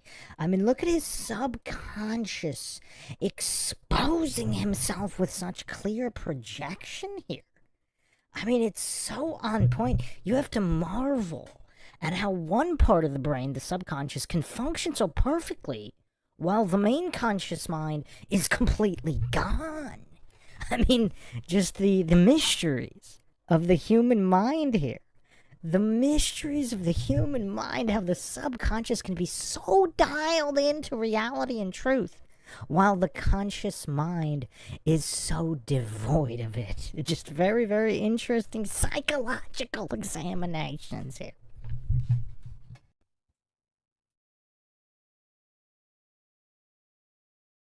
Hate, racism, and greed. Do you think the dealership should, the vandalism that's going on there is okay? I'll take the fifth on that one. Would you say, like, please stop vandalizing the Tesla cars?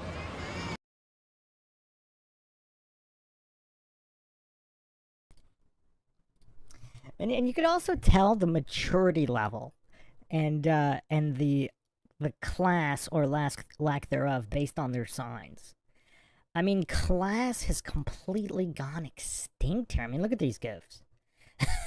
I mean, look at these middle-aged goofs just standing around, middle-aged into geriatric level goofs, standing around with these signs. I mean, regardless of what you believe, I mean, do they have no shame? I mean, let's say, just for the sake of argument, let's say everything they believe is true. Look at the presentation of how they're presenting it.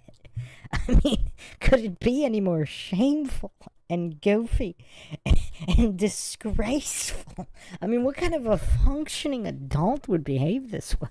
I mean, it's just crazy. Joe Neal asks, are we defending Musk in chat? Not at all, my friend.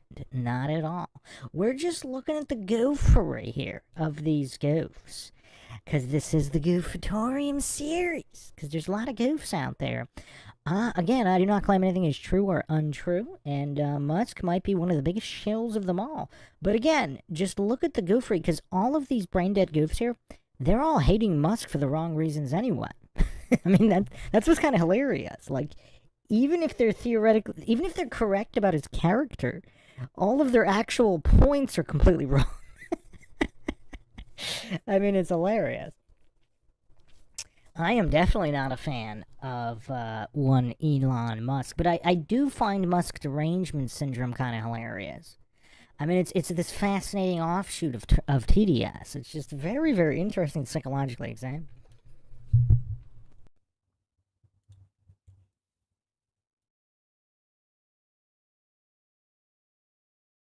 stop vandalizing the Tesla cars? Please stop vandalizing our government. He's got charging stations everywhere. He is quietly taking over the country.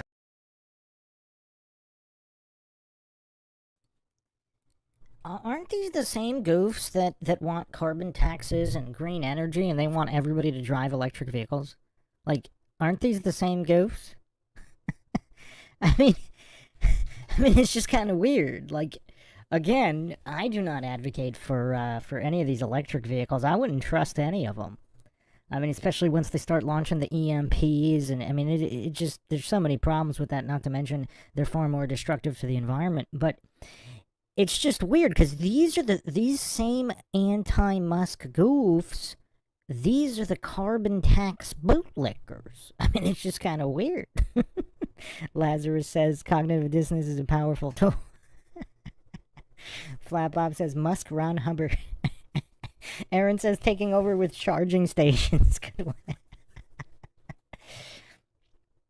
Truth Trollette says he's already taken over their minds, living rent-free up there.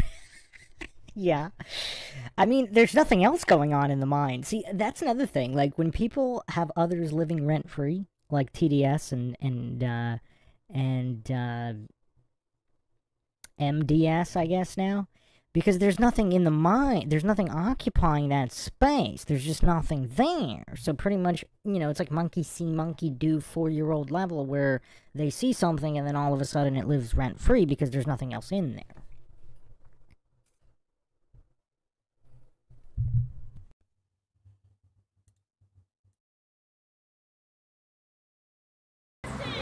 With the charging stations? Yes. What car should people buy that's an electric vehicle other than Tesla? That I don't have an answer to. I haven't done a lot of research into alternatives. We are here in Tampa today at a Tesla takeover event because people are big mad about money being saved. I'm undercover as Jenna today. Let's go see what everybody's whining about. We're in a Cybertruck right there. What do you think about the people who have been keying Tesla cars and Cybertrucks? I don't think they should do that. I think that a lot of these owners purchased them way before Elon went out of his mind. And I think the dealerships is one thing. Somebody's personal car should be off. It's just not right.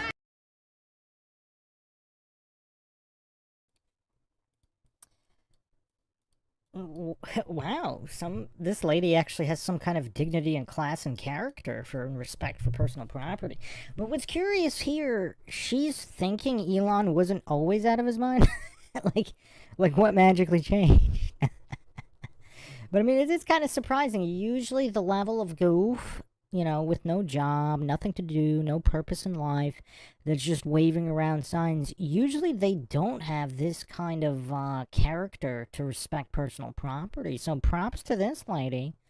Props to this lady. I don't know how many of these so-called protesters would share that sentiment. Welcome, Heracles, Fire Pixie. When was the last time you were in here, Fire Pixie? Haven't seen you in a little bit.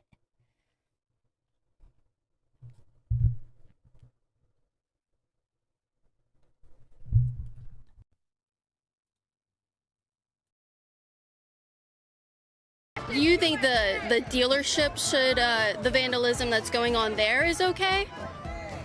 I'll take the fifth on that one.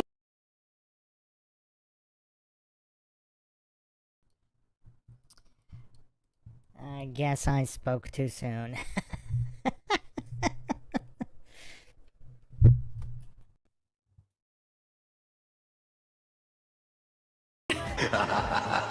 So not someone's personal cars, but maybe the dealership, that's up for... Well, I don't think there should be destruction. Okay. I don't. I think it should be just a protest. I don't think there should be destruction. Good. And do you think people who purchased a Tesla car in the past, and then now we realize how just crazy Elon Musk is, should they be selling that? I don't think they can. You don't think they can? Who's going to buy them? Well, that would be my next question. Yeah. One, who's going to buy them? They can't sell them. They've lost value. No one's going to buy them. Okay. So they should be left alone. Okay. All right. Sounds good. What is the worst thing Elon Musk has done? The Nazi salute. Oh, okay. That's the worst thing he's done. As far as I'm concerned, that started. Yeah, no, All right. So the actually the Anti-Defamation League, who is really, they kind of love pointing out when people are anti-Semitic or leaning towards the Nazi side. They actually defended Elon Musk and said that that was not a Nazi salute. What do you think about that? They're full of shit. Okay. All right. I love it. Straight to the point. Thank you so much. I really appreciate you. Got it. Hi. How are you? Nice to see you. Thank you for being out here today. What do you think about Elon Musk? I think the big problem our country faces is that people don't realize that Putin was trained by communists to create all this. It's the conservatives, the so-called conservatives, are kissing a communist. You know, they don't realize that Putin was trained to make an idiot out of Trump.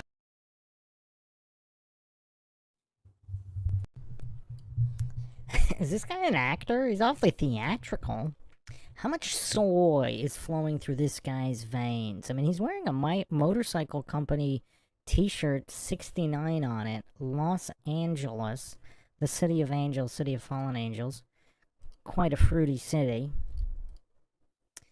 And just real quick for the other lady on Tesla sales. Yeah, I mean, I don't know if sales are down. So, the Model 3 and Y, I mean, there are dips, but for the most part, I mean, it's going up. The Model S, X, and Cybertruck, pretty steady. No major increase of any kind. So, yeah, interesting. I mean, obviously that lady must have, who thinks that lady spent any time at all trying to verify how many sales of Tesla vehicles were going on and whether they increased, decreased, or stayed the same? But anyway, I mean, this is the level of goof we're dealing with. This guy looks completely unhinged, though. But, again, I'm not going to call him wrong. But, yeah. Fire Pixie says, whenever something's going on, it's a guarantee there's going to be a Fed around. Pretty much. Pretty much. Welcome, Bill. Joe Neal says, all of this is a good message from Musk, though. Don't try to subvert our democracy and rub it in our faces. What do you mean, subvert? And what do you mean, democracy? Isn't the United States a constitutional republic? And even if you believe in democracy, I mean, the voters voted for Trump largely because of Musk, because they like Musk. So it's weird, because a lot of goofs that are supposedly pro-democracy are not respecting the democracy because the people voted for what they wanted, which was Trump and Musk and Doge and everything that's going on, for the most part. Maybe not the exact minutia. Maybe it wasn't revealed how long, tariffs would take to see an effect, either positive or negative, because a lot of brain-dead goofs hallucinate that everything's just going to be magically either skyrocket up or collapse down, and you don't need to actually wait to see the result of anything. It's just weird.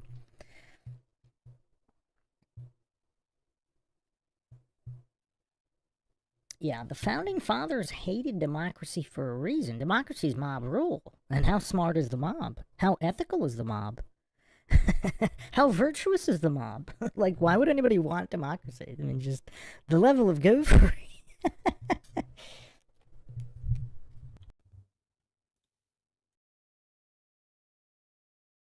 That's our big problem. What's the worst thing Elon Musk has done? Come to this country and stirred up all this bullshit. He's not from this. He's not an American. He doesn't understand our Constitution. Do you think people who come to this country and don't acclimate and understand our Constitution should be out? No, but I don't think they should be immediately installed into political leadership positions just because they got money. I welcome everybody to this country. We need them. We need people. I'm an old man. Who's going to help me do all this stuff?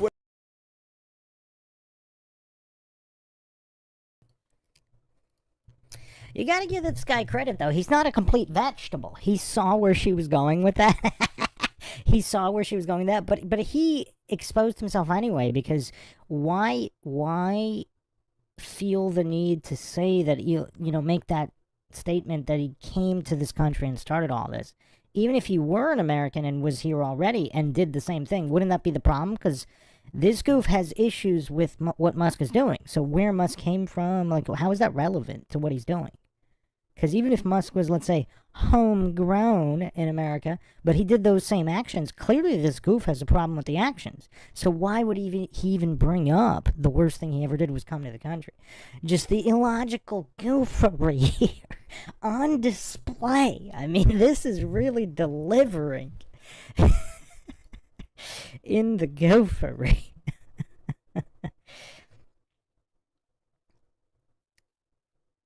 Aaron says, didn't the founding fathers restrict voting to landowners only? Oh man, you're opening up a can of worms, Aaron. You're opening up a can of worms.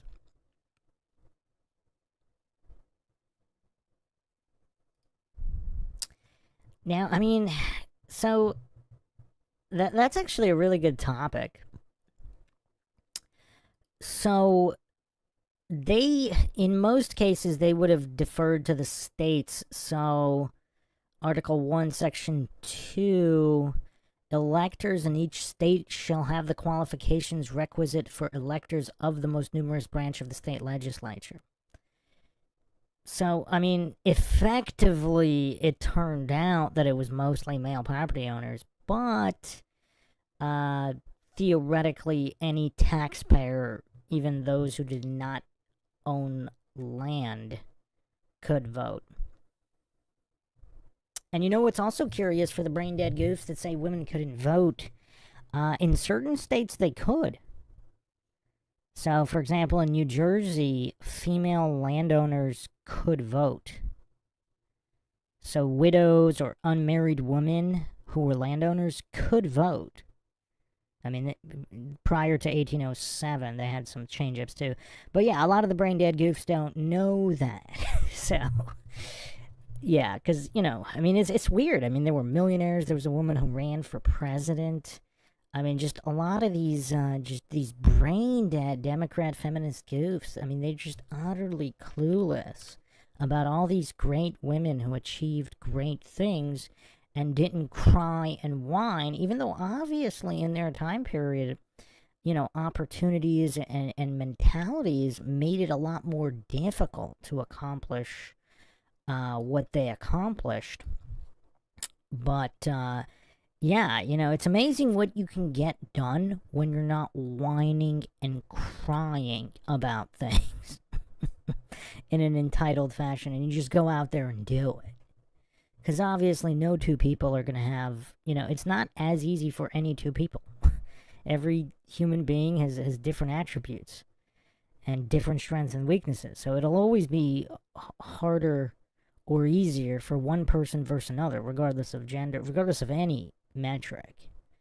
And a lot of the brain dead goofs, like, they just can't mentally process that.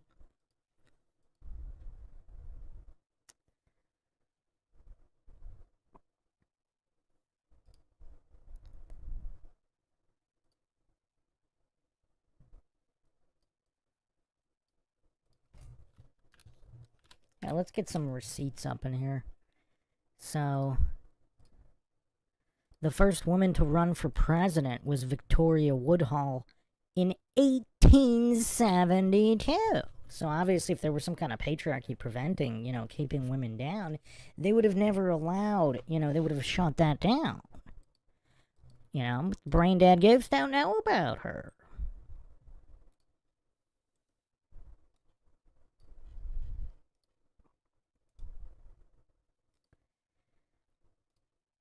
First female self-made millionaire, the minority female Sarah Breedlove.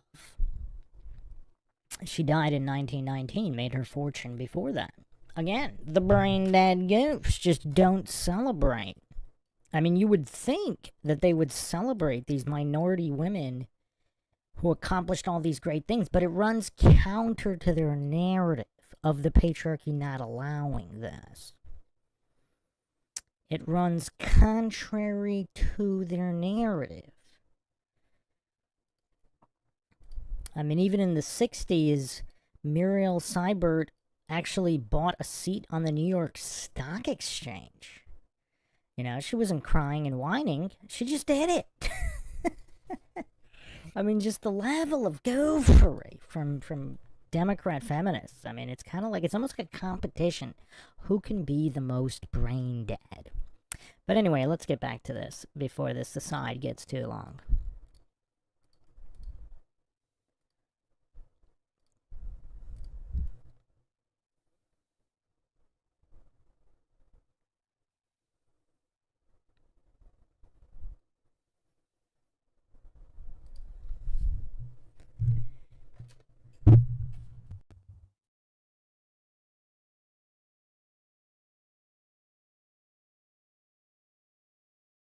Not get old if we don't have some immigrants here that are willing to help.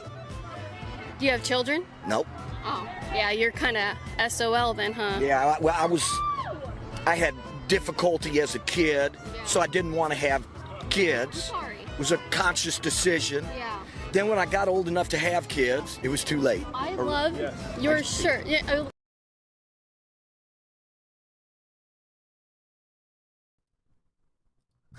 Can anybody decipher that? When he was old enough to have kids, it was too late? So he can't have kids now? He couldn't have kids when he was 30 or 20 or 18? So as soon as he was able to have kids, so I'm assuming that means post-puberty, it was too late? What does that mean? Can anybody decipher this guy's words here? I mean, I have no clue what this goof is talking about. And notice how quickly he interjected there. It was a conscious decision. It was a conscious decision. I mean, is that cope? I mean, I don't know. Who is this guy? Who is this guy? Welcome, Justin Johnson.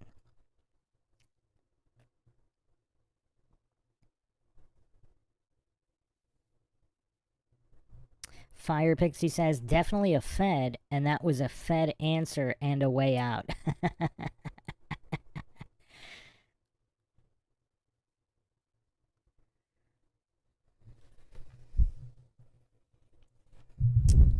Wait, are you guys in the chat actually arguing about the votes?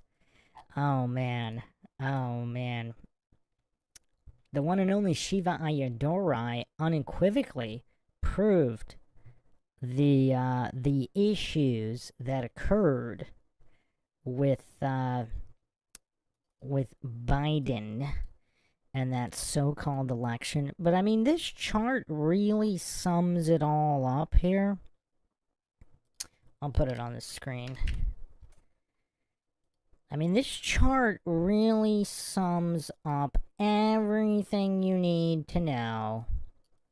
This is from Zero Hedge. I mean, this is all you need to know.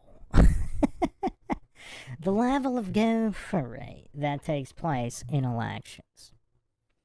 I mean, it's kind of obvious. Again, I don't claim anything is true or untrue. But, I mean, you know, just doing basic math. I mean, it's not tough. I mean, when you got so many dead people voting, I mean, it's just, you know. All right, let's get back to the task at hand here. The dissection of gophery.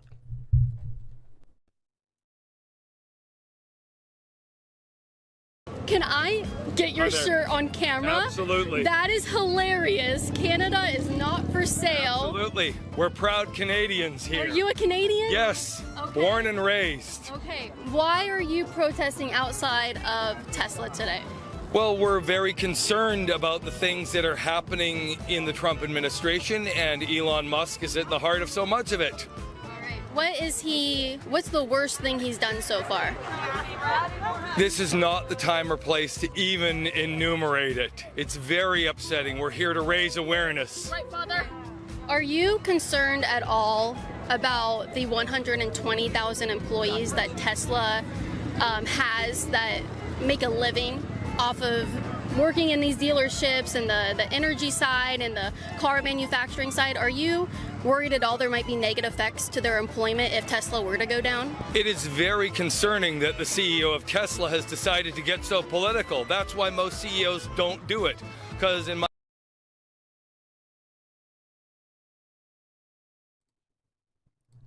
I kind of just feel bad for this guy. I mean, this guy traveled from the once semi-great nation of Canada.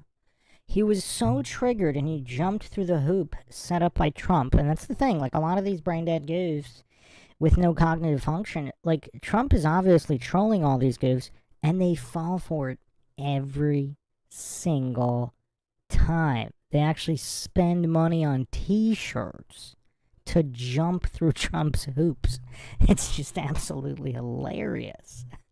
I mean, just, and the lack of awareness in doing so. I mean, TDS has been going strong since what? 2015 now? I mean, we've had a decade of TDS, the gift that keeps on giving in the realm of comedy, in the realm of Dunning-Kruger stylings. It is the gift that keeps on giving. I mean, it's just absolutely astounding how none of these people have any kind of awareness whatsoever. I mean, wow. So this goof thinks that CEOs don't get political? Oh, man.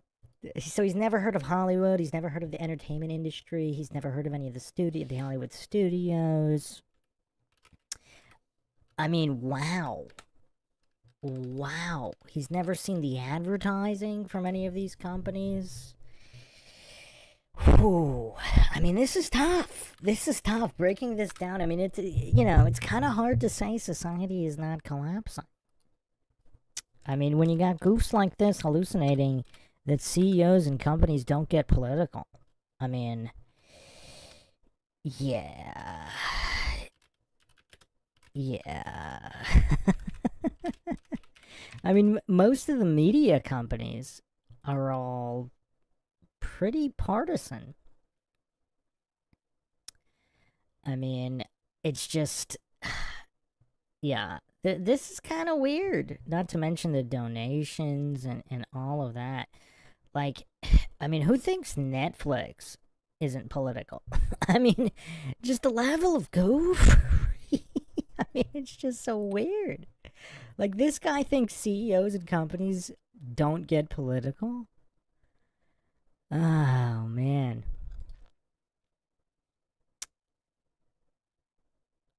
It's pretty weird. I mean, I could bring up all the receipts here and all the donors, the I mean, but what's the point? I mean, everybody, I mean, does anybody actually think that CEOs and companies aren't political? I mean, that's to be this completely bereft of logic and reason and any kind of common sense whatsoever. I mean, it's just so tough.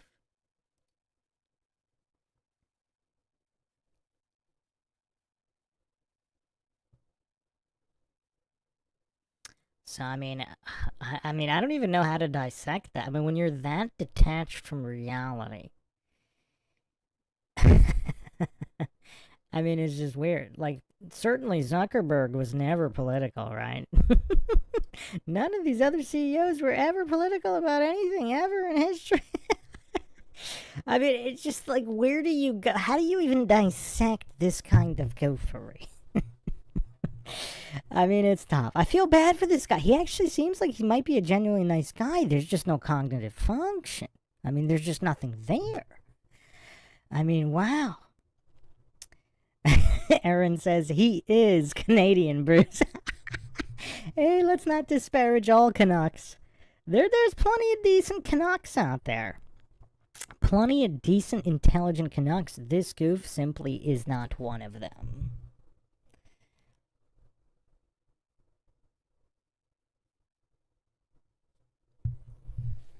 Joe Neal says he means trying to make himself a media He didn't say anything about that. He just said get political. And nobody's talking about media darlings.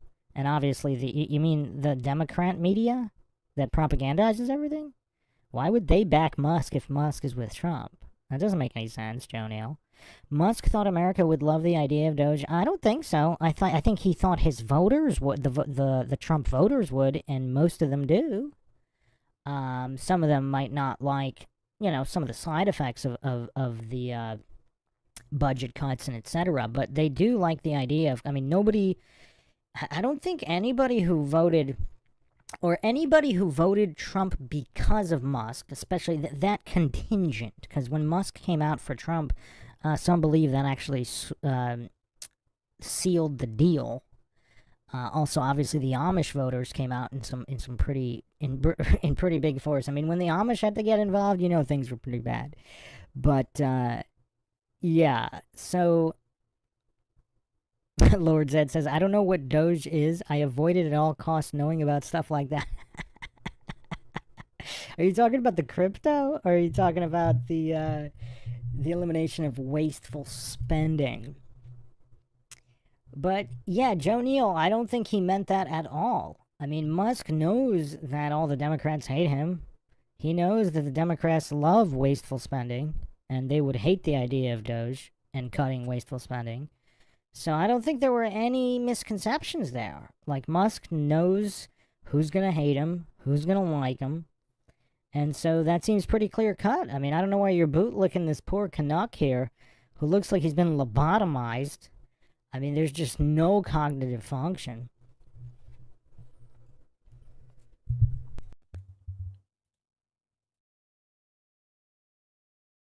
I might have chose a lot of disregard for the employees, for the people who just want to do their job every day. When the head of the company is so partisan, so involved in politics, is essentially acting as a shadow president of the U.S., that is really hard on them. Absolutely. Okay. Or do you think that maybe the calls to shut down Tesla dealerships and Tesla as a business, we should maybe scale that back because the employees would suffer and lose their jobs? I'm very concerned, as I say, that the head of Tesla has been so political. No one asked him to do this, and no sensible company or well-run company does the head of a company just involve them in politics. It shows a reckless disregard for Tesla share price, for Tesla shareholders, for Tesla employees, for Tesla owners.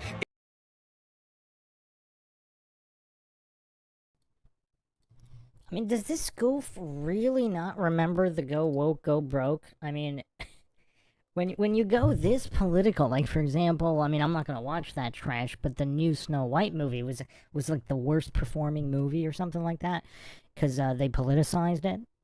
They did the whole the woke political agenda, and then what he just said, disregard for all the people that worked on the movie, disregard for all the shareholders, etc., etc.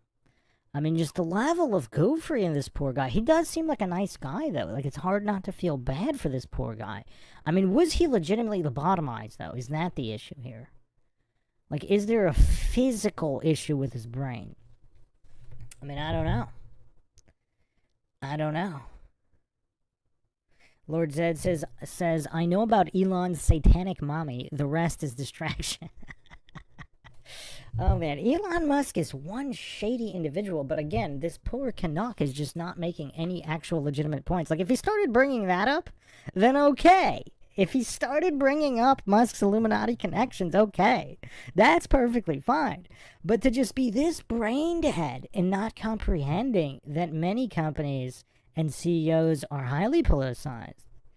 I mean, is this goof born yesterday? I mean, it's just crazy. Lazarus says, I'm not sure that guy is human. Big Pine Sailing, welcome. Goofs galore, indeed it is. Lobotomized goofs here, apparently.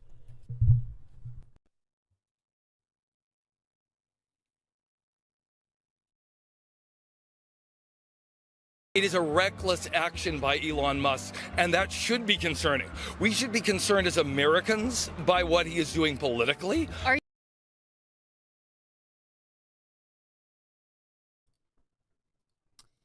I mean, you would think, a left-leaning goof would understand pronouns. He just said we as Americans? This guy's Canadian.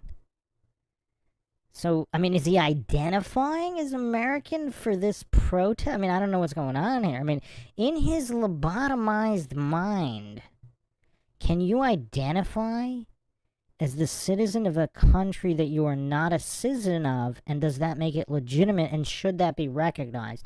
And is a failure to recognize simply fascist bigotry?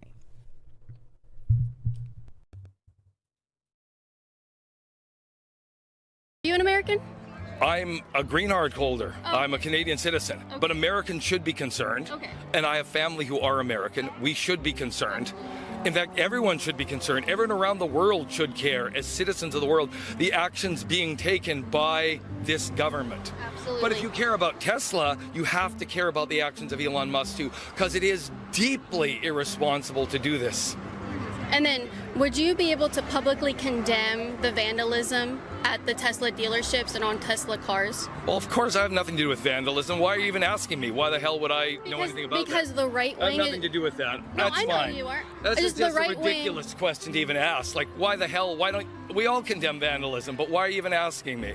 I don't think that's really I was useful or helpful to ask that question. Why are you so upset over Because me I just have making nothing sure? to do with that. I'm just out here proving that you guys are peaceful and you're not Anyway, like the right wing says. This is not a useful conversation when you ask those questions. But thank you, though. I appreciate it nonetheless.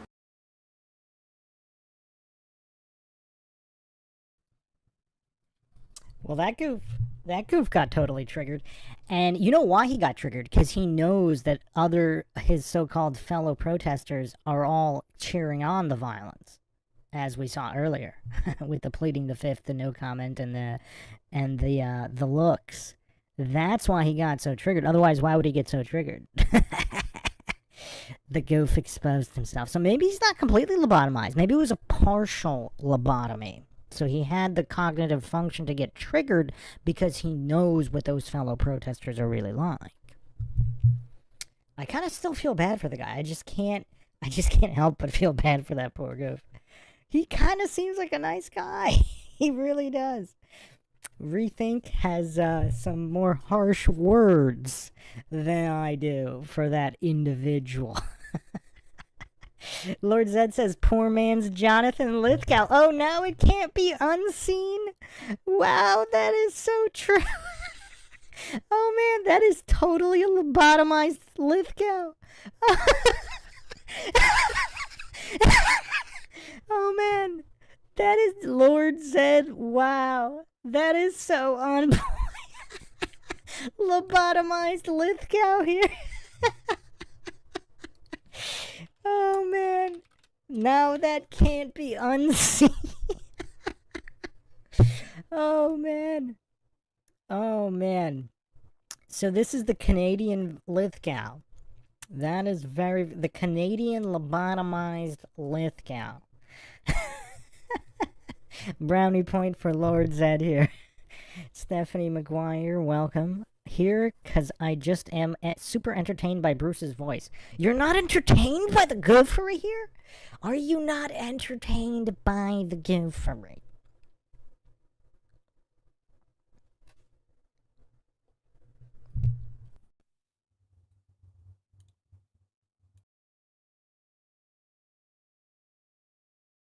And you're not like the right wing says. This is not a useful conversation when you ask those questions. But thank you, though. I appreciate it nonetheless. It's just disavowing vandalism. Elon Musk fights against human trafficking. Yeah. He does. I know. He's with Homeland Security, bro. Yeah. All right. Thank you. I appreciate that. This is funny. So you out here saying that the store's closing, everything must go. Obviously, you're not working for Tesla, right? No. Like, you're not like the store's not actually closing. Would you be happy to see the store close? Yeah. Yeah. Would you agree with that? Would you be happy to see it close? I really just want Musk out of the government. Yeah, that's my main thing. Okay, so you would be happy to see the store close. Do you have any concern for the 120,000 employees? Absolutely. Yeah. Absolutely. So if the store closed, they would be out of a job. Would you? I mean, if they just let Elon go, that'll get me a lot closer to being okay with.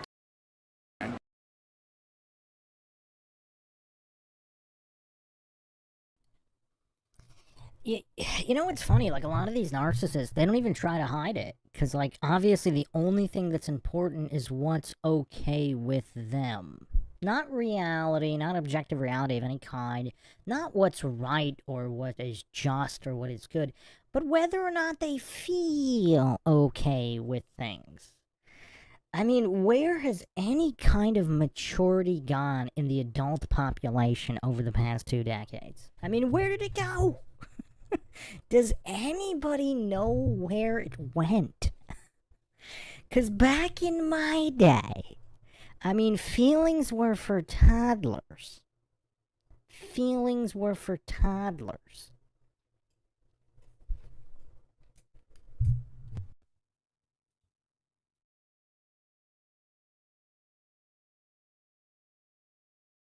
But as long as he stays at the top of their board, like I can't, he's CEO, like this money goes directly into his pocket, which lets him do the things he's doing. Right. And that I'm not okay with, because I'm not okay with the things he's doing. Okay. And do you think that a store closing and people losing their jobs would just kind of have to be what it does? Like, that's just kind of how it has to be? It go that way, but that's one way it can go, if that's what it comes to. And that would be unfortunate. We'd lose a car company, but I mean, it might be what it takes. Well, also 120,000 people would lose their jobs. Yeah. Yeah, that's just kind of like, that's just how it has to be. A lot of people are losing their jobs right now thanks to Elon. So it's a complicated equation. It's not simple on either side of this. Like, and if you're trying to paint it as one thing, where just 120,000 people lose jobs or they don't, that's oversimplifying it.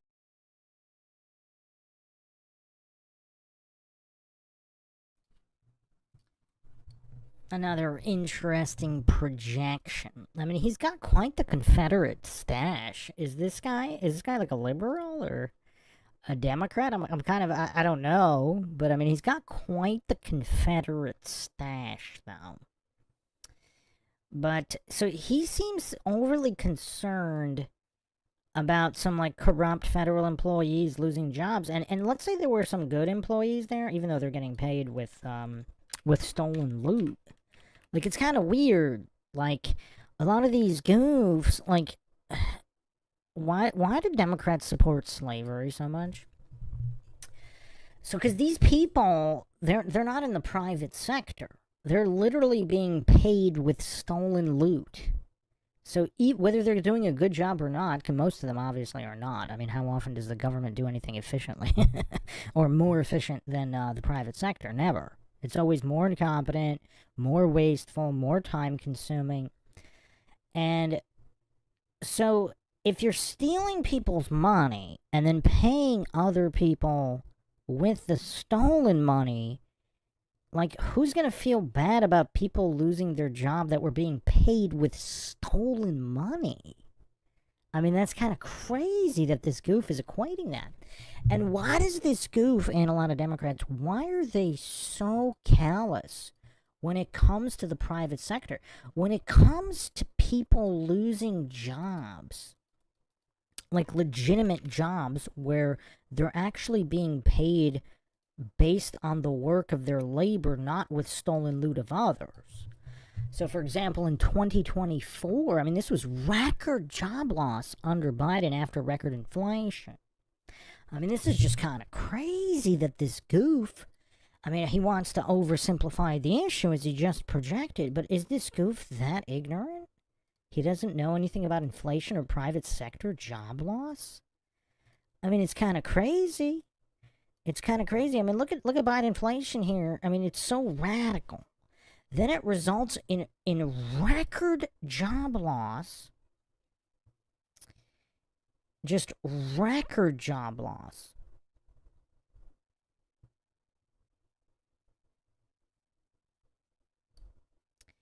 And then also on top of that, as a result of that job loss,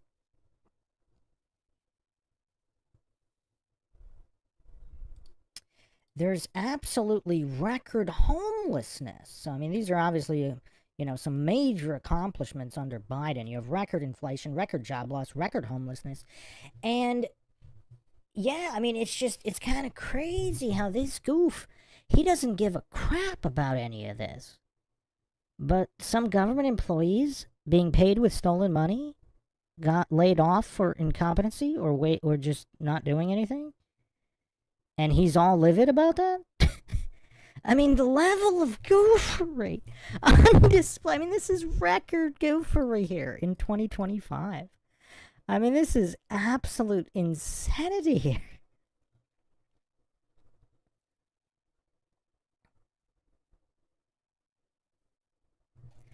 Flapop says, these illogical goofatorium spectacles of ignorance literally give me a headache. Spectacles of ignorance. That's a very, very apt description of what's going on here. I mean, that is apt.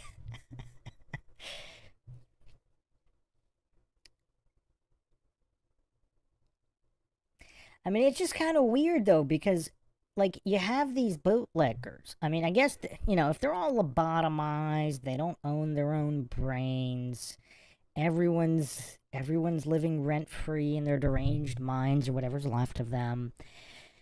Like, imagine not caring about all these good people who are earning an honest living and earning their money instead of being paid with stolen loot, instead of stealing from others and being paid with stolen loot. They're actually trying to earn their own way in the world. And, Biden inflation just destroys that. Record homelessness, record jobless. They don't give a crap. But some corrupt government employees being paid with stolen loot, now they're out there protesting.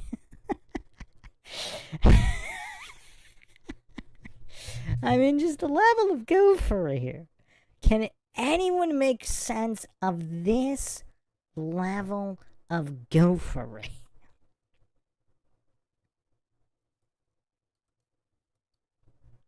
It's kind of tough. I mean, I guess it's not really a surprise all these goofs have all the time in the world to go stand outside with a sign thinking that means something.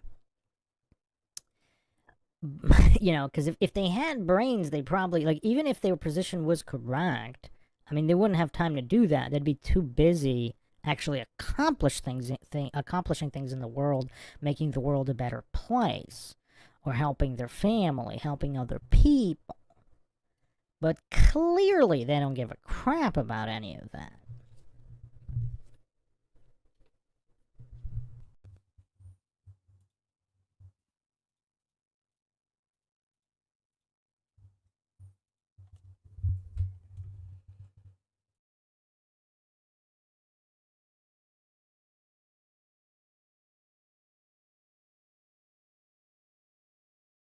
Okay. Well, if, like, he went out of business, like, say he, like, you guys got what you wanted. He went out of business. He wasn't profiting from this anymore. Tesla got shut down. I just wonder, what would we do with 120,000 employees? Actually what I want. I mean, what I really want is for him not to be involved with Tesla, not to be financially profiting from Tesla. Right. And there are multiple ways that can happen. And Tesla can make that happen. Why do you think they won't kick him off? That's a great fucking question, and I have no answers. Yeah. I don't know why they're still sticking with him. It's not working out for them well. It's not going well. What car should people buy that's an electric vehicle other than Tesla? That I don't have an answer to. I haven't done a lot of research into alternatives.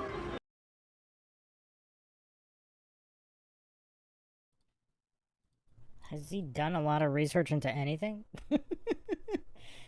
Other than how to grow a Confederate stash?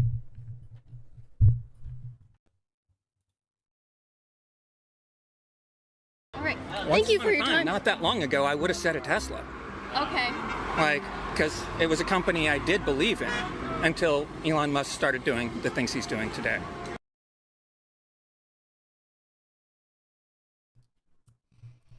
You know what else is kind of curious from all these Dunning-Kruger goofs? They always say the things he's doing, or I don't like Trump, the things he's doing are bad, but they can never specify the things. Because they just heard some generic statements on the idiot box, and then they just go out there and protest. Because the cognitive function is just not there. I mean, is the West so doomed now, there's just no hope whatsoever?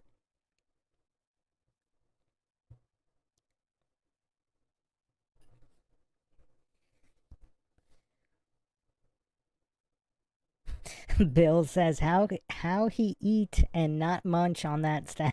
It's actually even longer than it looks, because it's kind of light colored on the bottom, so it's actually even longer than it looks from this angle, because they were a little closer before.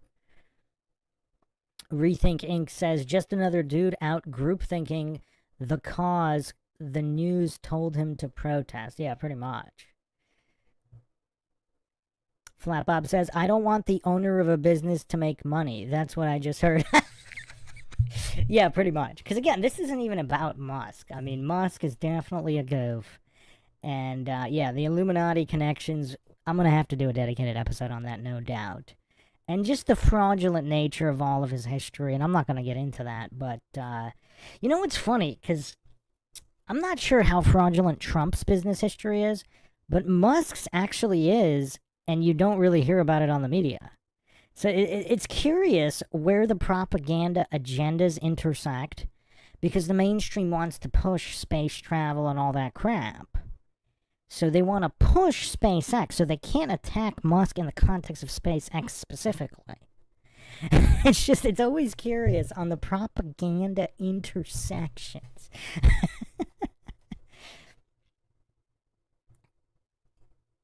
So, yeah, it's just, it's really interesting because, yeah, Musk basically defrauded his partner in PayPal.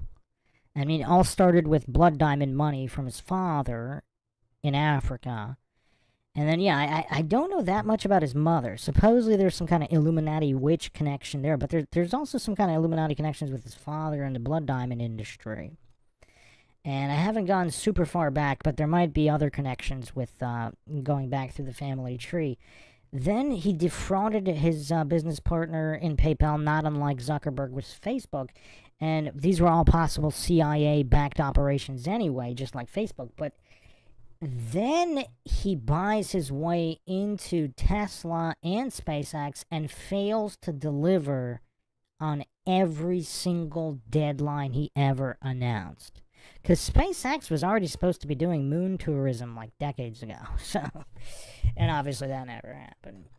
But anyway, this isn't a podcast about Musk, but it's curious how all these brain dead goofs, like, they don't know any of the action. Same thing with Trump. If there are points against Trump, they don't actually know any of them. They just repeat the propaganda points they heard on the idiot box without actually knowing any of them. So they're, even if they're attacking bad people, they're doing it using all the wrong reasons, making them look that much more goofy.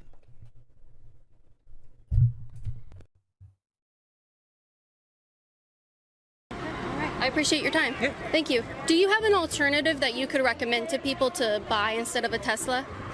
I love a Prius, but it's not the most efficient thing on the market these days. I'm not super well versed. I drive an old car, and I'm not in the market anytime soon. But I think it's like either BMW or Mercedes. I was just reading an article, like they appear to be doing better on all the stats. Like, plus also, like, I guess you can't trust the Tesla company. They've lied on so many stats. Like, you have to really look at what.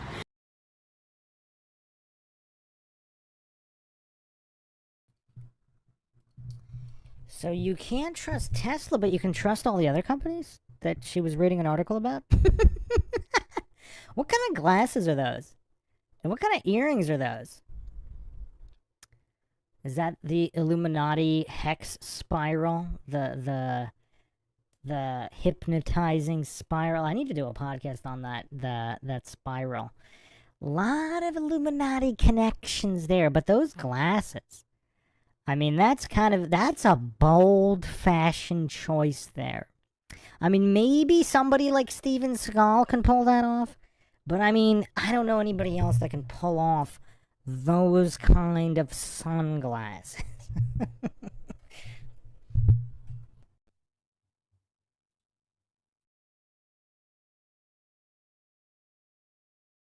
People are getting in the field versus what they're claiming that they're charging speed times and stuff like that, their range and stuff. Right. What's the worst thing Elon Musk has done?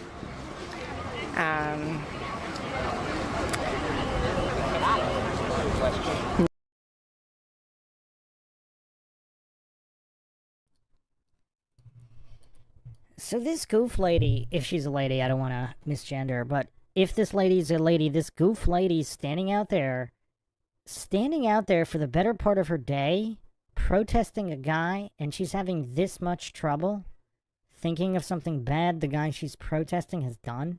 I mean, obviously that's why Caitlin Bennett is asking that question, to expose the goofery. But yeah, I mean, it's just funny. Not divest himself from his corporate interests while also meddling in our government. So the only person that has recognized me so far is actually another content creator, Adam. And there's a bunch of MAGA people over there. I'm going to avoid them because I don't want them to recognize me and kind of derail what I'm doing. But this is great. No one has recognized me. Jenna out here, undercover. I feel like an absolute goober. If you guys ever wanted to know if I hate dressing in this stuff, I do. I feel like a straight up goober. Hi, ladies. Thanks for coming out to our event. I really appreciate it. Okay, you're one of the organizers. Somebody told me Yes. somebody filming was from getting information against us, so I was like, Oh no, I don't know who that is. We were. Is it the guy in the MAGA hat right there? He's I don't know. filming. We're trying not to engage. So what are you out here doing today? No kings. No kings. No Trump. No fascist USA. Absolutely. Save our democracy. This has gone too far. So are you protesting Trump today or Elon Musk? Well, they're together, aren't they? Didn't he put $275 million? Didn't he buy votes in Pennsylvania? Isn't he in Wisconsin He voted. right now?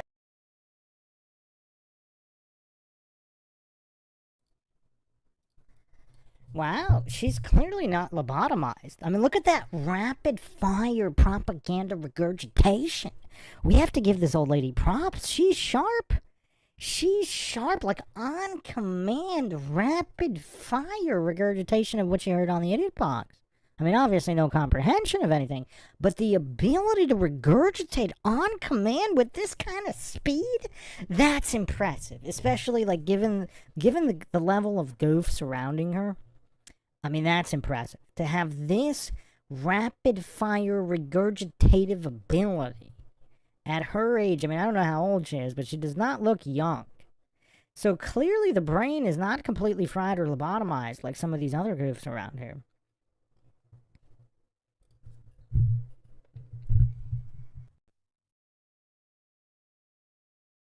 Wait, did you say about Pennsylvania? Yes, didn't he we'll give you $100 to come and register? USA. Yeah, Elon Are you Musk saying, did that. so are you saying that there might be voter fraud in Yeah, Pennsylvania? you know there is. Of course there is. Of course. So are you saying that there might be voter fraud in Yeah, Pennsylvania? you know there is. Of course there is.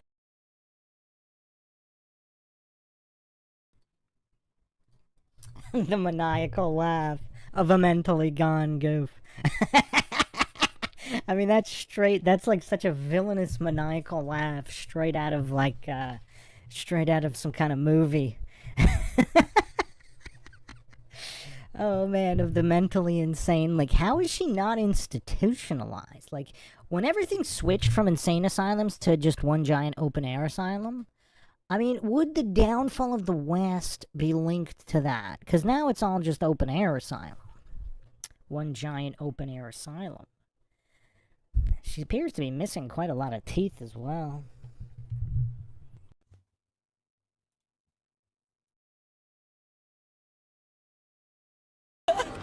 Of course there is. Okay. Elon's in Wisconsin right now trying to buy votes. They're trying to make illegal his lottery to give two people $1 million so if they come and register to vote against the democracy and against the candidate for the Supreme Court in Wisconsin. Did you see any evidence of the fraud that Trump claims happened in the 2020 election? Yeah, thank you. I grew up in New Jersey. The man's a con. He's always been a con. He's for no one but him. He's a liar and a cheat. Absolutely. And a fascist and a racist That's and a it. misogynist and an That's it. adulterer and a liar. Rapist. Don't forget And a rapist. He's adjudicated guilty of sexual assault. The judge said that was tantamount to the criminal charge of rape. He is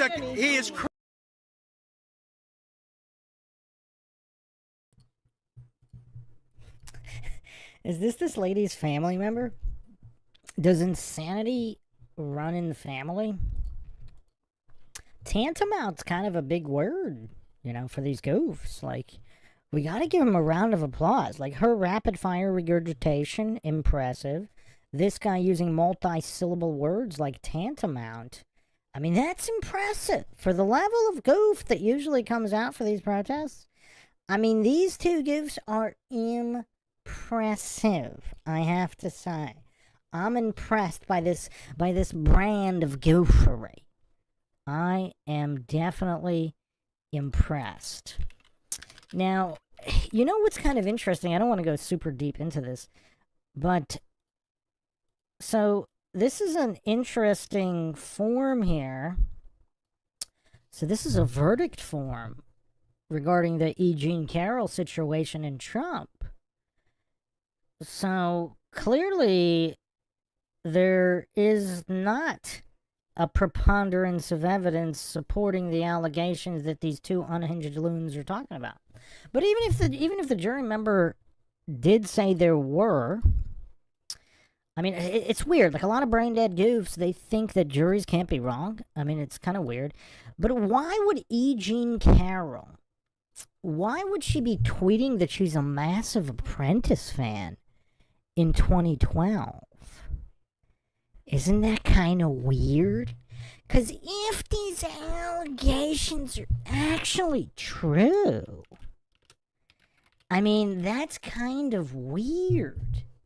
Does anybody think that's kind of weird?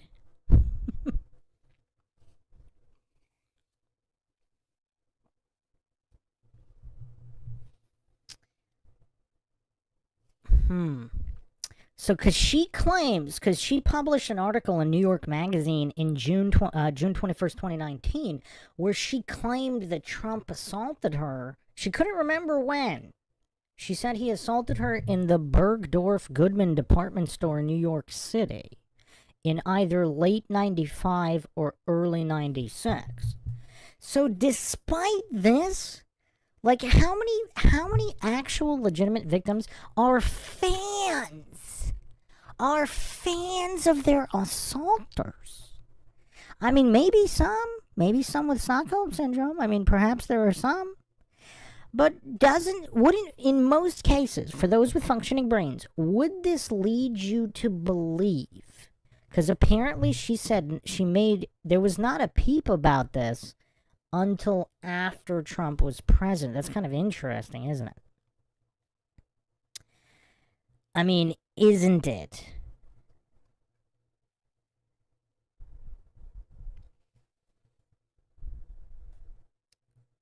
So, like, why would she not make... Because Trump is this huge... And why would she not make this public during the Apprentice days? You know, because you could say, okay, maybe she didn't want to make a big deal out of it, whatever, at the time, but then he just kept getting more and more high profile, and, you know, she couldn't stay silent any longer, whatever. But instead of going public with this, during the Apprentice era, when Trump is back on TV, whatever, because, I mean, even though he was kind of high profile, I mean, he wasn't always on TV. I mean, clearly The Apprentice was one of his most public outings in the mainstream media for a sustained period of time. So The Apprentice ran from 2004 to 2015. So Trump hosted 2004 to 2015 in various roles. So theoretically, if she kind of didn't want to think about Trump, and then, okay, Apprentice comes out 2004, now she could theoretically come out with these statements. Although other people would say, well, why didn't she come out at the time? Whatever. I mean, yeah, sure. But what's curious, not only does she not come out in 2004, but she's actively tweeting about how much of a fan she is of this show hosted by a guy that allegedly assaulted her. That's a curiosity all of these unhinged loons don't seem to find curious. I mean, how much of a coincidence theorist must one be to think E. Jean Carroll is this massive Apprentice fan? Like, would someone be a massive fan of someone hosting the show if the host had assaulted them? I mean, I don't know. Does anybody have any answers here? I do not. Not to mention all these brain dead goofs who can't fathom that there are always these types of allegations against billionaires and rich and famous people. Now, that doesn't mean they're untrue, of course, but to hallucinate that they're automatically true is obviously quite goofy. Let's get back to these goofs.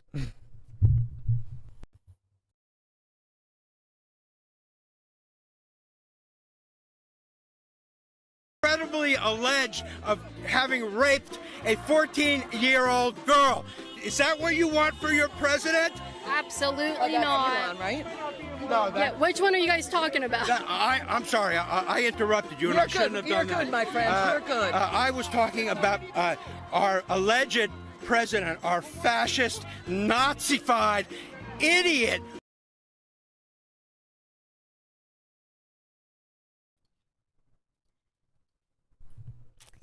I mean, isn't this enough here for some kind of intervention? I mean, where are the police officers? Where are the police officers?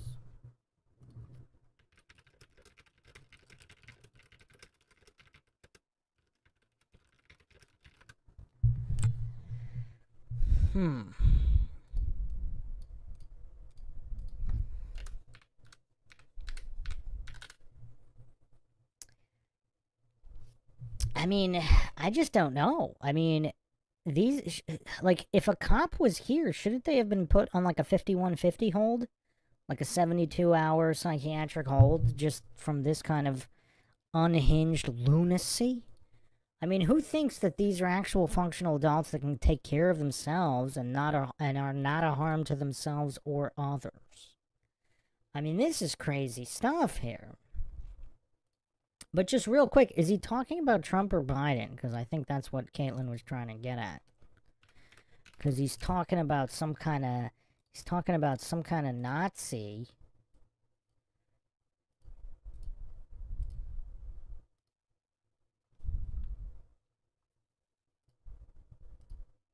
Abusing children.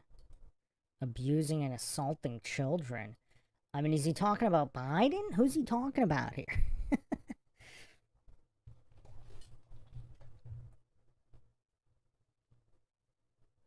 I don't know. I don't know.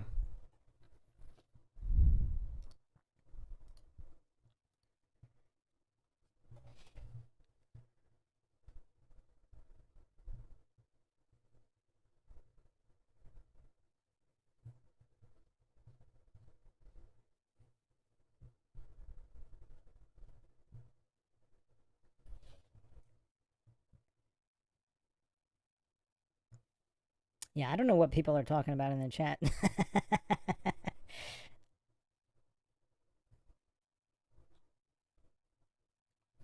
Well, Trump was also on WWF programming. Wait, who was in the chat? Lord Zed, were you the one who said that you stopped watching pro wrestling when Trump came in and started dominating, but then he stopped and he never was on again, and then you stopped? You stopped watching because just pro wrestling is just not worth it without the Donald?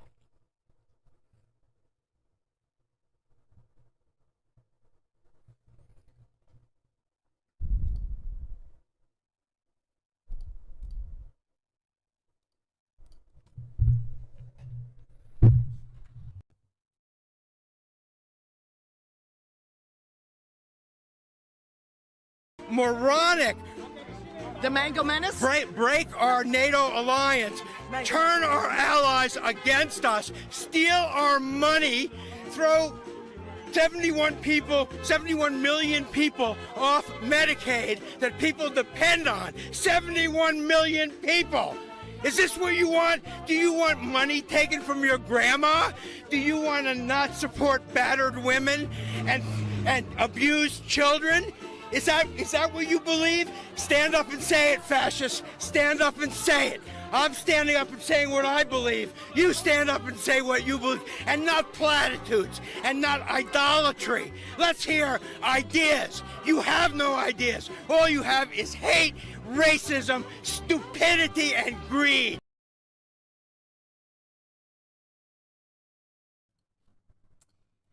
Man, such accurate psychological projection. I mean, because what steals more than income tax and inflation?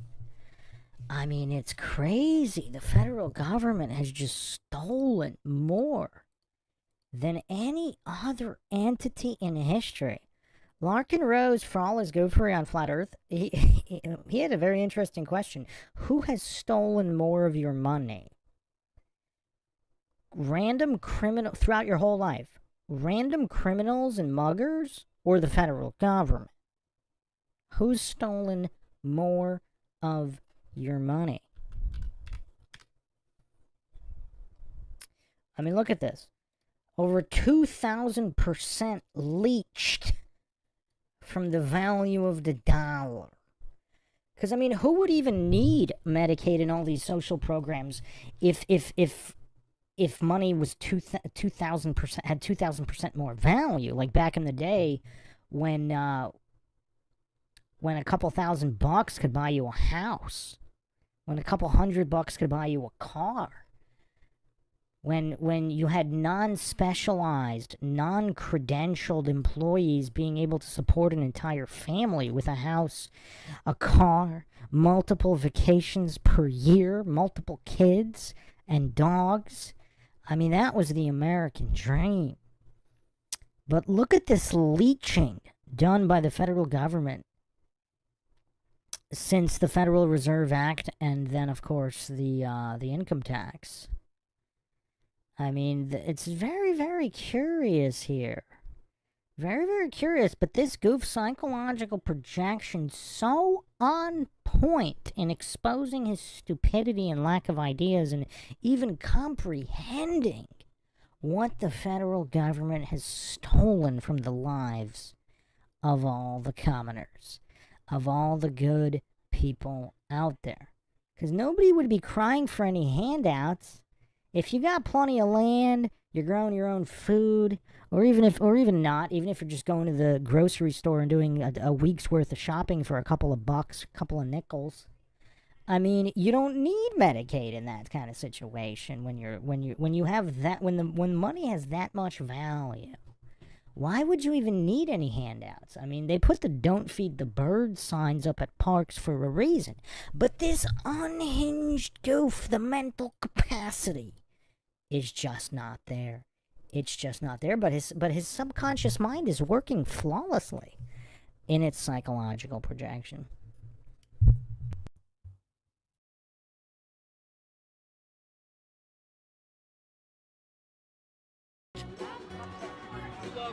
A round of applause for that right there. He has been waiting a while for that. Yeah, that was great. What do you think about the vandalism that's going on at Tesla dealerships around the country? And we're not the TV, so you can say whatever you want. You know, I still for no violence unless we're pushed. I mean, they want us to do violence so they can declare martial law. So that's why I'm against the violence. They are police officers? Okay. Do you want my name?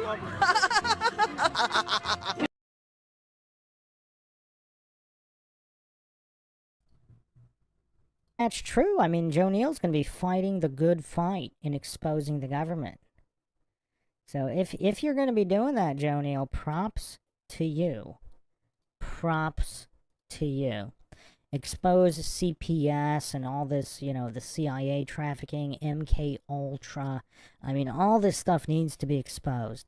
If Joe Neal's going to be a soldier for truth and justice, all we can do is applaud this man. All we can do is applaud this man. The fight against statism is probably the most important fight. Here's an interesting meme here. Statism, the brilliant idea that we give a small group of people the right to kidnap, steal from, and kill us so that we can be protected from people who kidnap, steal from, and kill us.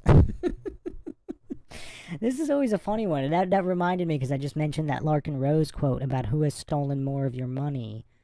Just muggers and private sector thieves and gangs, or the federal government, or state government in general. I think it's time for another quote, too.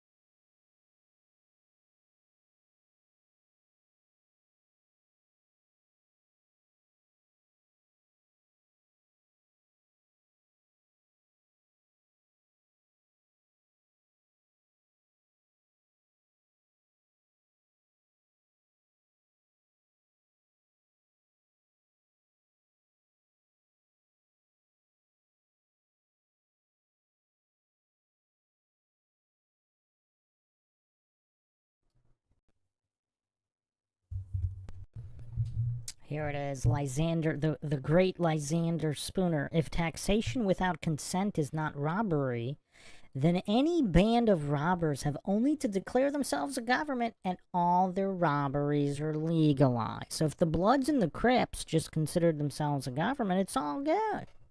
It's all good. Why is everybody arguing with Joe Neal? Joe Neal says he plans to work with victims of childhood abuse. So he plans to expose the government, the number one exploiter of children. And I don't know how anybody could be against that. Joe Neal says, Bruce, I don't know all that. I'm more of a fan of benevolent statism. That's like, what? That's like saying benevolent evil or benevolent slavery. I mean, how can that exist? That's weird. Statism is the deadliest religious cult in history. I mean, how can killing hundreds of millions be benevolent?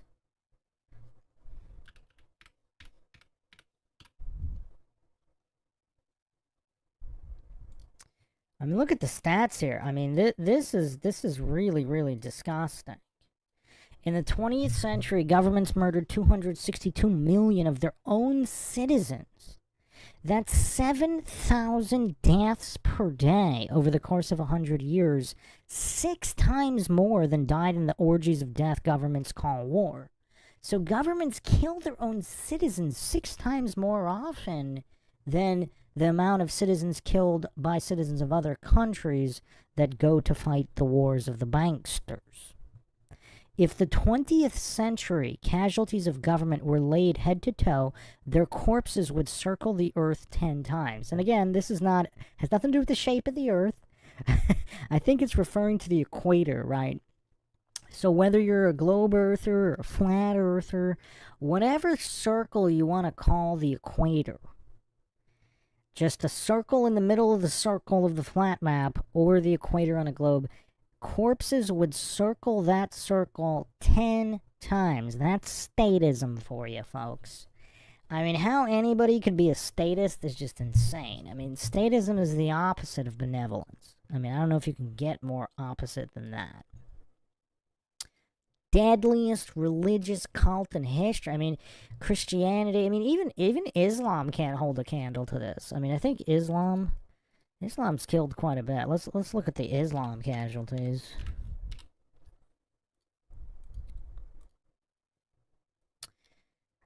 Okay, so Islam massacred 669 million non-Muslims since 622 AD.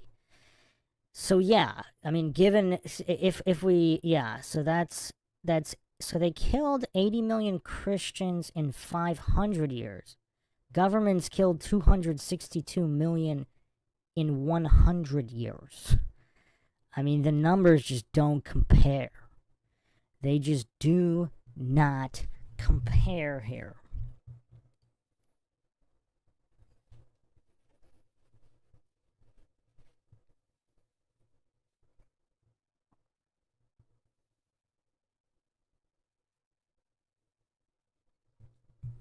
Yeah, I don't know why everybody's jumping on Joe Neal here. It's kind of weird. I mean, is there a more noble cause than helping children, especially children that have been abused? I mean, that's quite a noble cause. Especially if you're delivering justice as a result of that and exposing the perpetrators. Justin Johnson's, you have to read all the context. He's an arse. Yeah, I mean, I didn't read every single comment from everybody, but... Okay, let's continue here.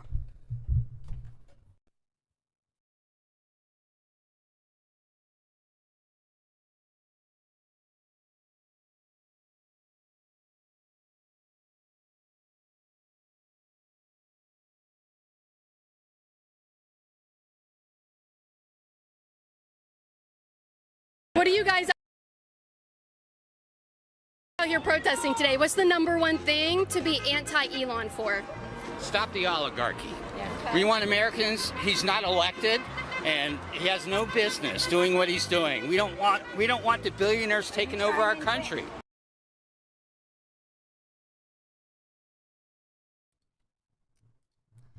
Did these goofs protest this hard against, like, Zuckerberg, for example, when Zuckerberg was censoring everything on Facebook, or Google censoring and manipulating elections through their censoring? Did these goofs protest this hard, or at all? I mean, just look at their faces here. I mean, these are complete unhinged loons.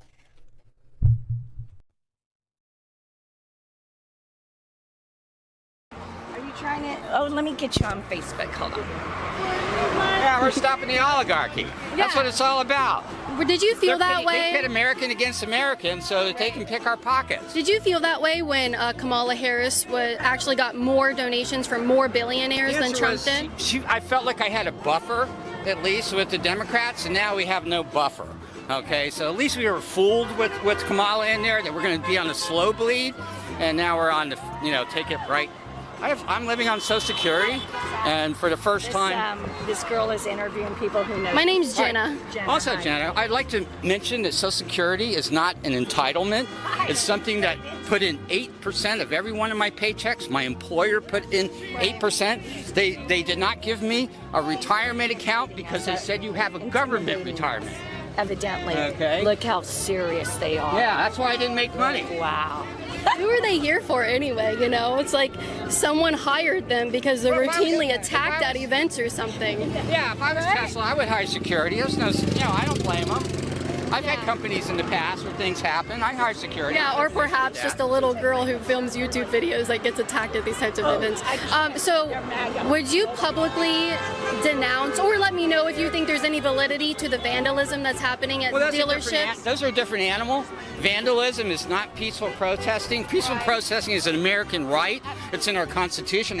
You're talking animals, versus apples versus oranges. Yeah. Would you be willing to tell, the people who are doing that to the camera, if they're watching, stop vandalizing Teslas? No, because there's no reason for it. Do you see any vandalism? No, not here. But it's been happening across the country, and people are having their Teslas keyed. Would you be willing to look at the... very angry. I wouldn't doubt if it's a red flag situation going on with the Tesla dealers. It's very, very good. Maybe it's an inside job. Yes, Yeah. Would you be able just to say, hey, other people who might agree with me, please don't vandalize any Teslas? Hi, this is what... Please don't take over. More important. But would you say, please stop vandalizing the Tesla cars? Please stop vandalizing our government. Please stop buying them. Also, please stop buying them. Stop buying the Tesla cars. Yeah, just like we, people don't buy Bud Light. Also, people should not buy Tesla cars. Should people be selling their Teslas? That's up to the individual. A lot of people bought them before they knew what kind of fascist Elon was, before he took over our government. So people that bought Teslas in the past, I feel sorry for them. They've lost all that value. What's the car? Do the Sig Heil! Do the Roman salute! What were you saying to him? Do the Roman salute. Yeah. They won't do it. Well, probably because they're not Nazis, right? That's all I'm going to say right there. What do you think about the people who work for Tesla? Do you think There's other EV companies. There's a lot of different EVs. That's why people are turning in their Teslas. They don't want to be associated with fascism. Absolutely. So if Tesla were to go under because you don't want to fund fascists, are you concerned for the 120,000?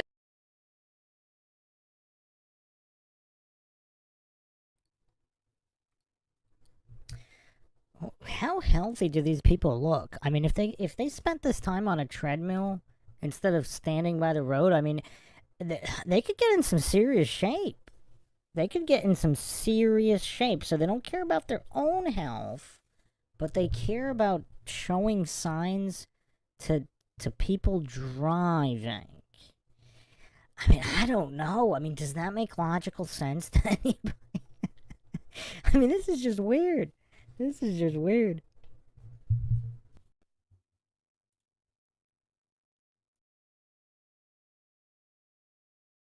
Employees that Tesla... That's probably less than the government workers that were fired.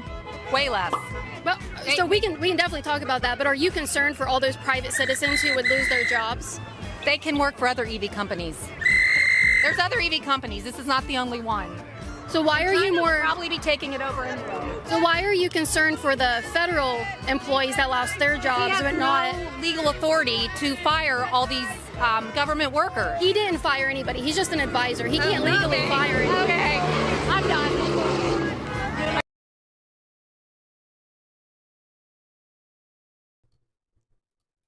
As soon as facts enter the equation, she's done. Oh man, Fire Pixie says it was trending on Facebook. What were they supposed to do? Oh man. They could at least get one of those, like, what is it called? Those aerobic steps so they can step on and off while holding the sign. That way, you know, they could at least get into shape while they're protesting.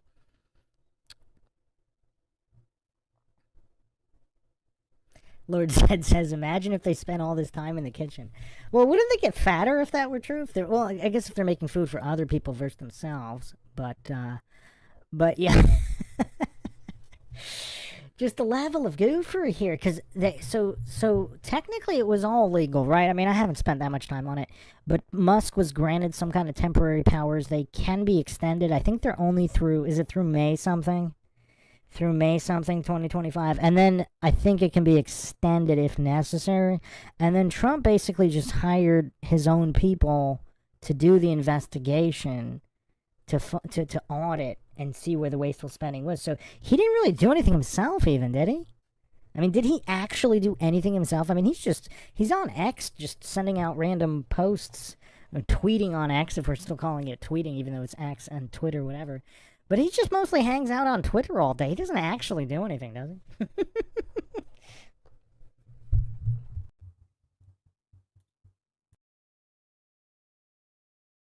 Are you working for Fox News? Oh, maybe one day. I don't know. Hey, Fox News, if you want to. Fox News, right here. Well, I'm just wondering, if you're against federal workers losing their jobs, why are you okay with private citizens losing their jobs? It has to do with.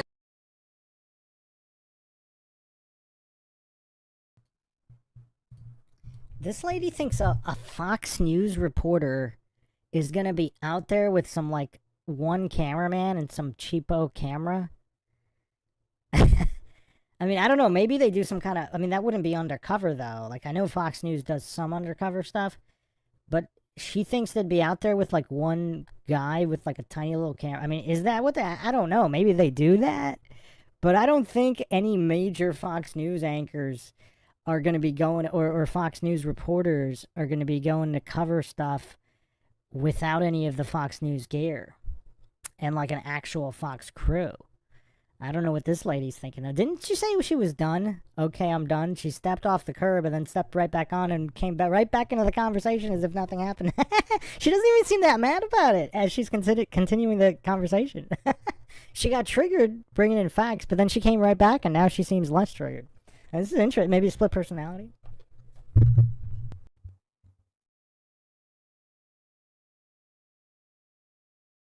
Tesla. I know, but I'm talking There's about other the EV employees. companies. That's okay. People have a right to protest companies they don't like they did Target, like they did Walmart, like they did Amazon. How is this different? Oh, I think it's different because you don't want this company to... You're saying these employees... Other companies have been protested against too. What You're about those actively companies? saying You're talking out of both that you sides. are against federal employees from being fired, but you're okay with these guys losing their jobs. Well, if do you think the doesn't job like market... your product, they have a right not to buy it, right? People love their product. Well, apparently their stock is tanked, and Elon is running scared and crying on TV. Yeah, it's doing great. Or Fox News, I'm sure, says it's doing great. When they're trying to hawk the...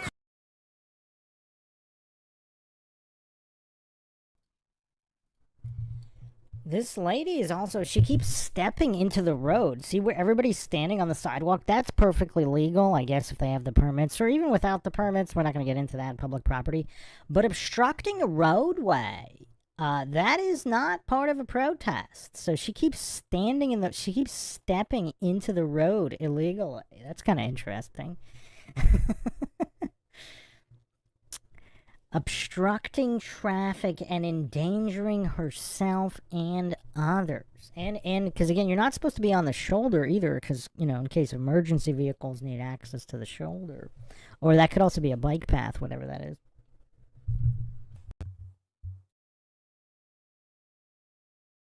Cars on the front lawn. Yeah, that's very presidential. Okay, so your sign says, have you no empathy? What has he done that would point to and be like, really, dude, be more empathetic? He just cuts numbers, and he prides himself on that. He prides himself on the money bottom line, and he doesn't realize the lives that he's affecting, both in the people that are working and the programs that he's cutting. Right. He just doesn't get it. The only thing that matters to him is money.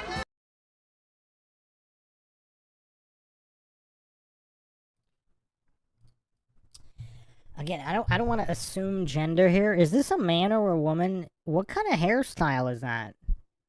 I mean, just like bald on the front half of the head, and then long hair in the back with the ponytail.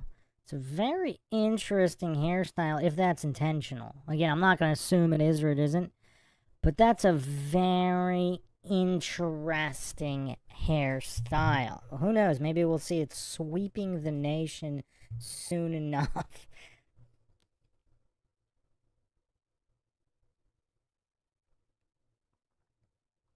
Joe Neal says, in countries where central government is very weak, you see groups like the Taliban seize entire countries. Well, here's another question for you, Joe Neal.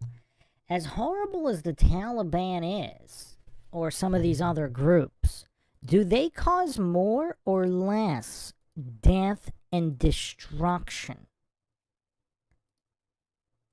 than these strong governments, even strong democratic governments? Like, is there more or less death and destruction by groups like the Taliban in their local areas than when strong governments get involved and take over? See the image on the screen for reference. A small band of any kind of small criminal group is never going to be able to do as much damage as a so-called strong government.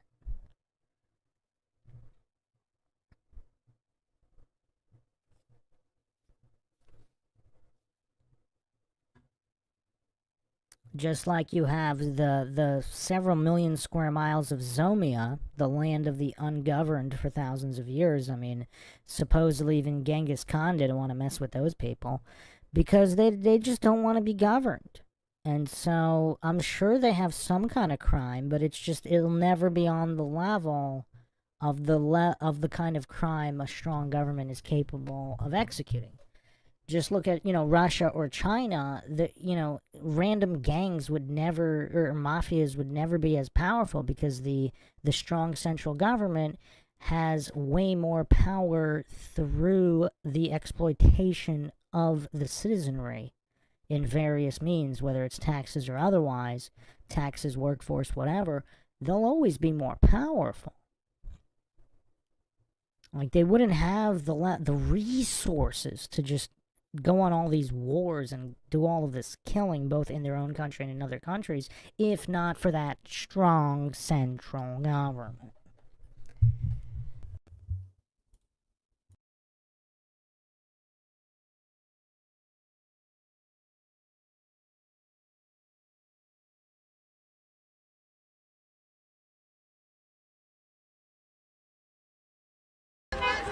That's what this is all about. Okay, all right.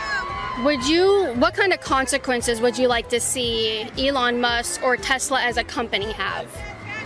I would like them to have rock bottom profits. Okay. So that he has to consider, do we keep it? Because he's got charging stations everywhere. He is quietly taking over the country. With the charging stations? Yes. And I would like to see his business really hurt. I would like him to be as upset as all these people that lost their jobs. Talking about people who lost their jobs, well, I don't know you, so I mean, I would like to be your friend, but I don't know who you are, so we aren't on that level of relationship yet. But maybe we can hang out later and become friends. Are you concerned about the employees? That he has about 120,000 employees worldwide. Would you be worried about them losing their job? She won't admit who she Man, is. please don't mansplain.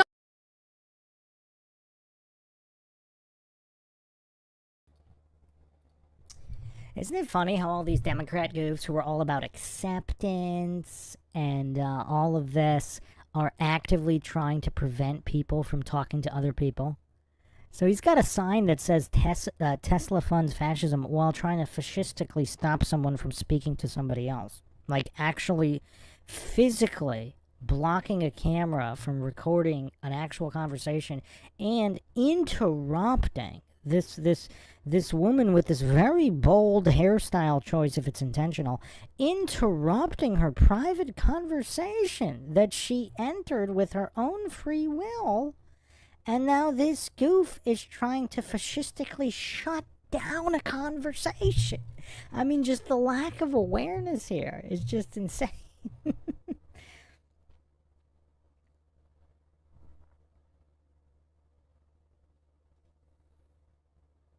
Joe Neal says, all that on the screen is the birth pains of the movement away from colonialism. What are you talking about colonialism?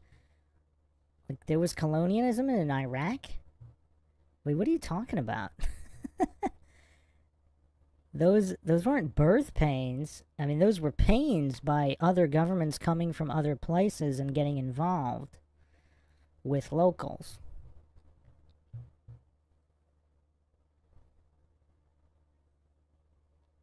Joe said, I'm not in favor of heavy-handed government. Is there any other kind? Power corrupts. I mean, that's just basic psychology.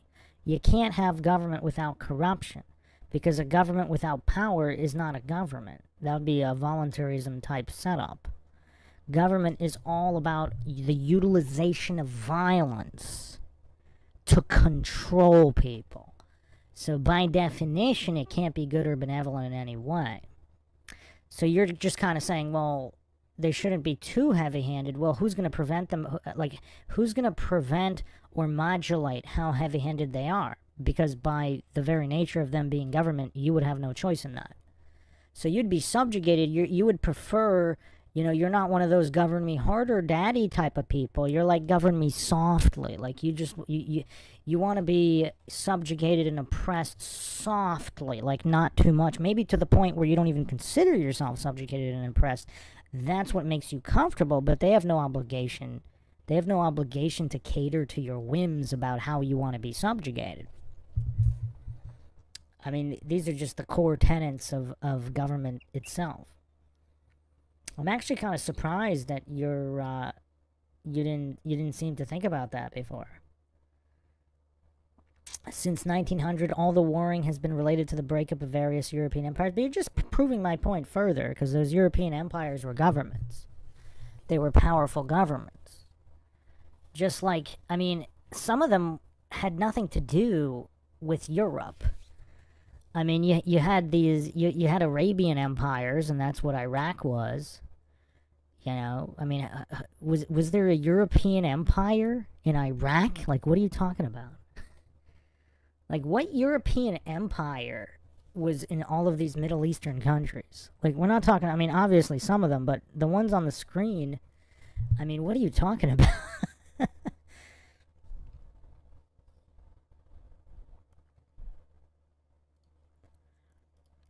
But even if there were, that only proves the point about how power corrupts. So whether it doesn't really matter whether the governments were homegrown or European. There would be no European colonialism without government. So you're just proving my point further, or the point against statism.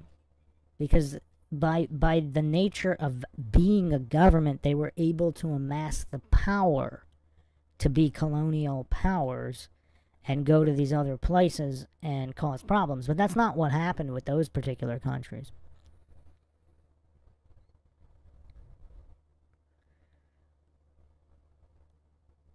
Just like in certain African countries where there was no colonialism, I mean, Africa's pretty big. Obviously, there was colonialism in certain places in Africa, but in other places there weren't. It was pretty wild, and they had their own local governments, corrupt or otherwise, and they had a lot of problems with war, etc. And then, you know, when America or NATO gets involved, it's just that much more people are getting killed, and there's that much more corruption. So not that it was good before, but it's just the more government always makes everything worse. As you can see from, you know, Afghanistan, Iraq, like all these wars. The Vietnam situation, basically just the more government is involved, the more everything gets worse. War situation, non-war situation.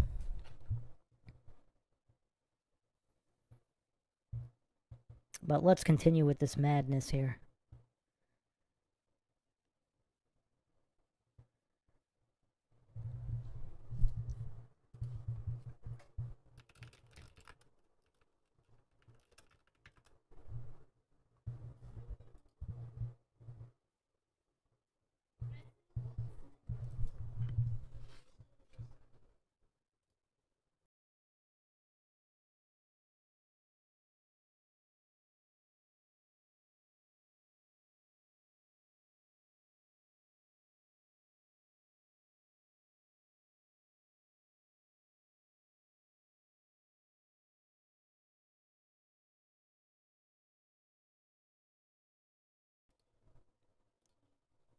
Oh, I just saw your comment there, by Joe Neal. The Brits controlled Iraq. Well, you're missing the Ottoman Empire. The Ottoman Empire is not a European empire, is it? So the Ottoman Empire entered World War I on the side of Germany, which is why Britain and France... now Britain and France were fighting against the Ottomans. Now, the Ottoman Empire was a result of the Ottoman dynasty for hundreds of years. So this is not a European empire, but it is a government no less. It was actually one of the most powerful states in the world in the 15th and 16th century. It's one of the most powerful governments in all the world. Now, you keep proving my point, how they were only able to get to that level of power by statism, by the subjugation of the people under them and exploitation. Because there wouldn't even be able to be a world war if there weren't governments. So now you just have governments against other governments. So the power of the Ottoman Empire is what caused the British to be involved in Iraq and some of these countries, but they actually didn't have all of Iraq. They had some bases there, and they were training the Iraqi army. Because Iraq was independent, by 1930 or something? So you're talking about just a couple of years. You're talking about a number of years, and the British were only... I mean, Iraq's kind of big. They were only in a couple of certain areas. Now, obviously, they had ongoing wars after that. Then you have World War II and all of that. But again, none of that would have happened if not for the powerful Ottoman Empire. And just like in all of these other Middle Eastern countries, however bad the local government is, other governments become involved, particularly the West, everything just gets worse.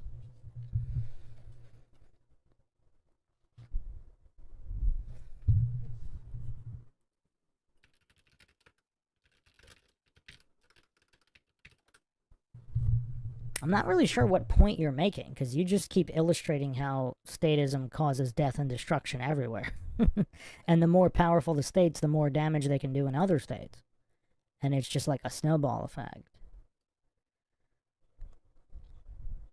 Because a lot of these countries with Arabic or Islamic dynasties, everything always gets worse once the West gets involved.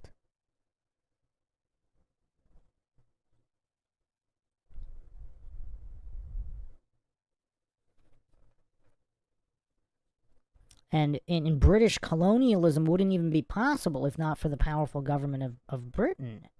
So if the British weren't taxing their citizens and exploiting them, they wouldn't even be able to engage in the colonialism that you're blaming, which is quite fallacious. The Ottomans weren't exclusively Turkish.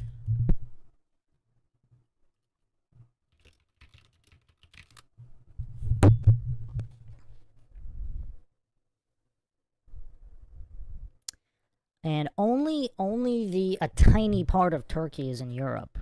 It's considered West Asian. It's considered West Asia. Only a tiny little part of it borders Southeast Europe. So it's predominantly non-European. So that's quite a fallacious way of looking at it. I think it's like something like 98% non-European. It's like 1 or 2 or 3% are in Europe, so practically nothing.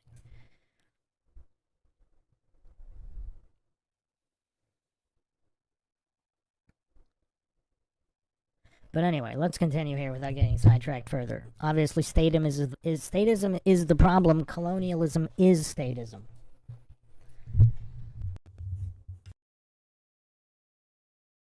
Don't mansplain to her. That is disrespectful to talk to a woman like that and tell her what to do. Do not mansplain another woman. Do not mansplain her. You want to, but I highly advise that you do not speak. She doesn't need your advisory. She's a strong woman. I'm not ashamed of what I say. It's not a matter of what you're saying, it's where it's going to. That's all I gotta say. Who are you working for? My name's Jenna. I work with Feminist Camp. You work with who? Feminist Camp. Yeah. So would you be concerned about the 120,000 employees from losing their jobs if Tesla were to tank? You know what? I don't want them. I don't wish them any ill. But they're not going to be cut off with a bad recommendation. Is it kind of like just collateral that that's kind of what would have to happen? No, it's not. It's when Trump sent out the emails, he also sent out, well, Musk, sent out the letter saying that their work was subpar. And that was a double blow. Okay. Let this be a single blow. Thank you for your time. I appreciate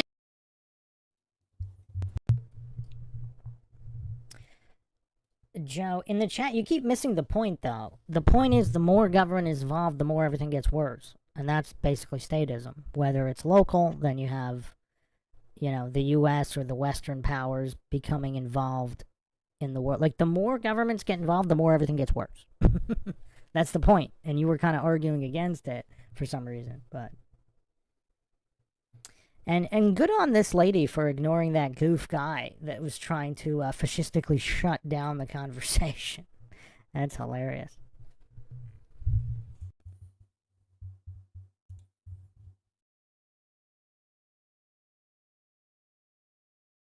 Stay hydrated out here. It's a little warm. Welcome to the protest. Well, what are we fighting for?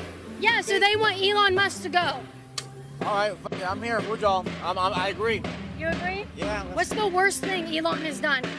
Have 7 different 50 Facebook accounts, trying to be a womanizer with 14 kids, and he's not a good father at all. He sucks as a father. He's never there for his kids. Huh? She's a Oh, scam. are you a scam? Yes, she is. No, I don't know what that means. That seems derogatory. She's fake wearing a shirt. What? There was someone else here filming. I don't know if that's what they mean. It was another woman. She was like, MAGA crazy lady. You know, I don't believe in that crazy stuff. Okay, well. Yeah, so, deport Elon Musk. Where are we sending him to? Well, somewhere else other than here. I mean, I think he's, I'd like to deport him to prison, you know. That would be very nice, you know. What crimes has he committed? Well, I think he has illegally unemployed, if you'd like to use the word, thousands of federal workers. And that's just a start. I think he has illegally seized private information of you and you and you and you and me. And I think that that's illegal. So. How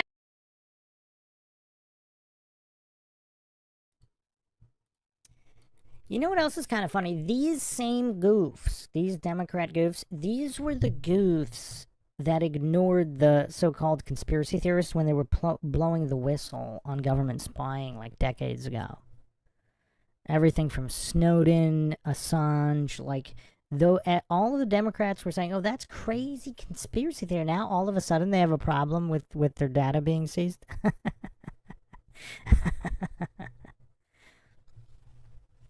Wait, Lord Zed, what are you talking about? Carrot Top is the great stand-up comedian of all time. When did I state that Carrot Top was the greatest? I'm not even sure I gave my opinion. I just think he's crazy. I think he's pretty funny and crazy. Nowhere did I rank him in any way. I just said he seems to have a whole lot of money. And then, was it his father that worked for NASA? I kind of forgot. I have to do a clip from that Q&A. We were talking about Carrot Top.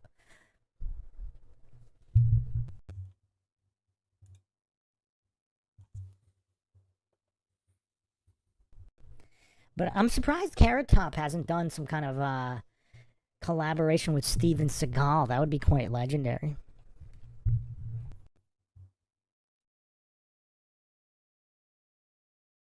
Has he done that? Well, he has accessed that. In fact, he made that a very strong point. That his very young, very inexperienced crews should be given access codes to all people's personal information. That's all I have to say. Thank you.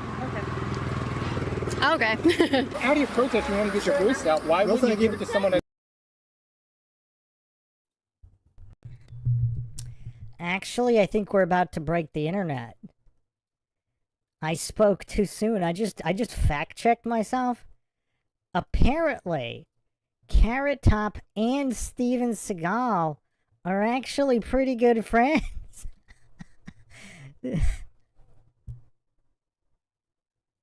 This is incredible. I wonder what the details of this meeting were. So this was February 15th, 2006.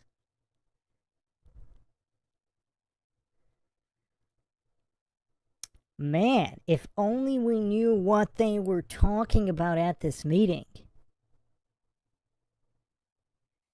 Can anybody identify the person in the mirror? There's this guy in the mirror. I wonder if this is some kind of project meeting for some kind of movie that never happened. Are we about to break the internet here? Who knew that Steven Seagal and Carrot Top were buddy-buddy? Justin Johnson says Illuminati confirmed. Justin also says they look like twins. Lord Zed says MINDSHOCK of the century. Oh, man. Darth Mocker says, Bruce, Carrot Top need to rethink this follow. I never ranked him anywhere. I don't know where Lord Zed is getting this. Like, I'll clip the... all I said about Carrot Top is I think it's very unusual that he has, what, 11-figure net worth? Is he worth more than like $100 million or something? Like, he was making more money than Britney Spears, who's way more popular. And he doesn't even sell records. I mean, Matt, we really have to do an aside here, because now I want to know what these two guys were talking about. Did we miss out on the most legendary movie of all time?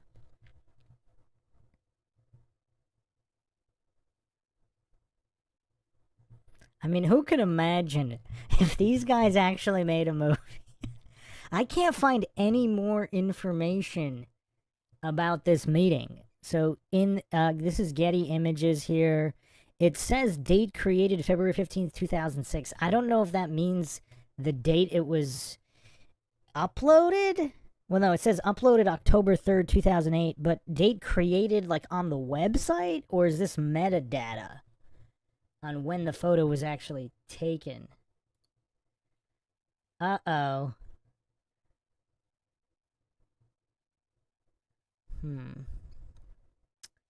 Yeah, it looks like it was around 2006.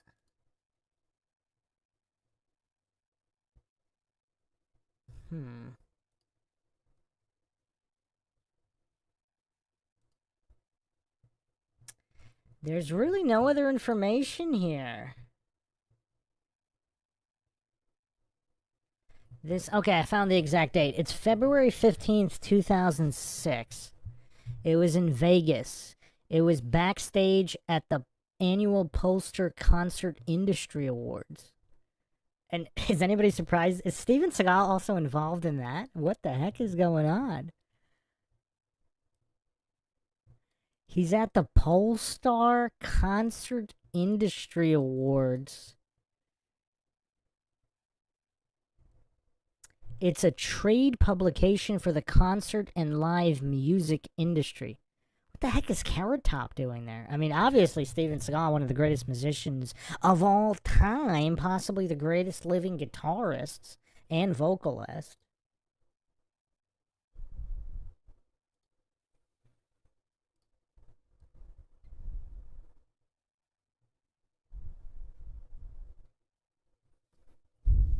Okay, I found a blog here from 2006. Steven Seagal and Carrot Top are friends. Isn't it about time that somebody got Steven Seagal and Carrot Top to make a movie together? It could be a touching story about a boy and his dog and their journey through adolescence. Carrot Top could play the dog who gets killed halfway through the movie by a gang of Colombian drug dealers. This causes Steven Seagal to hunt down the killers, culminating in a spectacle scene in the depths of East New York. Can you spell box office gold? So, I don't know if there's any truth to that, but that would be a heck of a movie. I would watch it, that's for sure. Yeah. I wonder if they've ever commented about each other. But yeah, no, I just did a quick fact check. I was so sure that these two did not know each other. But man, does Steven Seagal know absolutely everybody or what? All right, let's continue here.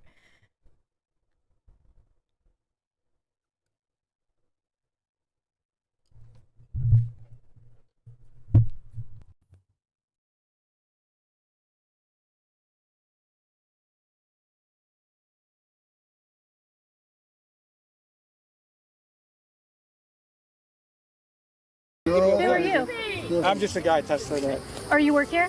No. Oh. I'm my car, dropped my car off, and now I'm Oh, having a yeah. field day. Well, can I ask you for your opinion about this stuff? Okay. All right. Yeah. Come here with me. Is it a recall fix or just a regular fix? No, my tire is out of balance. So you just came to have your car serviced because the tire messed up, and then you see this happening out here. What was your first initial reaction? I was supposed to just drop the car off and go home, and I told my wife, absolutely not. I was born for this. I just love out here antagonizing them, and they're just so... You sound like me. Yeah. It's so great. What was he trying to say to you? Because he refused to talk to me. Yeah, so I'm trying to ask them like specifics, right? Like what I actually want to engage with them, and like I'll talk to them. Someone would just shout at you and won't, no conversation. This guy actually had some, engagement, and I was asking him, okay, specifics. What is it? He's saying they're going to cut his Social Security. I was like, have they cut your Social Security? Because I'll be out here with you. Like, I have family on Social Security. No, they haven't cut my Social Security.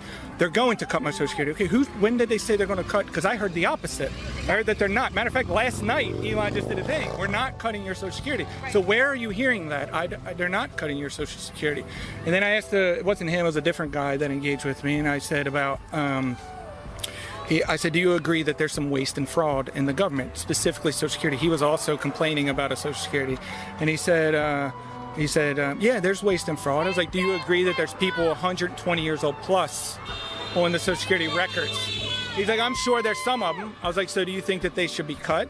Yeah, well, they shouldn't just go with a hammer, and they should, go to Congress. And I'm like, well, if the government, the president is the executive of the United States, he has to make decisions, right? So if the president detects or the executive detects fraud in an organization, whether it's the government or business, how soon should he cut that fraud? Should he let it go on for a day, a month, a week? That's good. How long should that go on? And the guy agrees, like, immediately. I was like, well, that's exactly what they're doing. So we agree. You're out here peddling media talking points instead of actually getting down to what these guys are saying.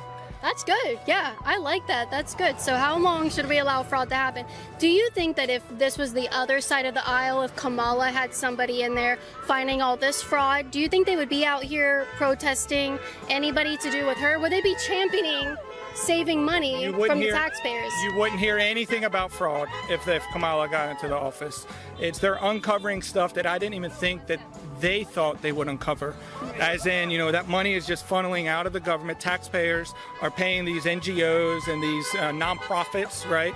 And then the nonprofits are paying their executives these ridiculous salaries, which then fund campaigns, right? And it's basically the taxpayers' dollars, from what it looks like, it's going all the way around to fund these campaigns. And I think it was this guy I was talking with. He said, well, or the lady said it. She said, well, where is all the indictments? Where is all the prosecutions for all this fraud and abuse? And I says, I 100% agree with you. I just had this conversation with my wife and my dad.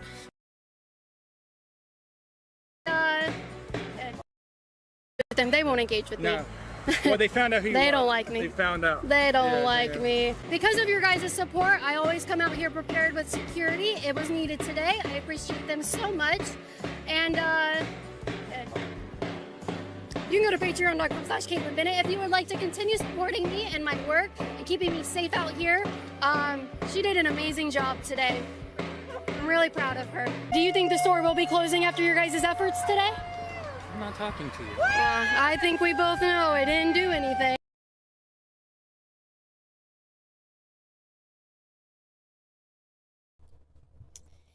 You know what else is kind of weird? I mean, just the lack of cognitive function in saying, I'm not talking to you. I mean, that's talking. Saying words is in a direction of a person is talking. So telling someone you're not talking to them is talking to them. I mean, just the level of gopher here. I mean, wow.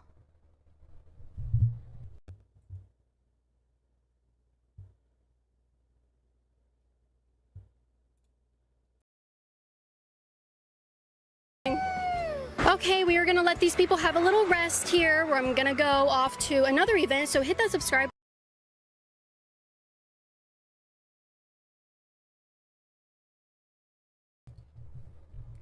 So there you have it. Yet another edition of the Goofatorium series. Plenty more to come. So, okay. Any final thoughts from everybody on this level of goofery here? Supposedly functional adults who don't appear to be cognitively functional. Yeah, Phil, this was live. Did you just get here? You missed everything? Justin says, brainwashed and indoctrination 101.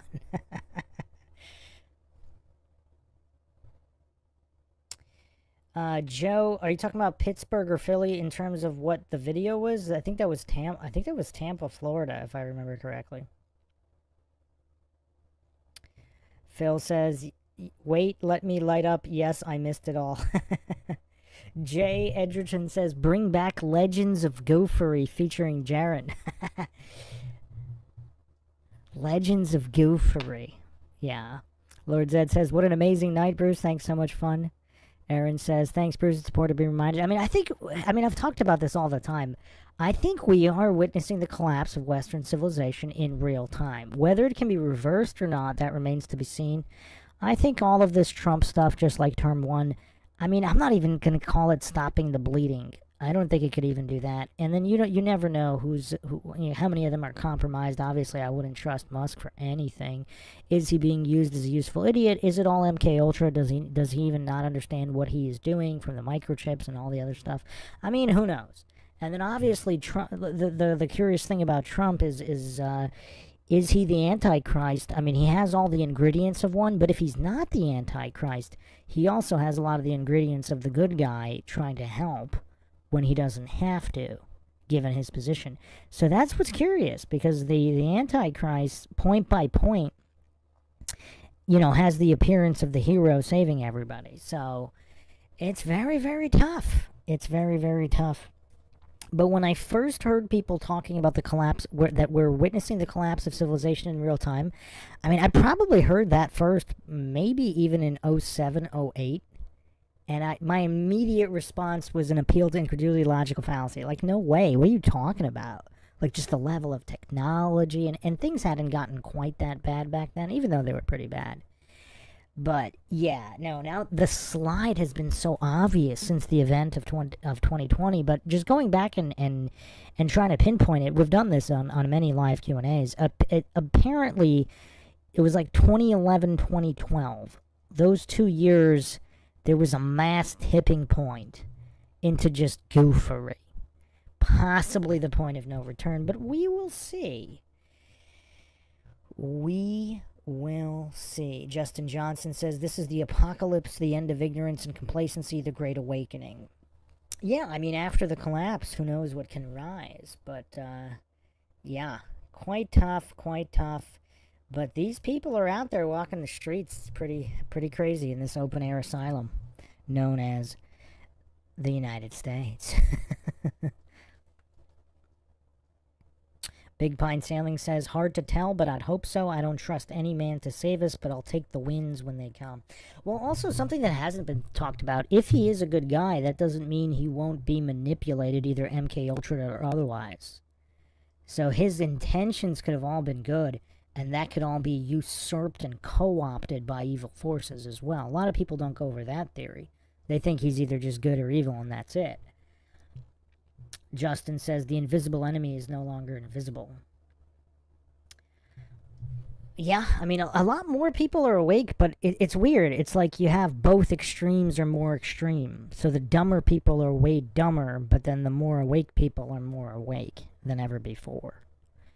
But yeah, it's kind of hard to get an exact bead on the numbers. And then how many NPCs are there? And then, there's a lot of theories with that as well. But I will round this out for now. And MindShock will reconvene for more logical analyses in the days to come. Some big podcasts and analyses coming. Big Pine Sailing says, even the awake are susceptible to manipulation. Absolutely.